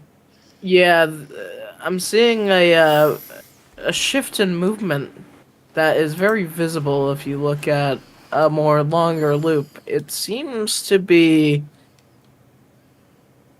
the way that I'm seeing it, it looks like it hit a brick wall and now just going back. I don't follow. I think you meant to say that the storm was like backtracking. It looks like it went back. It kind of looped back, and it looks like it's going north. Is there, by chance, anything ahead of this that could turn that direction? I don't know, but we've just got radar back. It's been a while since we had it, and it's zoomed in now even further. Unfortunately, that means I can't quite show you the very bottom part of it, but it's there, and I'm going to try and get a position fix based on that radar now. But that's the view, with the storm's eye getting increasingly closer to making landfall. It's really not got that far to go now, and I'll be with you in just a moment to figure out what's going on with it. In the meantime, Soham, why don't you tell us about all this JTWC nonsense or ATCF nonsense that's just happened with this? How do you propose that's managed to happen? Well, based on what I can tell, one of the lead scientists on Twitter, Levico, liked a tweet that showed a soil moisture active pass, or SMAP pass, peaking at 152 knots. Now, and so the Joint Typhoon Warning Center just pretty much overrided the 12 a.m. UTC fix from 140 knots to 150 knots, just like that. Crazy.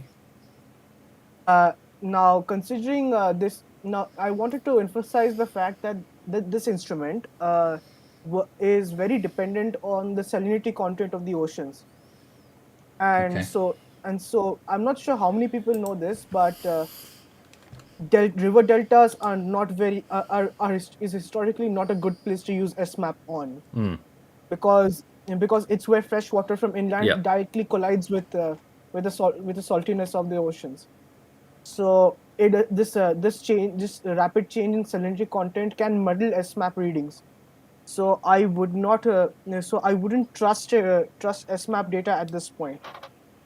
So I do personally think it peaked at somewhere around 140, 145 knots, but that we'll have to see in post analysis. Now, but for the time being, it really doesn't matter how strong it actually got. The moment it got above 130 knots, it's not going to end well. Just got a position update here now that it is 65 kilometers away from impacting just west of Sittwe. So it's getting increasingly closer still. 65 kilometers. I would say at this point, we're probably 2 hours away. More or less. Looks like it's heading north, though, now. I'm not so sure looking at radar. Radar is probably the best at this point because satellite imagery. What is the satellite you're using? Himawari 9? I'm using Tropical Tidbits. I'm using both infrared and visible. Tropical Tidbits uses Himawari 9.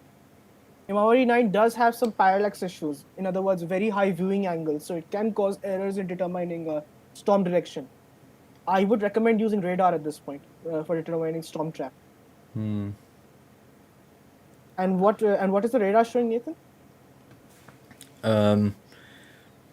What do you mean? As in, what is the direction in the storm is traveling on radar? It's pretty much generally northeast. northeast.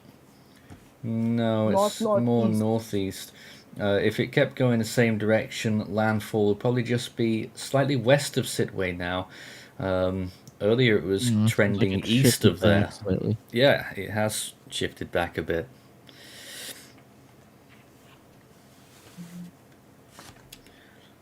So it's trying to get a little wacky. This thing does not want to go on a linear path to landfall, and thus it's going to make our lives just a little bit harder. Okay, Black Belt, are you gonna sign up for this track? And here's the rest of that radar showing a few of those bands producing more heavy rainfall. 1 or 2 bits near Cox's Bazar, and a line that's moving through southern Bangladesh there, just about to reach the island of Bola, and the islands to its east as well, getting a lot of rainfall right now. That's the latest radar. In other news, we should be getting a TCF update for 6 Zulu. And let's look at your sometime screen. within the next soon. We haven't shown your screen yet, showing this microwave. Yep. Which I think is of interest. Is it animated? Yeah, there it is. Yes. Interested to see what it looks like. So that's the evolution of the storm right there.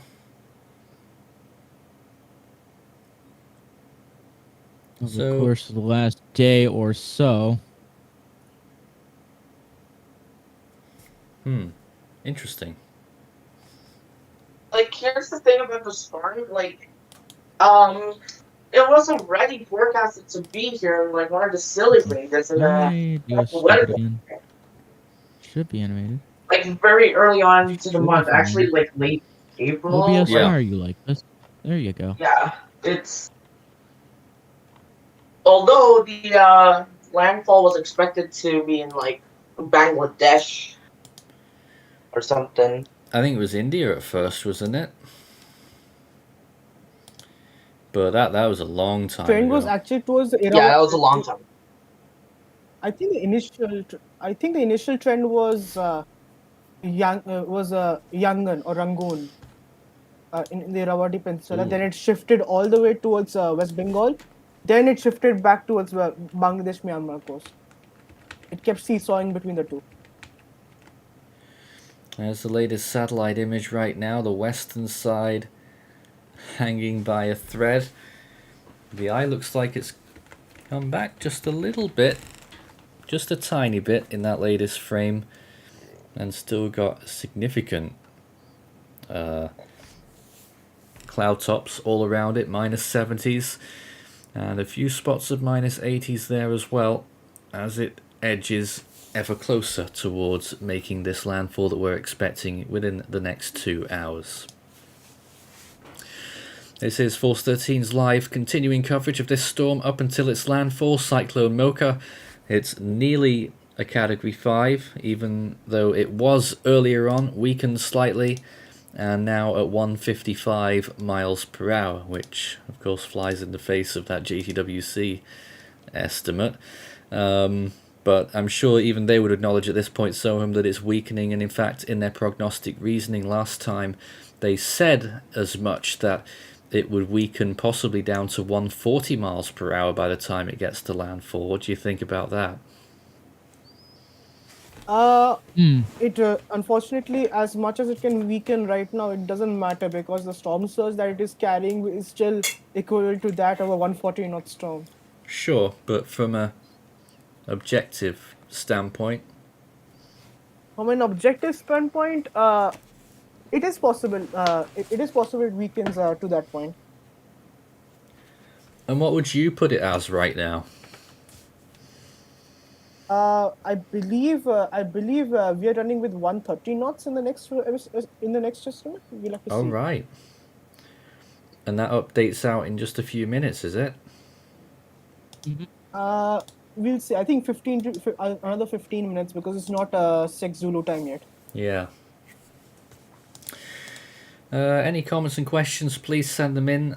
We are sort of limited now as to what we really can do. This is the landfall phase of the storm, where everything that people can do to prepare has been done. There's not much else we can do. There's no going back. And this landfall is now fairly imminent. And we're just trying to do our best here for the remaining time until that landfall actually occurs. We are trying. That's Thing in North Indian chat, and it's basically like a news thing from Bangladesh, but they showed like a Westpac system. Interestingly enough, like it's still a cyclone, but not in the same basin though. It's like non-Bangladesh. Very interesting though. We've got a new video from Sitwe right now as well. Let's take a look at this. New video showing lots of rain and winds increasing. Oh, is that it? That was a short one. So there we are. Looks like we're still rolling at about 18 knots. Maybe. Soham, do you have any intel on that? Movement speed right now? I'm searching. We've been struggling to establish The latest movement speed should typically be from the JTWC usually. Yeah, but they're saying 11 knots and it's more than that. We know it's more 11 than that. knots. In that. Well, the only way I can think of is taking two different satellite images and measuring the distance between the 2 points, and then calculating the average speed from there. Although then again, they base it on a 6-hour average, and when they issued their forecast, that was about right. But it's gone much faster since then. We can see it. We've just got a new radar image. Well, actually, it's not so new. It's from a few minutes ago. Let me just check, though, to see if we can get a position update out of that or not. I'm not sure. Trying to figure out where it is, first of all. It's an interesting process trying to figure out exactly where this storm is on radar. I think there's anyone here from in the server from Myanmar, but is there anyone here from like Bangladesh? I'm sure there's plenty. Oh, nice. Yeah. Okay. Now, if I were to put up an analysis right about now, if I were to be writing the advisories that I periodically write from time to time, mainly in the North Atlantic, but I do occasionally write bulletins, and of course, if I were to do an analysis right now, I'd probably be sitting on about 150 miles an hour, 923 millibars. A few people saying hello from Bangladesh, by the way. Hi there. Nice of you to join us. Super Typhoon Tracker says, what time will Mocha make landfall later on? Again, it's now looking like it will be within 2 hours. Wow. Time goes kind of fast. The whole time it's been pretty much pointing towards an 8 a.m. UTC landfall. We're nearly at 6 now, so that's 2 hours. And a question there, will the automated stream still run after Mocha makes landfall, or will it stop? It will continue to run until Mocha is mostly dead.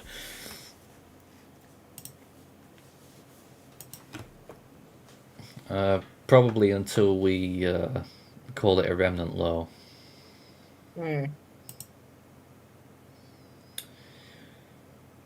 So this storm getting much closer to land. There's a bot on Twitter.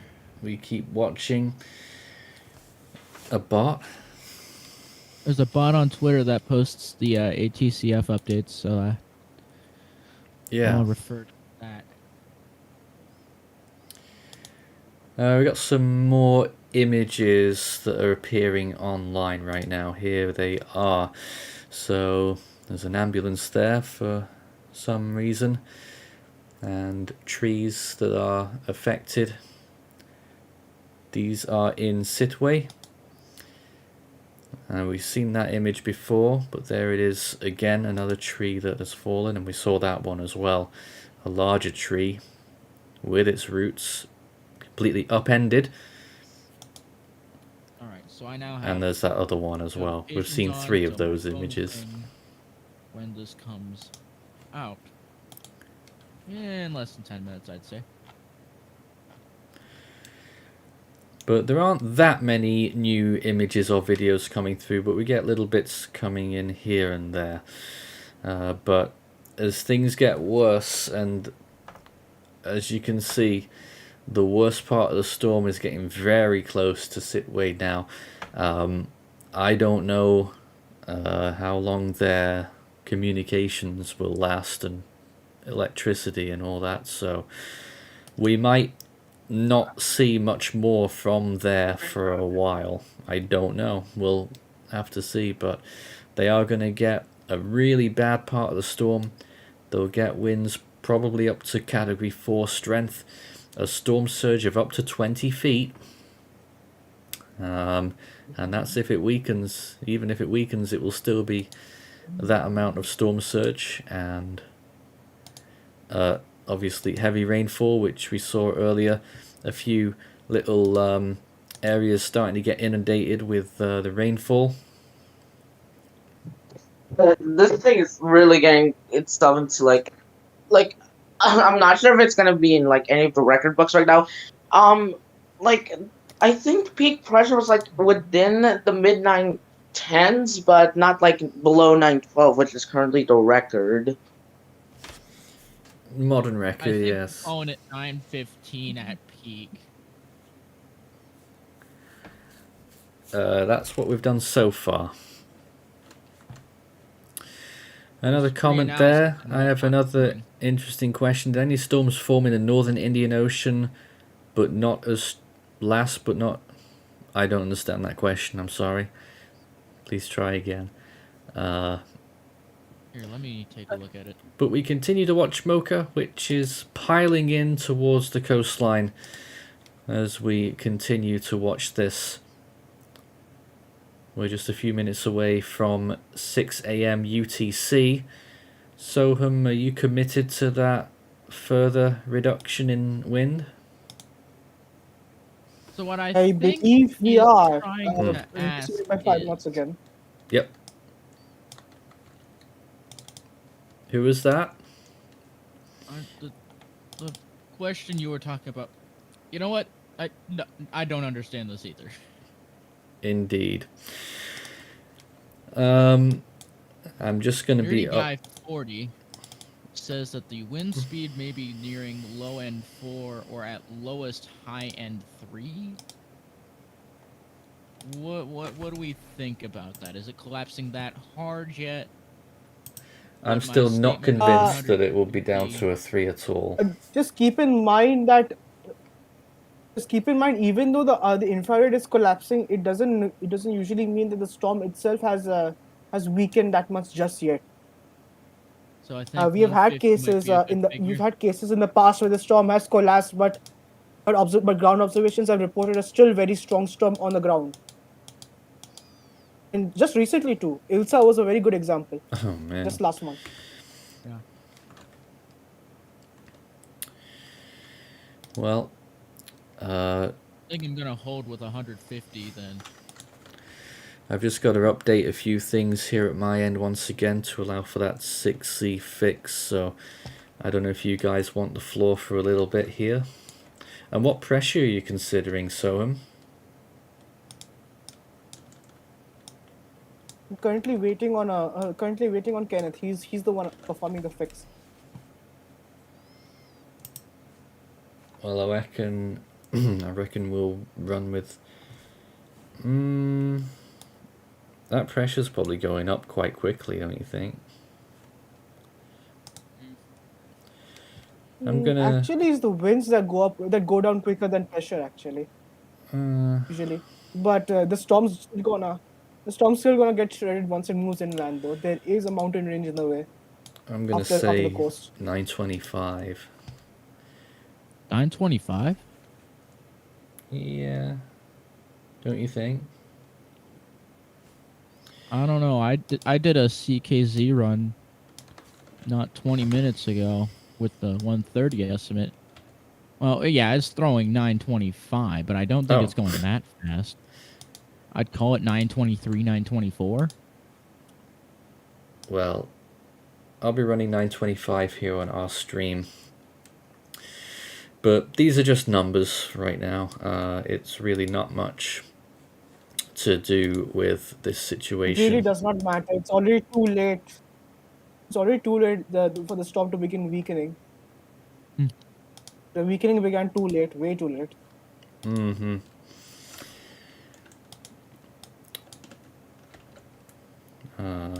As for how strong the storm was at peak, that's something we'll have to look at in post-analysis. But now that's not the time. We ain't got the time right now. So Soham, steering-wise, do we expect it's going to turn further north here, or double down back east again? It's hard to at this point. At this point, even if it bias a little, I'm not sure where exactly Sitwe is on the map. But if which way exactly is Sitwe on this map? I'm not sure. Sorry, which map? It's just northeast of the storm's storm, eye. just northeast of the storm's eye. So if it does move north, Sitwe would probably get the eye. But if it takes a more eastward component, Sitwe would probably get the northern Eyewall. No, I think they're it's not the other good. way around. Sitwe's more towards 50-60 degrees bearing from the eye. So if it goes so further then it's north, I probably the think, other way around then. yeah, I'm pretty sure of that. Then it's the other way around. Crazy situation. By the way, on our latest scan, Nathan, what's our eye temperature? Even if it changes direction now, 1 second. Even if it changes direction now, it's probably not going to make much of a difference in terms of impacts. Yep. Like it's very close to land at this point. Extremely close. What were you saying, Daniel? I was saying, what's the eye temperature on the latest? Yeah, let's have a quick look and see if that eye temperature has increased further. Can confirm. Decreased further. KZ gets can confirm wind pressure estimate for 150 gives 925 millibars. Good guess. Right, yep, massive drop in eye temperature. It's now minus 59. So definitely line interactions getting to it along with the shear. That's a massive drop. Although curiously, Soham, Himawari is showing a warmer eye. That shouldn't be possible, should it? A warmer eye. Oh, I think I know there's a reason why. There could also this could also be an issue of the parallax effect as well, which it has there. Sorry, what was that? Which so it was so the high angle of the Himawari 9 was hiding the warmer parts of the eye, and now both the cloud tops are also reducing. The warmer part of the eye has just revealed itself to Himawari 9's large angle. So that could also be a good explanation as to what happened there. But also, warmer than I just noticed. Go on. Keep in mind, INSAT is actually a little behind. I'm not sure. INSAT's resolution is very bad, unfortunately. I suppose. So even if the small eyes, it can't exactly resolve eye temperature accurately. I'll have to see later on what's going on there. You're watching Force 13's live coverage of Cyclone Mocha as it continues its journey towards landfall. There's a still image of my face, which I'm supposed to be animated version of. And this storm is headed towards land very quickly now. It's 12 o'clock in Bangladesh. It is 12:30 in Myanmar, 11:30 in India right now. This is Force 13's live coverage up until landfall of this tremendously powerful storm, which is still just shy of Category 5 status, but we are now dropping the intensity a little further to 150 miles per hour and an estimated pressure of 925. So that's the latest news here, and we're just working on updating our graphics on to that end. We're waiting on JTWC. Well, I mean, ATCF, that'll be due fairly soon, and we'll see what they come up with, but I don't know how they're gonna... I don't know what they're gonna do with that. Also, I want to point out that the interpolated ATCF, which we don't pay much attention to, but just for the funds, is currently showing 190 miles an hour, which is Excuse me, what? which is wrong. We all know that's Just wrong. if you want a little bit of a juicy tidbit, ATC went up on Noru last year, went up to 215 miles per hour, so it's not really useful. Wow. It's... No way. So there it is, latest position update, and you can see it there on that graphic. 20.0 degrees north, 92.5 degrees east, based on radar. 150 miles per hour, pressure 925 millibars as of 12 p.m. Myanmar time. Let's go back to some of the satellite imagery that we've been showing the whole time. We've got a little outage in the radar again, or at any rate, we haven't had an update since 11:43, so Bangladesh time, so we've had a bit of a gap there, an outage, but it is getting very close to the point where, and I neglected to mention this earlier, but the Eyewall is probably about 25 kilometers away from Sidway right now. So it's making real strides at the moment towards this landfall. Send in your comments and questions. Start your message with Force 13, all in text. We appreciate you being here. We hope we're doing a good job. I know a lot of people say we do, but we're just doing whatever we can here.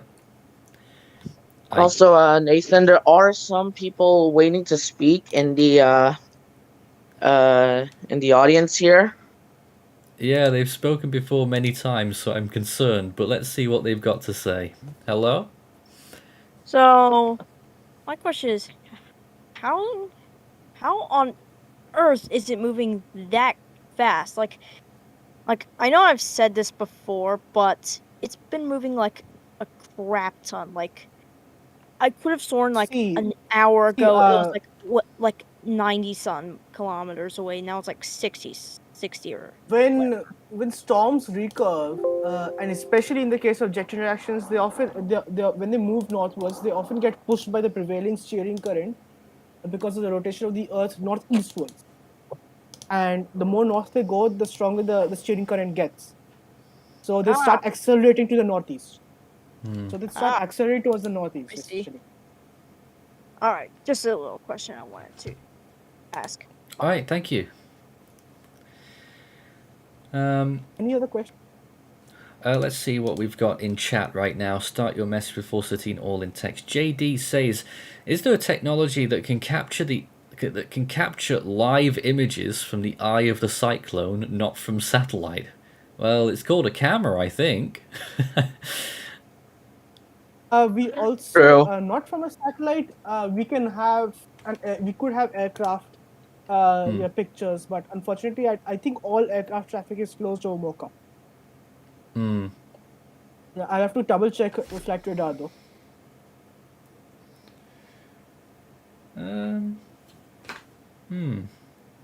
There also aren't that many eyes on the ground in the cyclone. Eyes on the ground that could properly broadcast it to I wonder us. if you could get an amphibious plane down there. Oh, what? I think it will get blown apart very quickly. Yeah, I mean, even the NOAA P3s, which are propeller aircraft, have a lot of trouble, and the pilots who operate them are extensively trained. Oh yeah. In how to operate in strong storms like these, and avoid phenomenons inside the storm like updrafts and downdrafts, which are bursts of strong air that rise up and rise down quickly. Yeah, but that's near the ground level. I mean, you just fly in at flight level and spiral down into the calm of the eye and land. It's a lot harder than Unfortunately, it doesn't work that way, Nathan. Because at the eye, even in the eye, there's a large rising column of air, because that's what causes the eye. That's what forces the eye to open. There's a large column. A large column of sinking air sinking air in the eye, which forces the eye to open. I'm a little foggy on the details myself, but bottom line is I don't think you can just wade an aircraft into the eye and land in real life. Oh, get a I, ship I, in there I, It's then. not like the way that Daniel is doing on Microsoft Flight No, Sim. Okay. yeah, I get that. Get a ship in there then. We I we can should have get a ship ship. observations. We have had ship observations in the North Indian Ocean in the I mean, past. yeah, they've been doing it for centuries. Unfortunately, this Not time around we don't. recommended, of course. Some ships didn't survive, but in the modern era, I think they would. Even as late as the 80s and 90s, we have had some good ship observations. Hmm. Like for example, one particular freight ship in May 1990 recorded 912 millibars in the eye of a strong storm. Hmm. The Bay of Bengal. They're supposed to avoid them, though. Yeah, well, sometimes they just get unlucky. Alright, Icy Flame says, does IMD usually revisit and fix their prediction like JTWC does, or will they keep, well, reanalysis basically? Soham, do you know? They actually do revise their best track estimates, but they're not good revisions. Oh dear. Well, there's your answer. Let's see what else we've got right now. Can we... International Cyclone Tracking says, can we expand the charity program worldwide instead of being just the Atlantic, especially with storms like Freddie and Mocha? For those who don't know what that's about, we do a charity drive every year near the end of the year in November called Force 13's Force for Good. It's something that we've done regularly for a few years now since we did it. We've done it 3 times, haven't we, I think? And it's a different cause every time, so it doesn't... They're not all going to be... It's when... where needs it most and where we can find a place that we can find a good charity as well. That's half of the problem, finding a charity that we actually like. I have floated Save the Children in the past.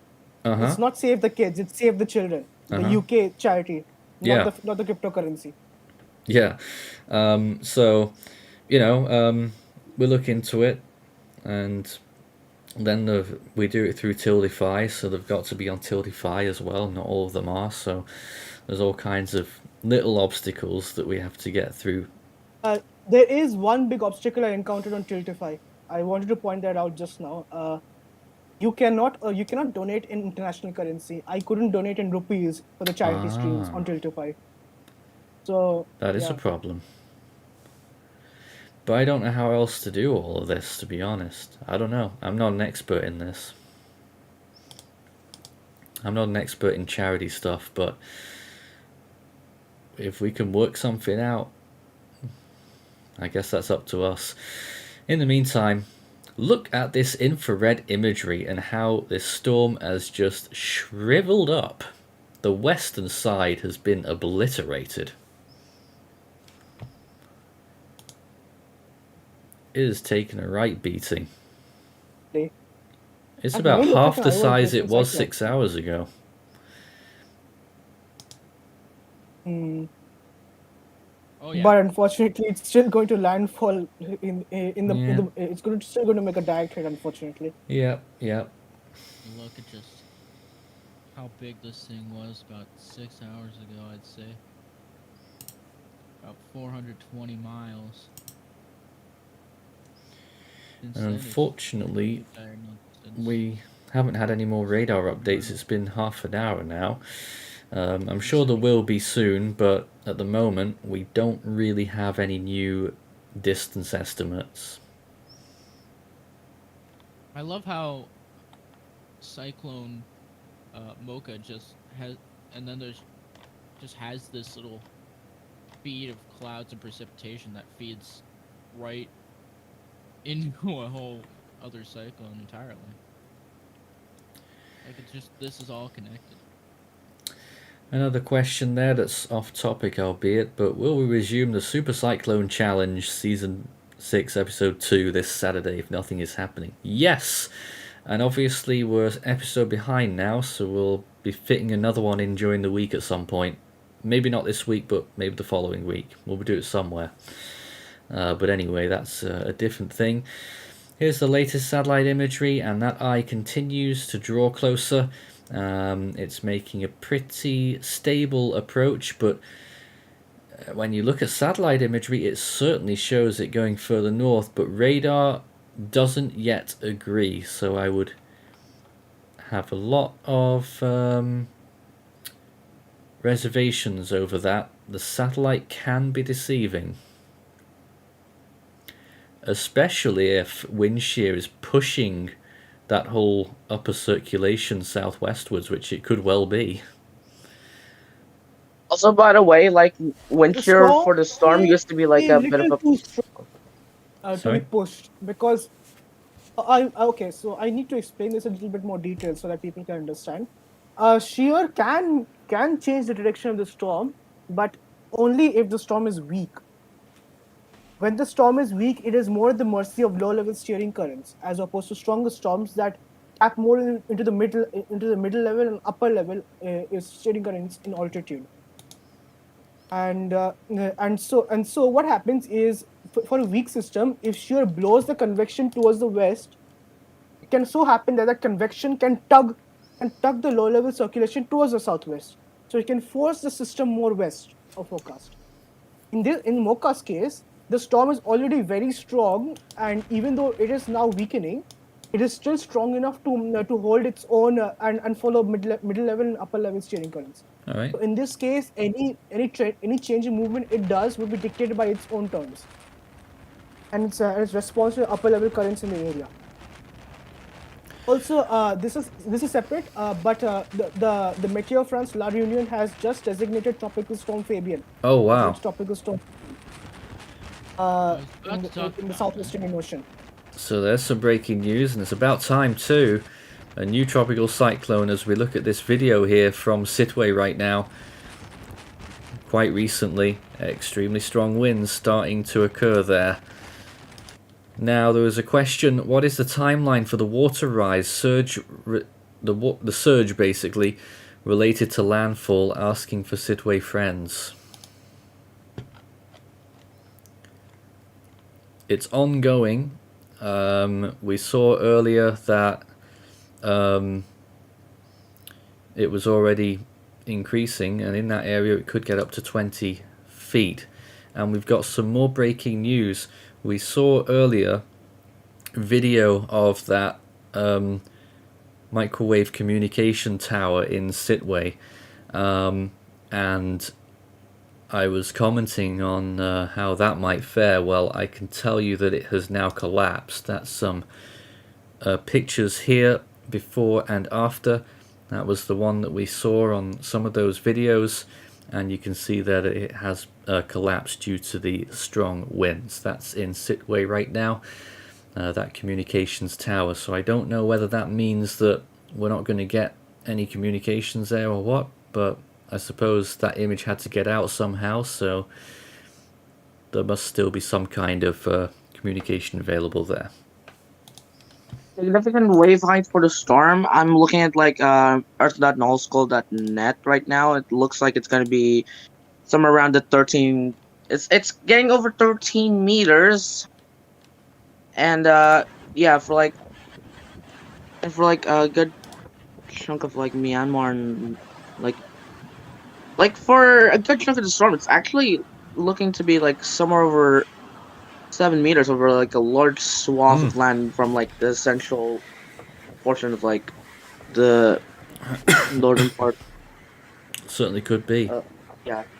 It could be really big. It could be really big. Here's And some the more views right now. Here's some more footage right now in the region. I don't think this is Sitwe, but it's somewhere in that area, I think. And you can see here an extensive video showing this very windy scene and a typical cyclone scene with loose objects rolling around into the wind, trees being de-leafed, In fact, I don't know if that might be the same tower that later collapsed in the background. I'm not sure. But that is just one view right now out of the region that's being impacted by this storm. We are getting very close to landfall. Within 2 hours, maybe even within 1 hour at this point, although I can't be sure of that until we get radar back. But we'll see how things go. I'm just slowly moving in the water in flight sim. Yeah. Okay, back to land with the Eyewall. So. I see. Landfall on its way soon. Exactly when? We're not sure. There may be a new radar. Let me see. Something's happened. Yes, we do. This is good then. We've finally got a new radar scan. And here it is for everyone to see. That's the latest picture right now. You can see that the Eyewall is very close to Sitwe right now. And St. Martin is getting, looks like it's going to get one of the medium bands, or almost an Eyewall. Let me try and get a position fix out of this mess then and see where this leads us. It is certainly, as a matter of fact, it looks like on radar now this is supporting north-northwest movement here. Because on this latest image it is now 53 kilometers from Myengu Island. It is 50 kilometers from Sidway, and it is 45 kilometers from the area of land to the west of it that sticks out a little bit more. So the closest point of land, 45 kilometers, and it's 47 from Magichaung. And if this north-northwestward movement continues, we could in fact be looking at a landfall towards the north again, towards places like Donbaik and Thawinchang. Uncertain yet exactly where it will end up, but all of those areas involved looks sure that they're going to get the Eyewall, if not the actual eye. But it is getting fairly close.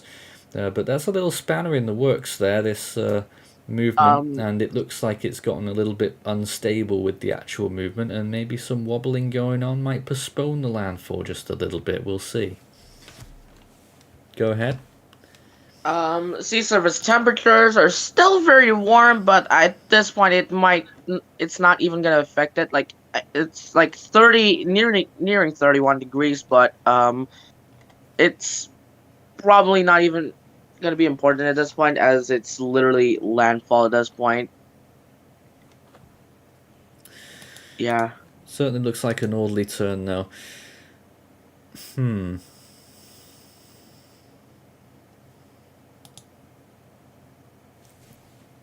Trying to get this to update actually. Nope, well that didn't work.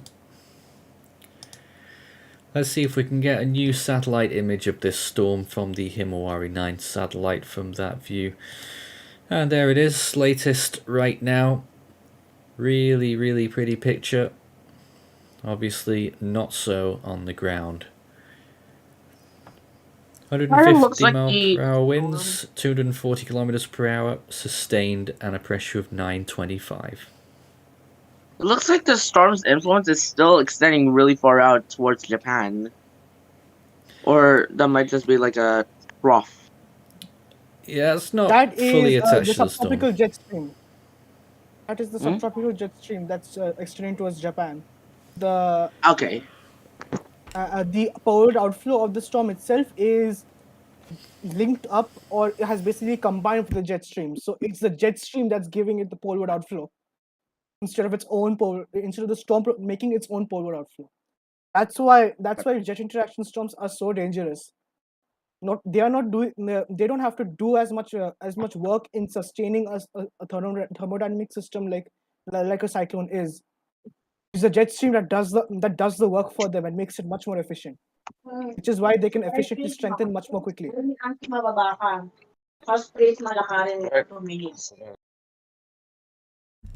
All right. Some background there. Keep your questions coming in.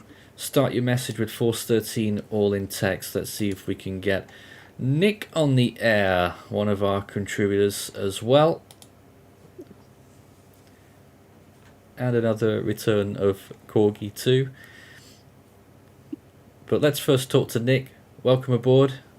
Waking up this morning, you're seeing this storm weakening after looking so impressive last night, overnight. What are your thoughts today?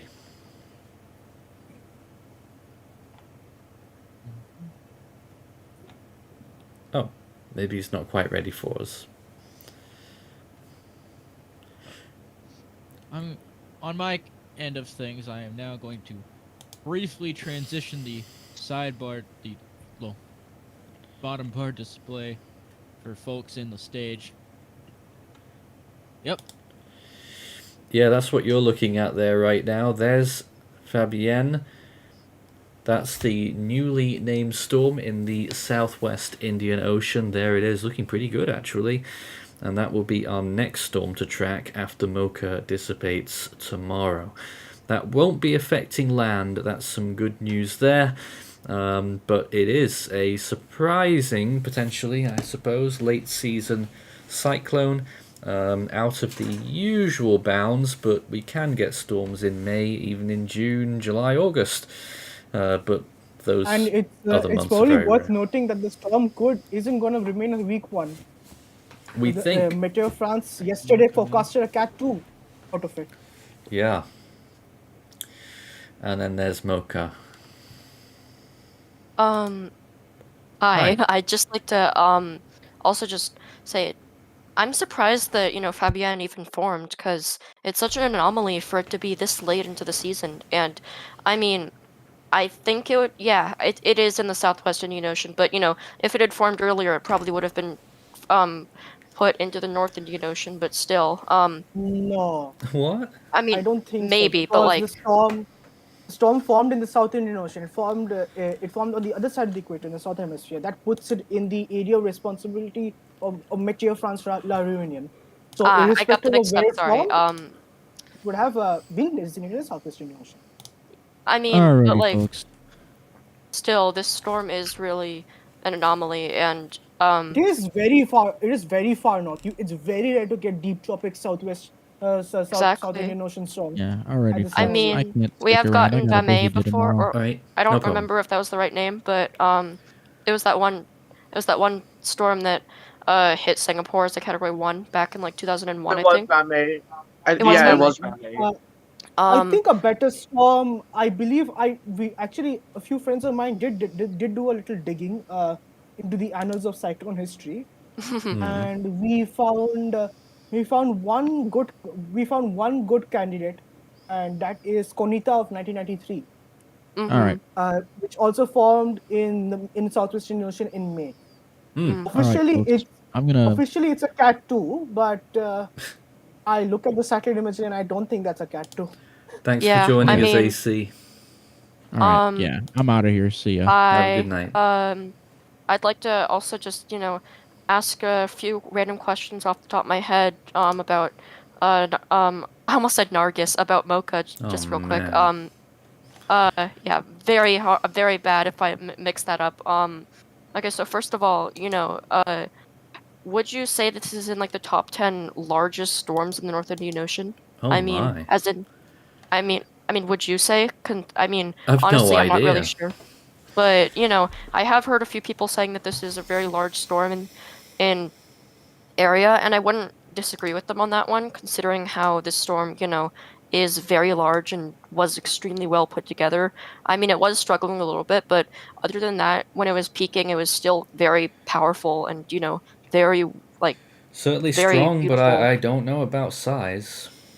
Yeah, we'll have to do some digging on that. But another thing that I had a question about is would you say that Mocha could be a textbook storm in the future if this plays out in the worst possible way? I mean, there's I many. do not know, and I really do not like making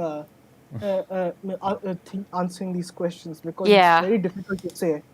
exactly. I was And just, it, wondering your because I best mean, hope would be that there has been good enough planning and mhm, little to not and enough planning that most people have evacuated. But mhm. I But we don't know can't how. say for I don't sure. exactly know how the situation is right now. Exactly. I'm just, because of how bad this storm has been so far, I'm not sure what's going to happen. And that's the most, that's the scariest part is that not knowing whether, the storm will be a really terrible one or not cause much damage. As I remember a storm in in the aftermath of Nargis, probably like 2010, a Category 3 hit Myanmar or something, if I remember Geary. correctly. And yeah, Geary, and barely anyone died from that because, they were so like I wouldn't say 157 people being dead is barely anyone, though. I mean, Just want to I point that mean, out. okay, okay, yeah, I do not remember the exact fatality total. However, I will say that, I think I'm actually referring to a different storm, although I might be Oh. wrong, You mean but Mala, I think. Mala 2006. That also hit Yuri Myanmar. did kill 157 directly and indirectly. I would say, however, the planning was better for that storm, I would say, although I could be wrong because I'm not as Uh, knowledgeable on this topic Storm as rapidly weakened before making landfall I will in have to do some Myanmar, if I research recall on this, correctly. and I will, All right. talk about this later. But um, I'm gonna say, I just really am hoping for the best for the region, and that, warnings and watches are taken seriously because we have had instances where I'm just gonna say, one instance I would say, which is, a very sad situation was Cyclone Tracy. Although, Oh. the system was of, although, uh there was like a warning earlier, like a week earlier for a cyclone, which ended up not happening. And Yes. so it was, during Christmas. And so people didn't really take it seriously, and then it ended up becoming one of the worst in Australia's history. So We I have to just move really on, I'm don't. afraid. Uh, okay, But thank you. I'm currently Thank you. checking I'm sorry, this is a little off topic, but I'm checking the latest cone that has been issued for Fabian. Okay. I'll just get back to you guys in like Okay. 5 minutes. Nick, I want to say hello to you again. Are you here? Oh. Oh, there you are. And you're showing us your view of visible, much closer in than the one I have, and warnings across Myanmar right now. Do you want to tell us about that? Well, yeah, this is the same exact thing that I have from yesterday, Yep. which is basically the wind severity in Myanmar. And we're definitely still looking out towards the landfall location, which is about roughly here. I don't know. The movement has been going north towards the border again, which is kind of confusing because, like, last time it was going directly towards Sittwe, and now it's, like, going to be around this area up here. So this is sort of a confusing process. But in the warnings added, or well, the advisories, were definitely the cities of Yangon and also the state of Kaya or region. I'm not really sure about that. Yep, I see them there. The cone is out. I will be sending it to Nathan in live output. Okay. Where should I send it actually? Where should I send it? Oh gosh, Like, I don't know. Let's see if we can talk to Charles first, though. does the event chat support pictures? Where? Does the event chat support attachments? The call chat. Yeah, It should do. the phone in has a separate chat. It should do. Hi, Charles. Hi. How are you? Any thoughts on Mocha? Yes, Mocha in Myanmar. This is the phone in. Anything you'd like to say about it? There you go. Yeah, it's Check on the event chat. All right.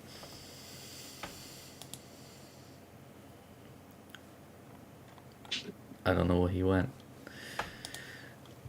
Nathan, I've sent the thing. Yes, I saw this earlier, and as a matter of fact, you didn't need to send that to me at all. It's already in one of my tabs. Here it is. This is the track of... Well, that's actually an old one, but the track is pretty much the same. Oh, there it is. That's the new track.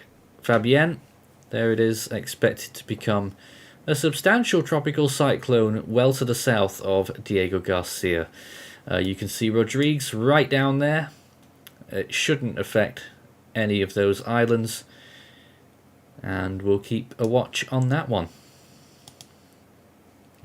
That's all we've really got to say about that. Very interesting storm. We also have our video editor Cesar Gamez with us right now. Hello, Cesar.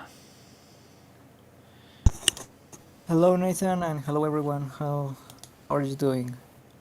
We're holding on here. We've been live for nearly 6 hours, actually. It's gone by pretty quickly, to be fair. What do you think of Mocha right now? Ferocious. Well, I've been following the evolution and the track of Mocha during the past hours in the stream on YouTube. And well, of course, this is something really concerning. I mean, it's wonderful that Mocha is quite weakening fast, maybe, but unfortunately has intensified really quickly and into a really ferocious system, as you mentioned. And of course, it's going to be one of the strongest landfalls ever in Myanmar's history, unfortunately. That's the concerning situation, the storm surge that is going to cause practically the most damages in the regions, or at least in the nearby regions.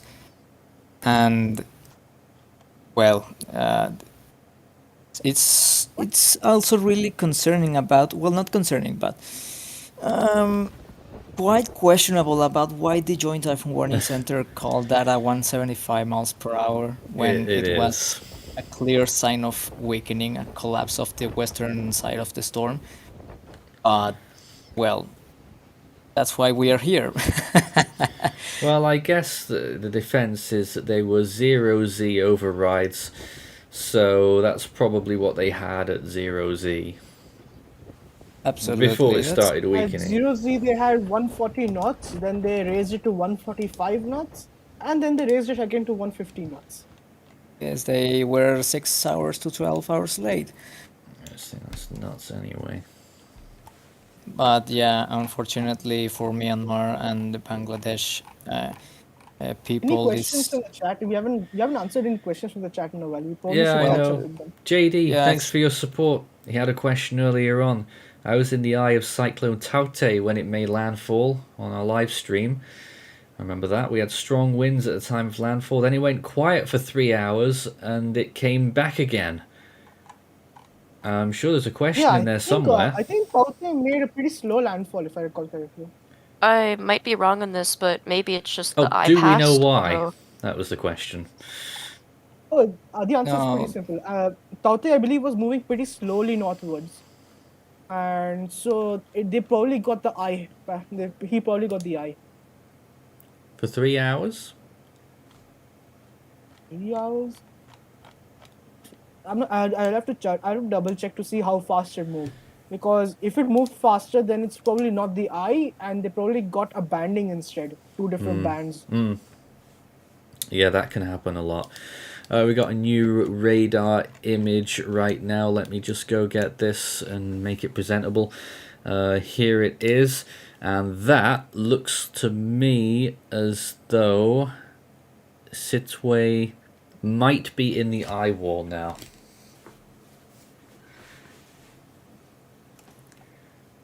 That is a fascinating image and perhaps a movement back to the northeast again, but I'm going to get a position fix for us right now and see exactly where this thing is. Very interesting though. Who knows what'll happen? I'm just hoping for the best here. This puts it very Well, close now. we are. I mean, relatively. We are now looking at 27 kilometers from land, just west of Sidway, based on this image. 27 kilometers, so that probably puts landfall an hour away. Yep. And I think landfall is probably going to occur at Magi Chang, which is on the next peninsula up from Sidway, 30 kilometers away, and the distance between those two towns is not very far. It's 20 kilometers between the two there. So concerning that's my prediction. I think one of the most concerning things about predicting, or tracking Mocha's directions or path, is that it was the constant like changes on its direction. Sometimes it was moving to the more northeast, and then northeast, and then again northeast. And in the last frames, well, if I'm not mistaken, it looks like it's moving more to the northeast. Yeah. So it's like the ice it's getting more closer to the Myanmar's Bangladesh border than expected that it was expected. There's a comment there about the radar image is not very honest about the northeast quadrant.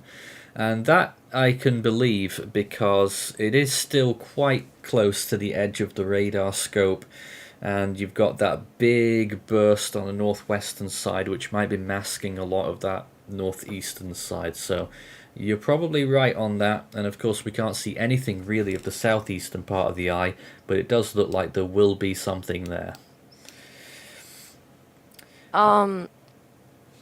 It's interesting how, the predictions for the landfall of the storm have shifted a lot. Like, originally, the first, silly range predictions were it would hit Chattogram, but then it moved more towards the Myanmar-Bangladesh border. And then it was, certain to just hit Myanmar, but now it's back at the Myanmar-Bangladesh border, if I remember correctly.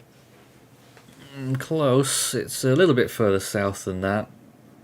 But, I mean, close enough, I mean, it's not directly at the border, but it is close to the border.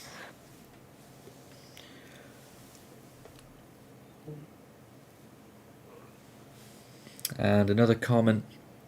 Can you tell us, did everyone from the refugee camp that is going to be hit by Mocha get moved to safety? I don't know.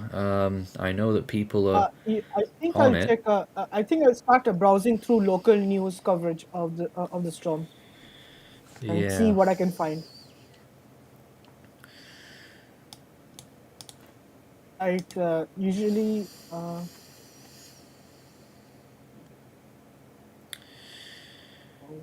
Okay. Alright. The Eyewall is hitting there now, though. We've got some more imagery actually right now. Lots of news is there from. Lots of news is there from the Bangladesh side, but I'm actually having difficulty finding reports from Myanmar itself. I mean, look at that. You just saw a tree So fall what there in real all I time. can find. And just to watch Apparently, again state here. media is reporting that Myanmar's Myanmar's government has started supervising evacuations from villages across the Rakhine coast. And Myanmar Airways has reported that all flights to Rakhine State have been suspended until Monday. And the Red Cross Society has begun preparations for emergency responses. Well, it's good that they're preparing to, respond to the situation. I really do hope that the aid does get properly, I really hope the aid does get, properly distributed, but, we'll just have to see what happens.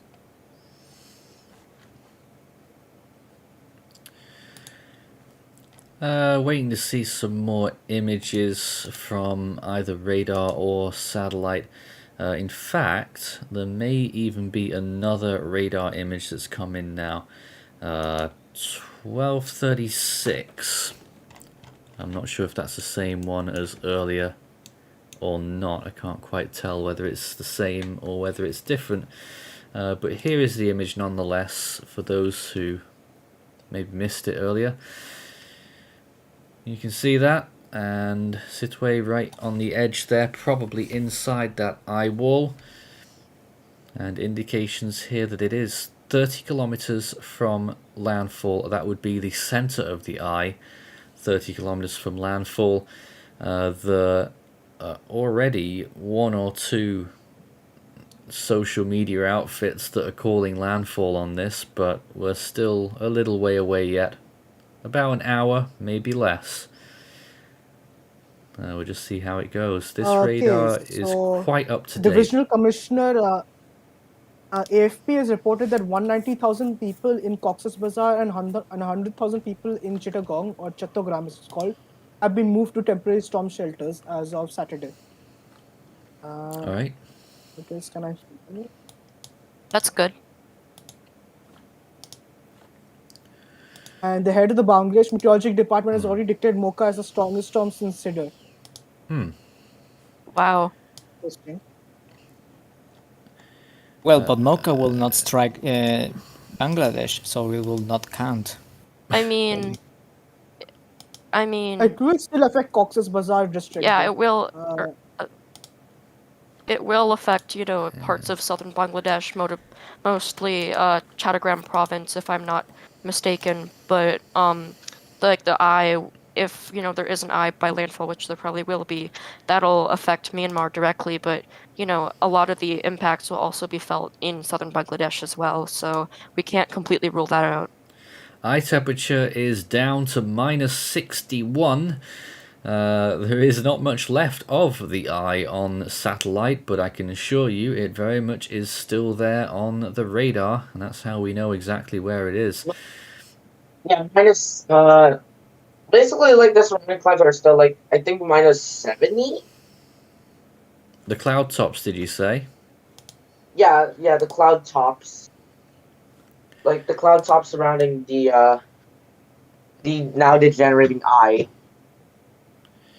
Yep, still well into the minus 70s, a few minus 80s still holding on there as well. Let me show you on the RAM imagery here some of these latest images. When you look at it this way, it's just holding on a little bit more. Fascinating to watch, but obviously still extremely dangerous. Still a powerful Category 4 storm, and most of the bulk is on that eastern side as well, so a gnarly northern and northeastern eye wall that's impacting the coast right now, and we are expecting landfall. It's getting closer, probably within the next hour.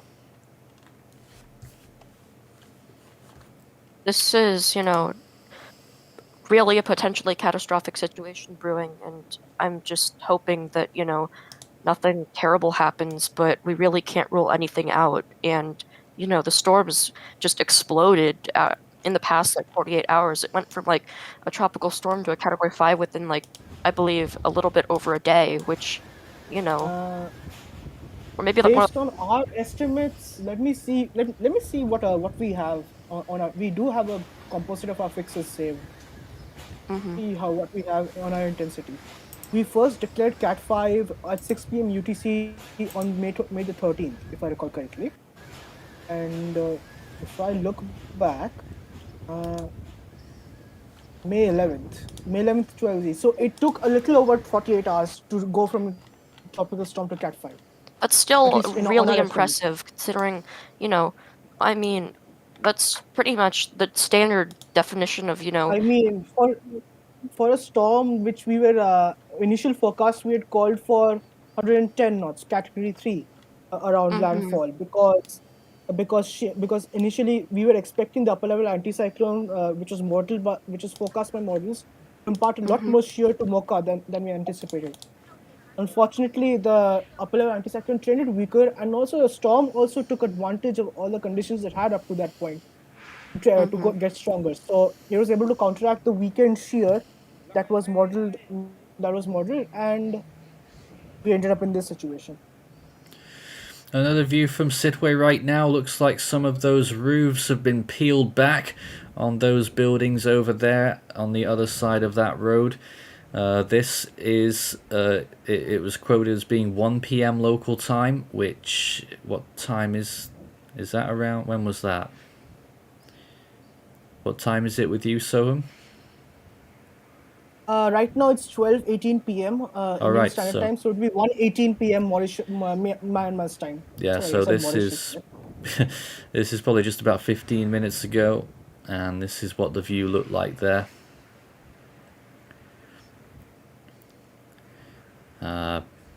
Very inclement weather, and you can see debris flying across the road there, mainly tree debris and branches and twigs and leaves. But I really do hope that the city doesn't face extreme damages from the storm. I mean, looking at it already, it doesn't look good, and it's only going to get worse from here. So I'm just, hoping that, I mean, we're all hoping that, the city will, I mean, C2A will do okay. But only time will tell, I guess.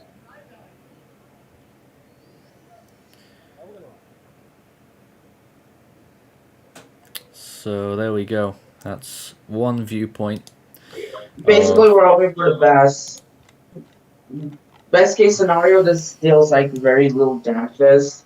Worst case, I don't know. Like feels like I really. generally try to not think of the worst case. Yeah, I'm gonna just be think of the honest, best case scenario for now, and then we'll see if we actually got a really good scenario or a really bad one. I'm not gonna, argue with you here, but I do feel like it is also important to think about, what possibilities could happen from the storm in all fields. But I still am hoping for the best case scenario. But you have to Okay, have an open mindset. 6Z estimate. Okay, JTWC 6 a.m. UTC estimate is out. They have 155 miles per hour, 918 millibars. And here's a new radar image as well. Sidway there probably getting part of the Eyewall, or at least on the very edge of it. Honestly, I don't see much different with this image, but it is more up to date. It's from 3 minutes ago, I think it was. So let me just see if once again I can get a little estimate here on the position of the center of the eye. Don't forget, is what I'm tracking as I look at this image. Oh, yeah, this is weird. I just wanted to point this out. The 12 a.m. UTC estimate was 175 miles per hour, 919 millibars. Yeah. But the 6 a.m. UTC estimate is 155 miles per hour, 918 millibars. Oh my So according God. to the JTWC, this weakened by 15 miles per hour, but deepened by 1 millibar. I don't know what's going on there. They've lost the plot.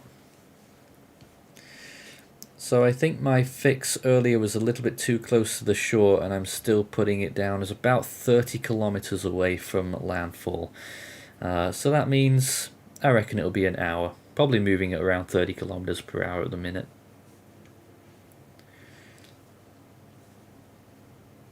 So a lot going on.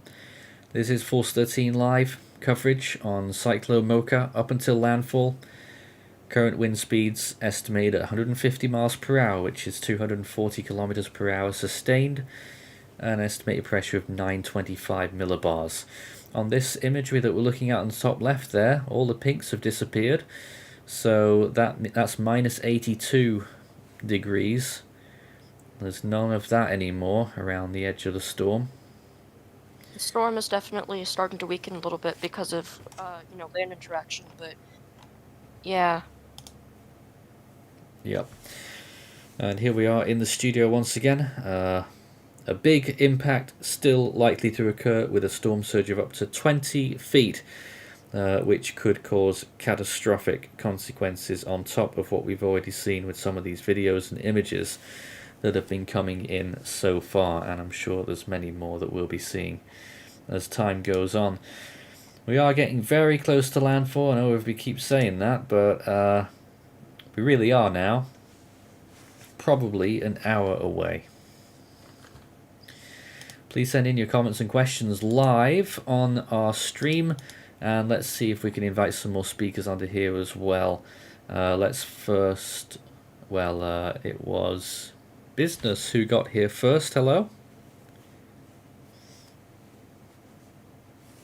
Well, to say that this situation is getting worse would be a very huge understatement, because it's like so close to landfall that it could, that, as you've already said, or someone else's, preparations are already practically complete. But if there's anyone who's unprepared for this, they better be they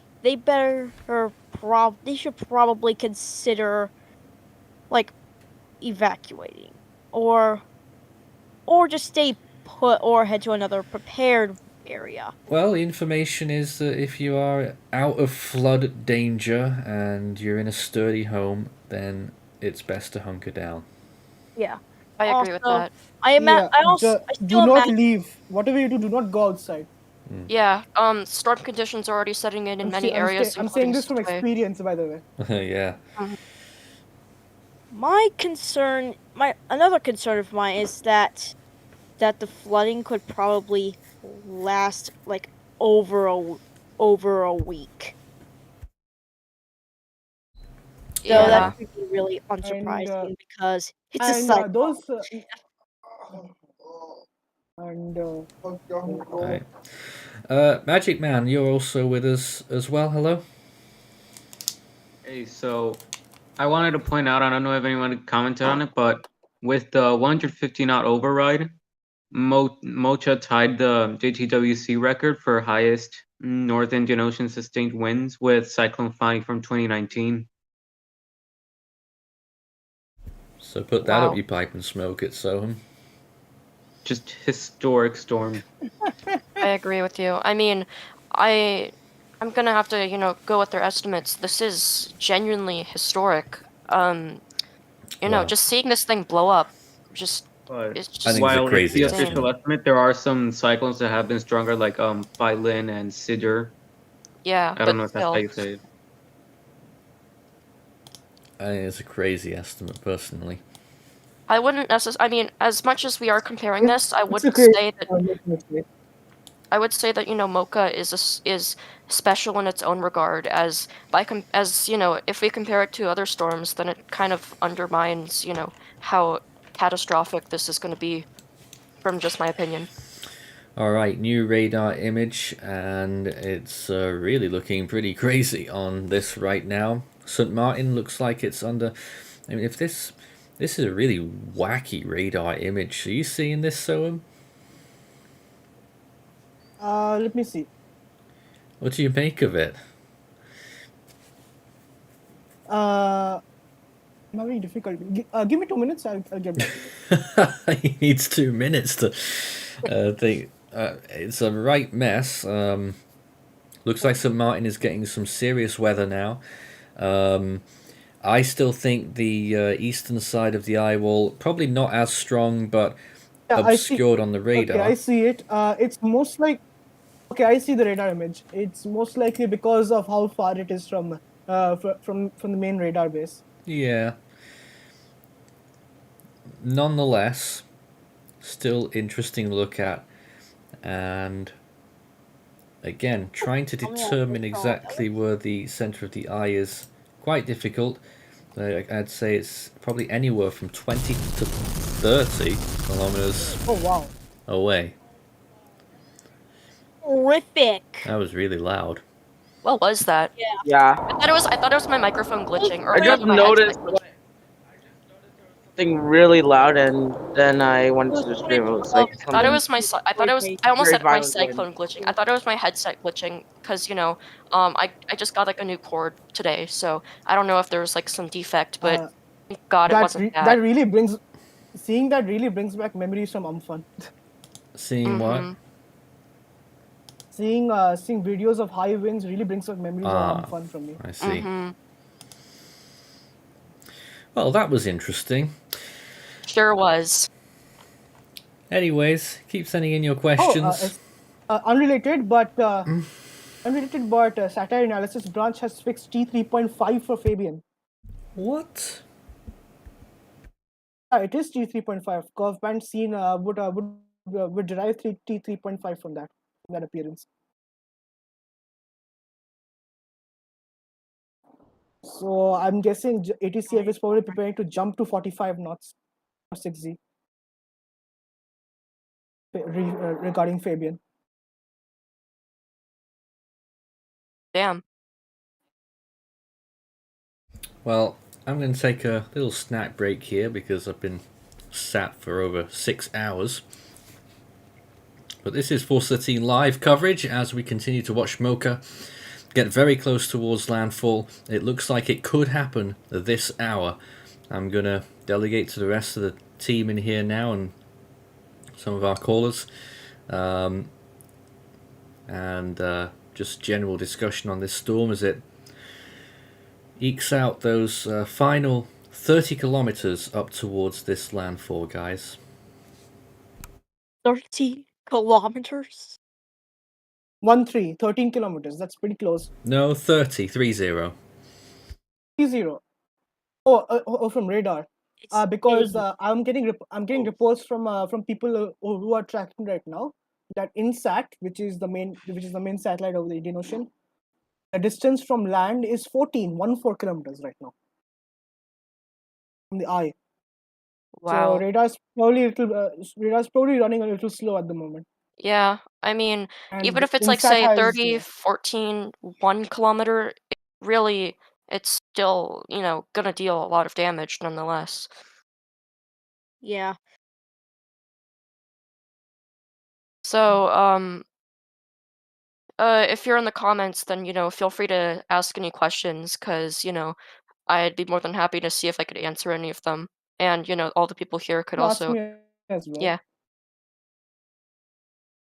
Someone asked who died. I don't think anyone yet, which is good. Yeah, I hope nobody dies yet. I am But getting Can't really find out after the storm is over. yeah, and even then, but Yeah, I'm getting reports that the storm has claimed has already claimed one fatality, but I am trying to confirm. yeah, we need confirmation from that. Like, if High someone says, "Oh, temperature this," is down to minus 66. I see what you mean about this INSAT. Currently puts the storm.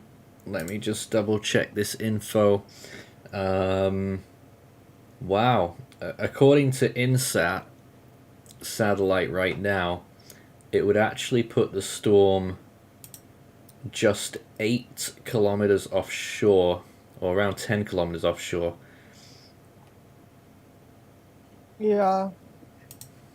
And INSAT's, I'm still waiting. Is there any new radar updates? Hopefully that will give us a. We are looking at Radar hasn't changed very much, and it is up to date. Radar is what's the time specified on the radar? 57 minutes past, 4 minutes ago. 57 minutes past. In fact, the 59 has just come in. And it still looks the same. But in that case, radar is probably more correct in this case. Let's see. I think so. The way I've been watching it throughout this stream. I found a pretty good question someone asked. Mind if I pose it? Mm-hmm. Zihad Tarafdar asked, how long is it going to last on land? What did the cone have? GTWC? They have it staying quite strong inland. They still have it at 65 knots, I think, after 24 hours. Like what? 65 knots in 24? I can't see that happening.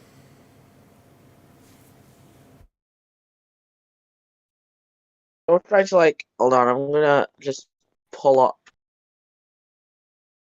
I'm just gonna pull up my maps here and see where it's gonna make landfall. I think it might make landfall near Mount Tao. At this point, I think it might be like somewhere near Mount Tao.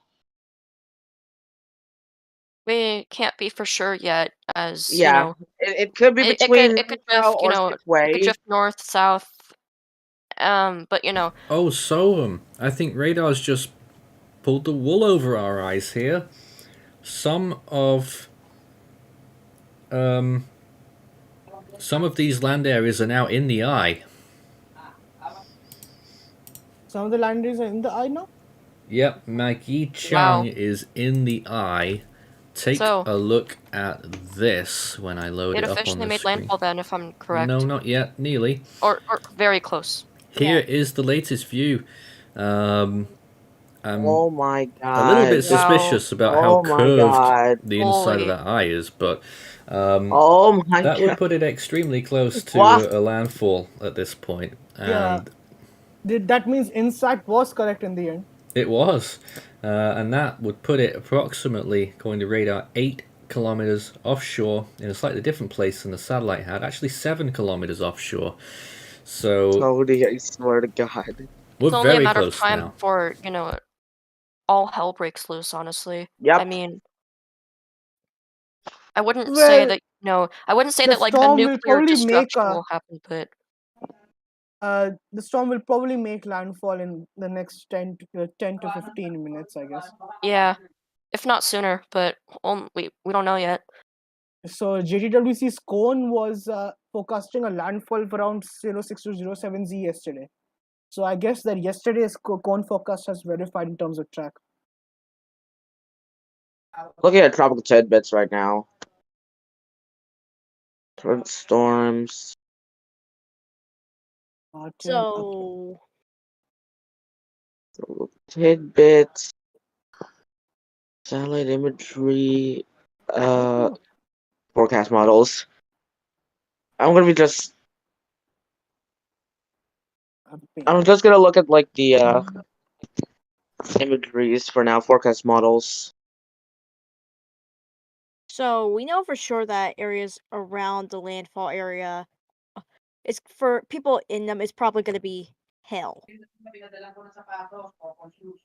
I wouldn't jump to conclusions like that. It probably, will be very catastrophic, but I wouldn't consider it, to be complete destruction. Like, I mean, No, it's insensitive to call it complete exactly. destruction That's this what I'm ahead of saying. time. I mean, Yeah. I wouldn't say that you're like 100% wrong, but I would say that, it is pretty insensitive to jump to conclusions like that. It'll probably do a lot of damage, but, I wouldn't consider it to be complete destruction.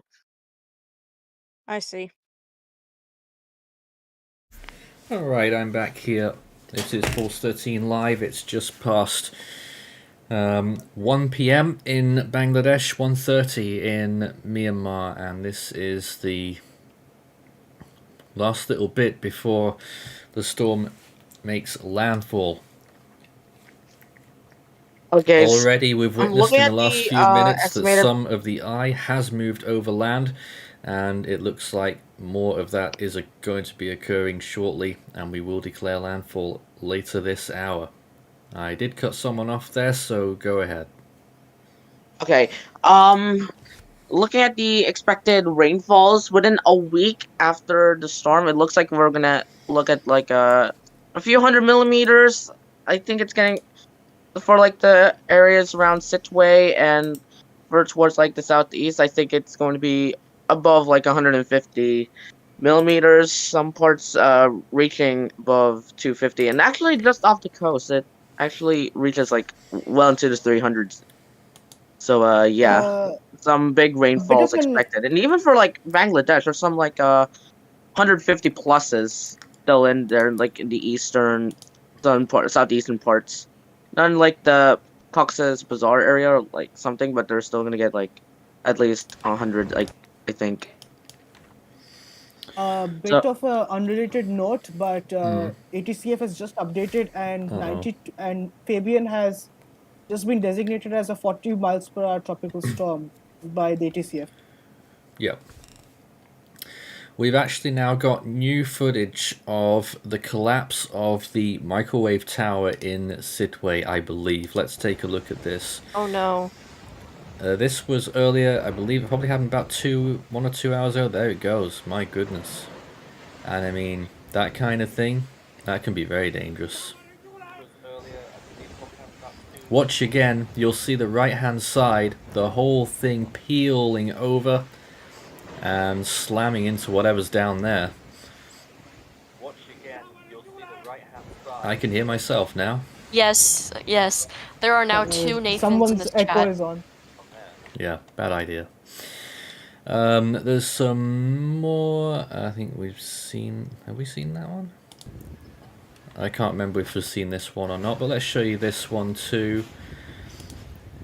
Scenes right now. Yeah, we did show you this one earlier. So there we go. Alright, we're gonna ship some of our people out here now. But thanks for joining us on the call there. Bye. Oh, okay then, bye. And let's talk to Cesar. You've been around here for a little bit.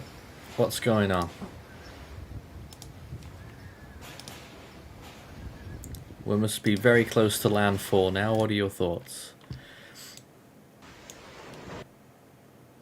He's not here? Alright then. Oh. Let's talk to Nick then. Hi Nick. Hold on, this is bad. I have food in my mouth. Alright, okay. That's even worse. Let's not go to anyone then.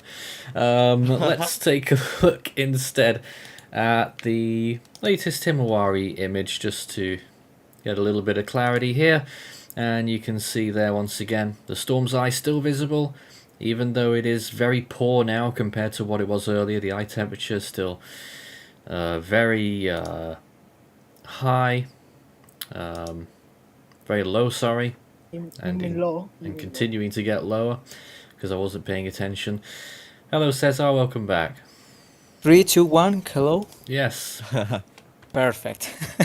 Sorry, apparently I had a connection issue and the mic didn't work when I reconnect. Then you asked me about the landfall, right? Yeah, just your current thoughts on this. Landfall's very close at hand. Well, I don't know if it's good or it's bad. I mean, about the situation that it's regarding the INSAT now cyclone. says that. Just want to point Hang out, on. INSAT. I'm so sorry. Okay, continue. Because the cyclone has been moving quicker and quicker in the last few hours, but also has been weakening a little bit fast. But the situation is, if it's not moving quite fast, but it's weakening a lot by the wind shear and the dry air that is actually occurring right now in the atmosphere. How much it's convenient about the cyclone staying offshore while it weakens and then making landfall much weaker than it is. Sohan, what did you want to say? Yeah, sorry about that. But what I was It's going to okay. say was, in latest INSAT frame, as the eye 4 kilometers from landfall.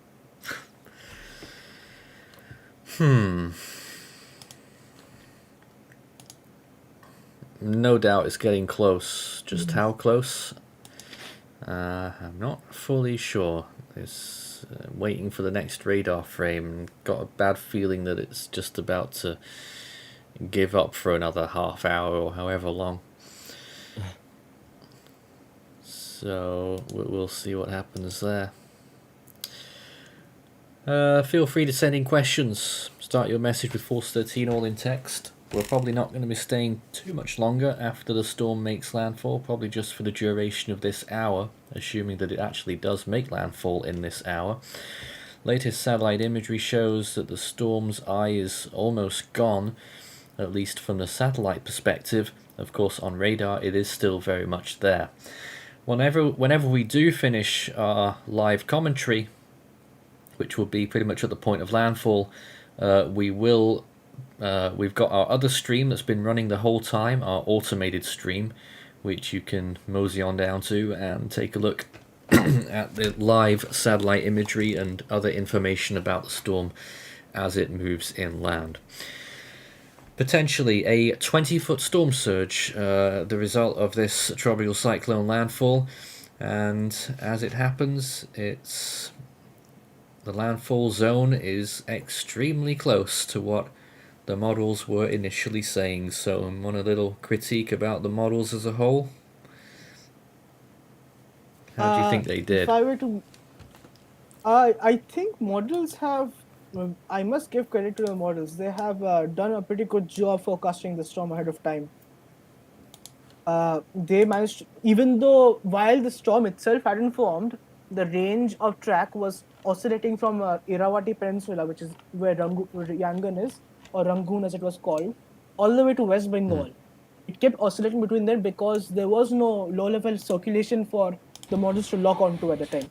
However, once a low-level circulation was visible and prevalent on satellite imagery and on scatterometer data, models immediately shifted towards the Bangladesh-Myanmar coast, and they kept locking on to a 930s to a 940s to 910s landfall. They never budged from there, except I think GFS maybe budged once or twice, but the model consensus was always a sub 950. So if I were to say, this is actually a pretty good performance from the models on Mocha. Though I would like to critique the HWRF for being bullish all the time, and for once the HWRF got pretty close to verifying. Yeah. We're seeing new images here, lots of wind. That first one we saw lots of surface water being blown along, and you can see here a lot of the roofing there really taking a battering as we watch these images come in. There it is again. Some very heavy wind there. The worst is probably still yet to come, though. And that one, I imagine that was in the Sidway area. Residents said trees have been uprooted and roofs blown away by the wind.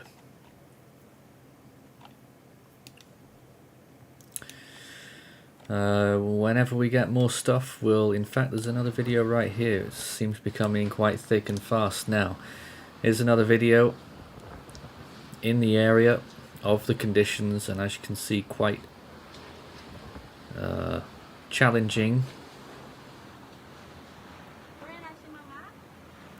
Part of the eye is now onshore. Okay. Part of the eye certainly really is. Close. It's really close. Absolutely.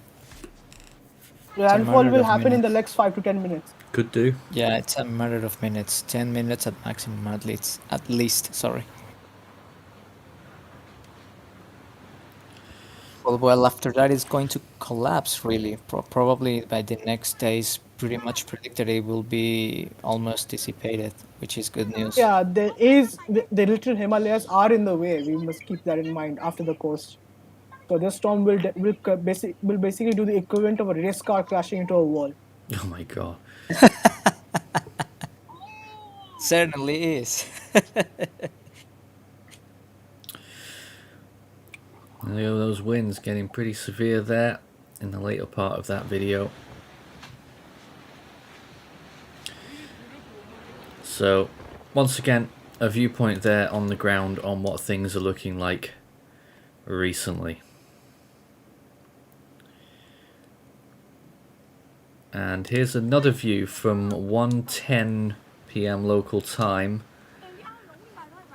on those conditions in Sidway.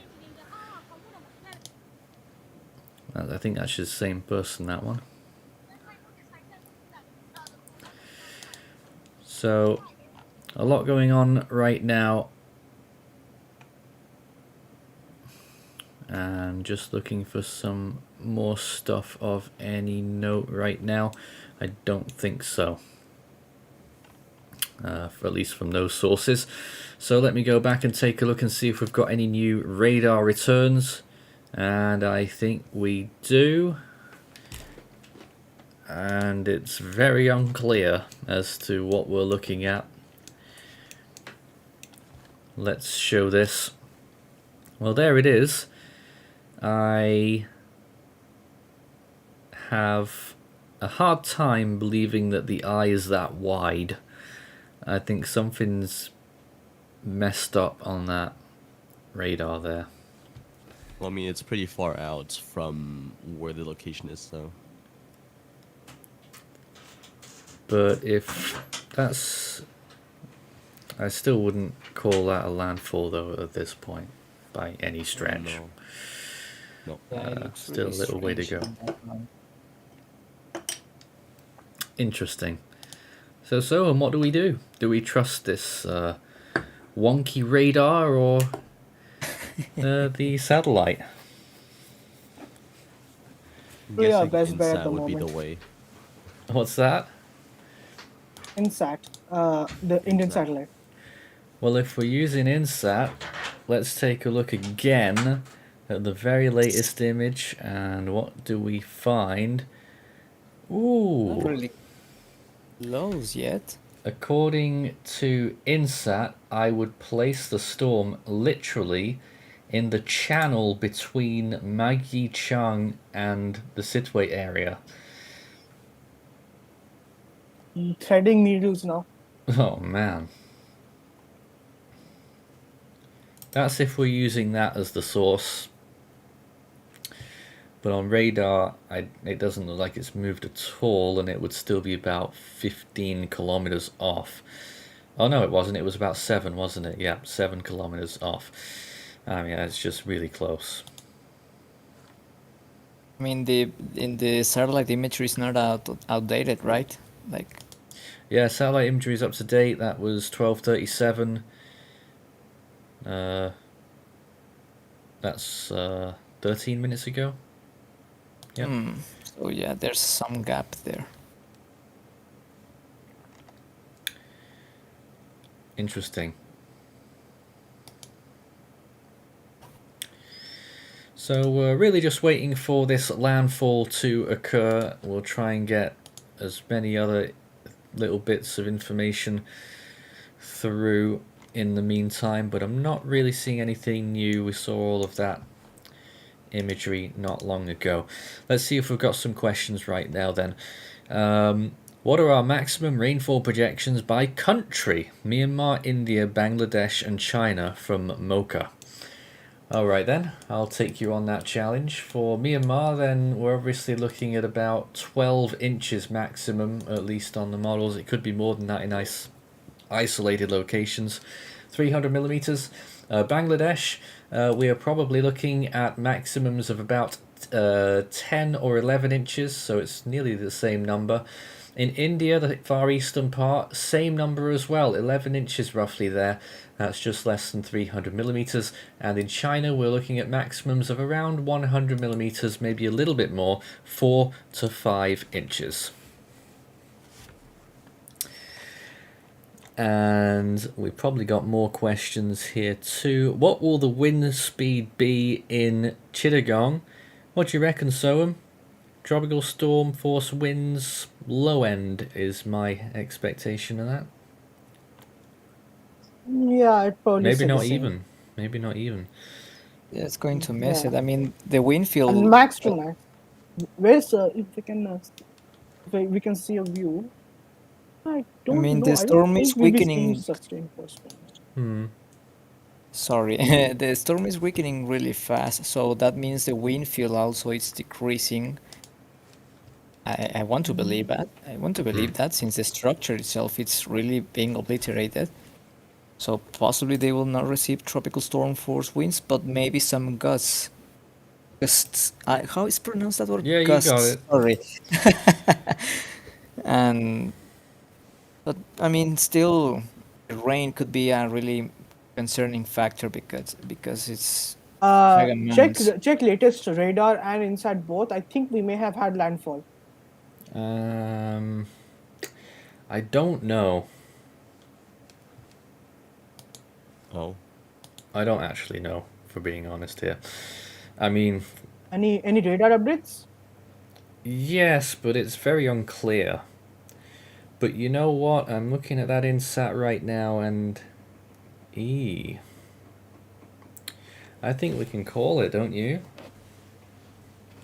Yeah, people in my circles are also calling it, but I'm still waiting. I'm still seeing. Really close.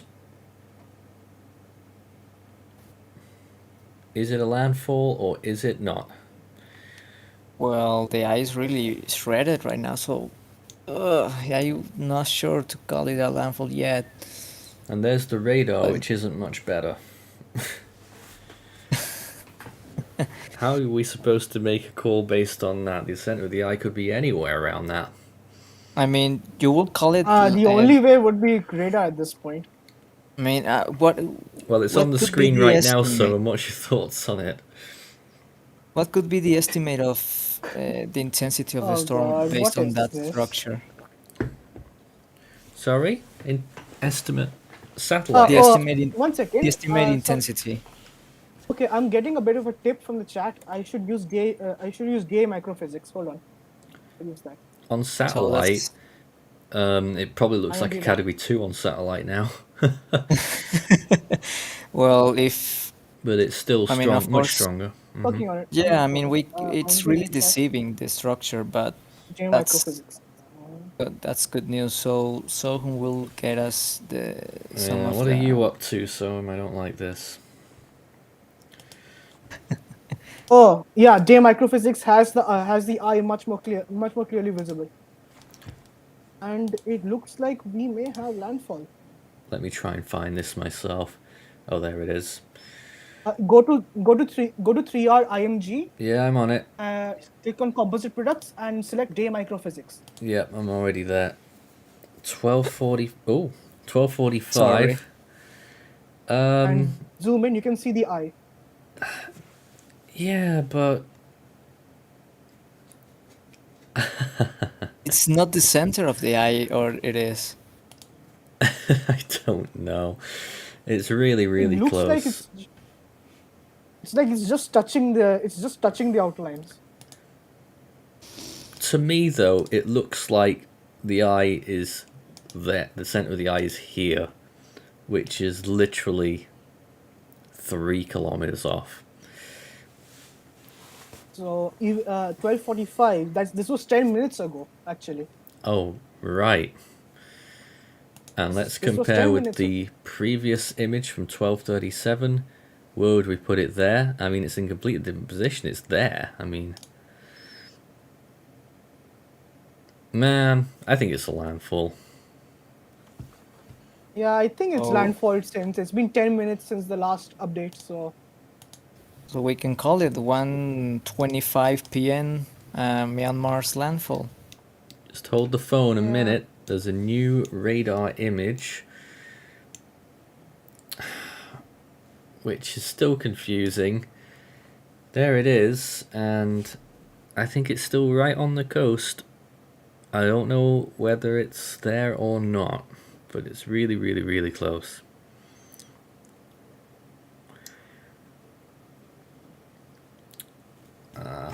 But there we go. I mean, radar image is not very helpful. I'll just say it that. isn't. No. That happens when you have a really destroyed system right now, which is great news, of course. Now, as always, I wouldn't say it's destroyed, even though it's the eye is clouding over on IR. It's Well, I still mean, very much present on compared radar. about what it looked like 6 hours ago, it's been a really INSAT fast still hasn't weakening updated. trend. It's still at 12:45. now Ideally, we as should have seen a new frame by now. as always, landfalls are just a symbolic feature. They don't really mean much. The worst of the storm has impacted the coastline before the center of the eye reaches that area. That's the Eyewall. What it does mean, though, is that in almost all cases, the storm cannot intensify any more and cannot cause any more damage than what it's already done, I suppose, in a sense. It cannot impact with any further ferocity than it's already has. So that's where the symbolism comes in, I suppose, and a lot more to come after the landfall. Even not gonna lie, even when the storm's eye is disappearing quickly, it still looks really good when seen on visible. Oh yeah, yeah, it really Absolutely. does. Really, Mocha has defied the wind shear and dry air the whole life, whole its lifetime. Yeah, so I mean, we're we gonna saw during peak on the microwave imagery how strong the Eyewall was. Absolutely. we're gonna call the Oh, landfall new frame, new right frame. here. We have a new frame. Just saying now. On radar? Inside. Yeah, 1249. 1249. Yep, that's a landfall. That's landfall. That is a landfall. So a landfall there, we'll You can call it declare landfall. we'll call it 1245, and that is a landfall pretty much at Nike Chang, and then continued northeastwards towards Kudang to the southeast of there, and it will continue northeastwards there, moving inland. That is a landfall.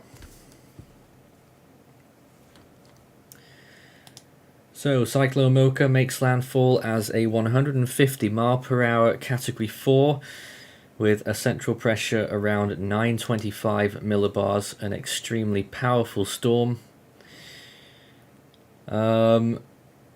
Any thoughts from the team? Well, that's history in the making. One of the strongest landfalls in Myanmar's history. And, well, of course, it's now a weakening trend for Mocha and hopefully will dissipate as soon as possible. But yeah, I believe this is officially by the JTWC. This is on par with Giri, but by our estimate, it's slightly lower. so has been stronger than Giri. Giri was it's on par with Giri. Oh, okay. Well, so the strongest since Giri on October 23rd of 2010. That's correct. That's correct. So 13 years ago since we've seen such a strong system striking Myanmar. Also, I've noticed that Giri was much smaller. Yeah, absolutely. Way much smaller. So of course it had more.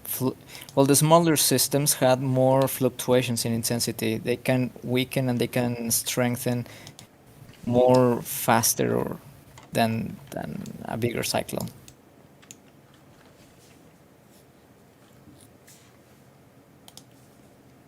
New radar frame. It's pretty much the same as the old one. Useless. But, well, it's a landfall, so there's practically there's no much to debate about that is now inside of Myanmar. So. Well, we're pretty much out of voice here. At least I am. So we're gonna. I think we're gonna call it quits right here, if we're being honest right now. So we sincerely appreciate everyone who joined in on our phone in today, wherever you are around the world, and take part in our live stream. We hope we have done, I'd like to think, a stellar job covering this storm as it has approached the coastline. A really, really serious situation that has occurred.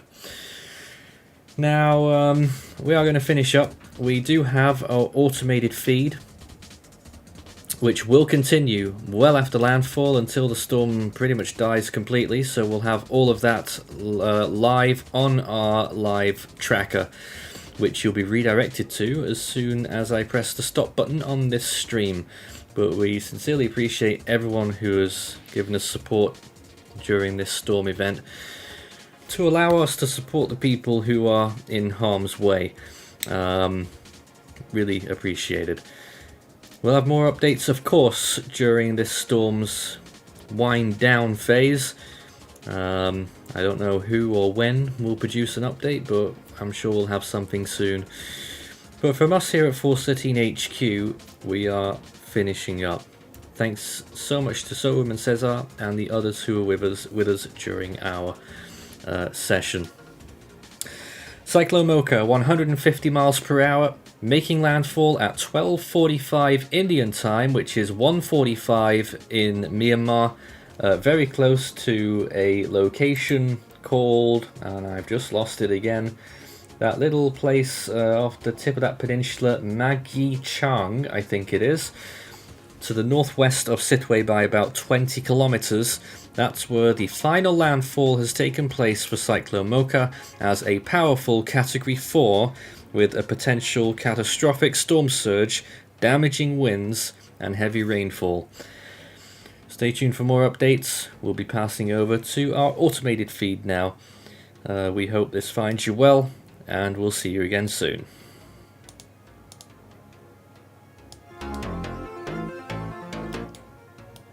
JDWC has backdated the duration of Fabian all the way to 6 AM UTC yesterday. What?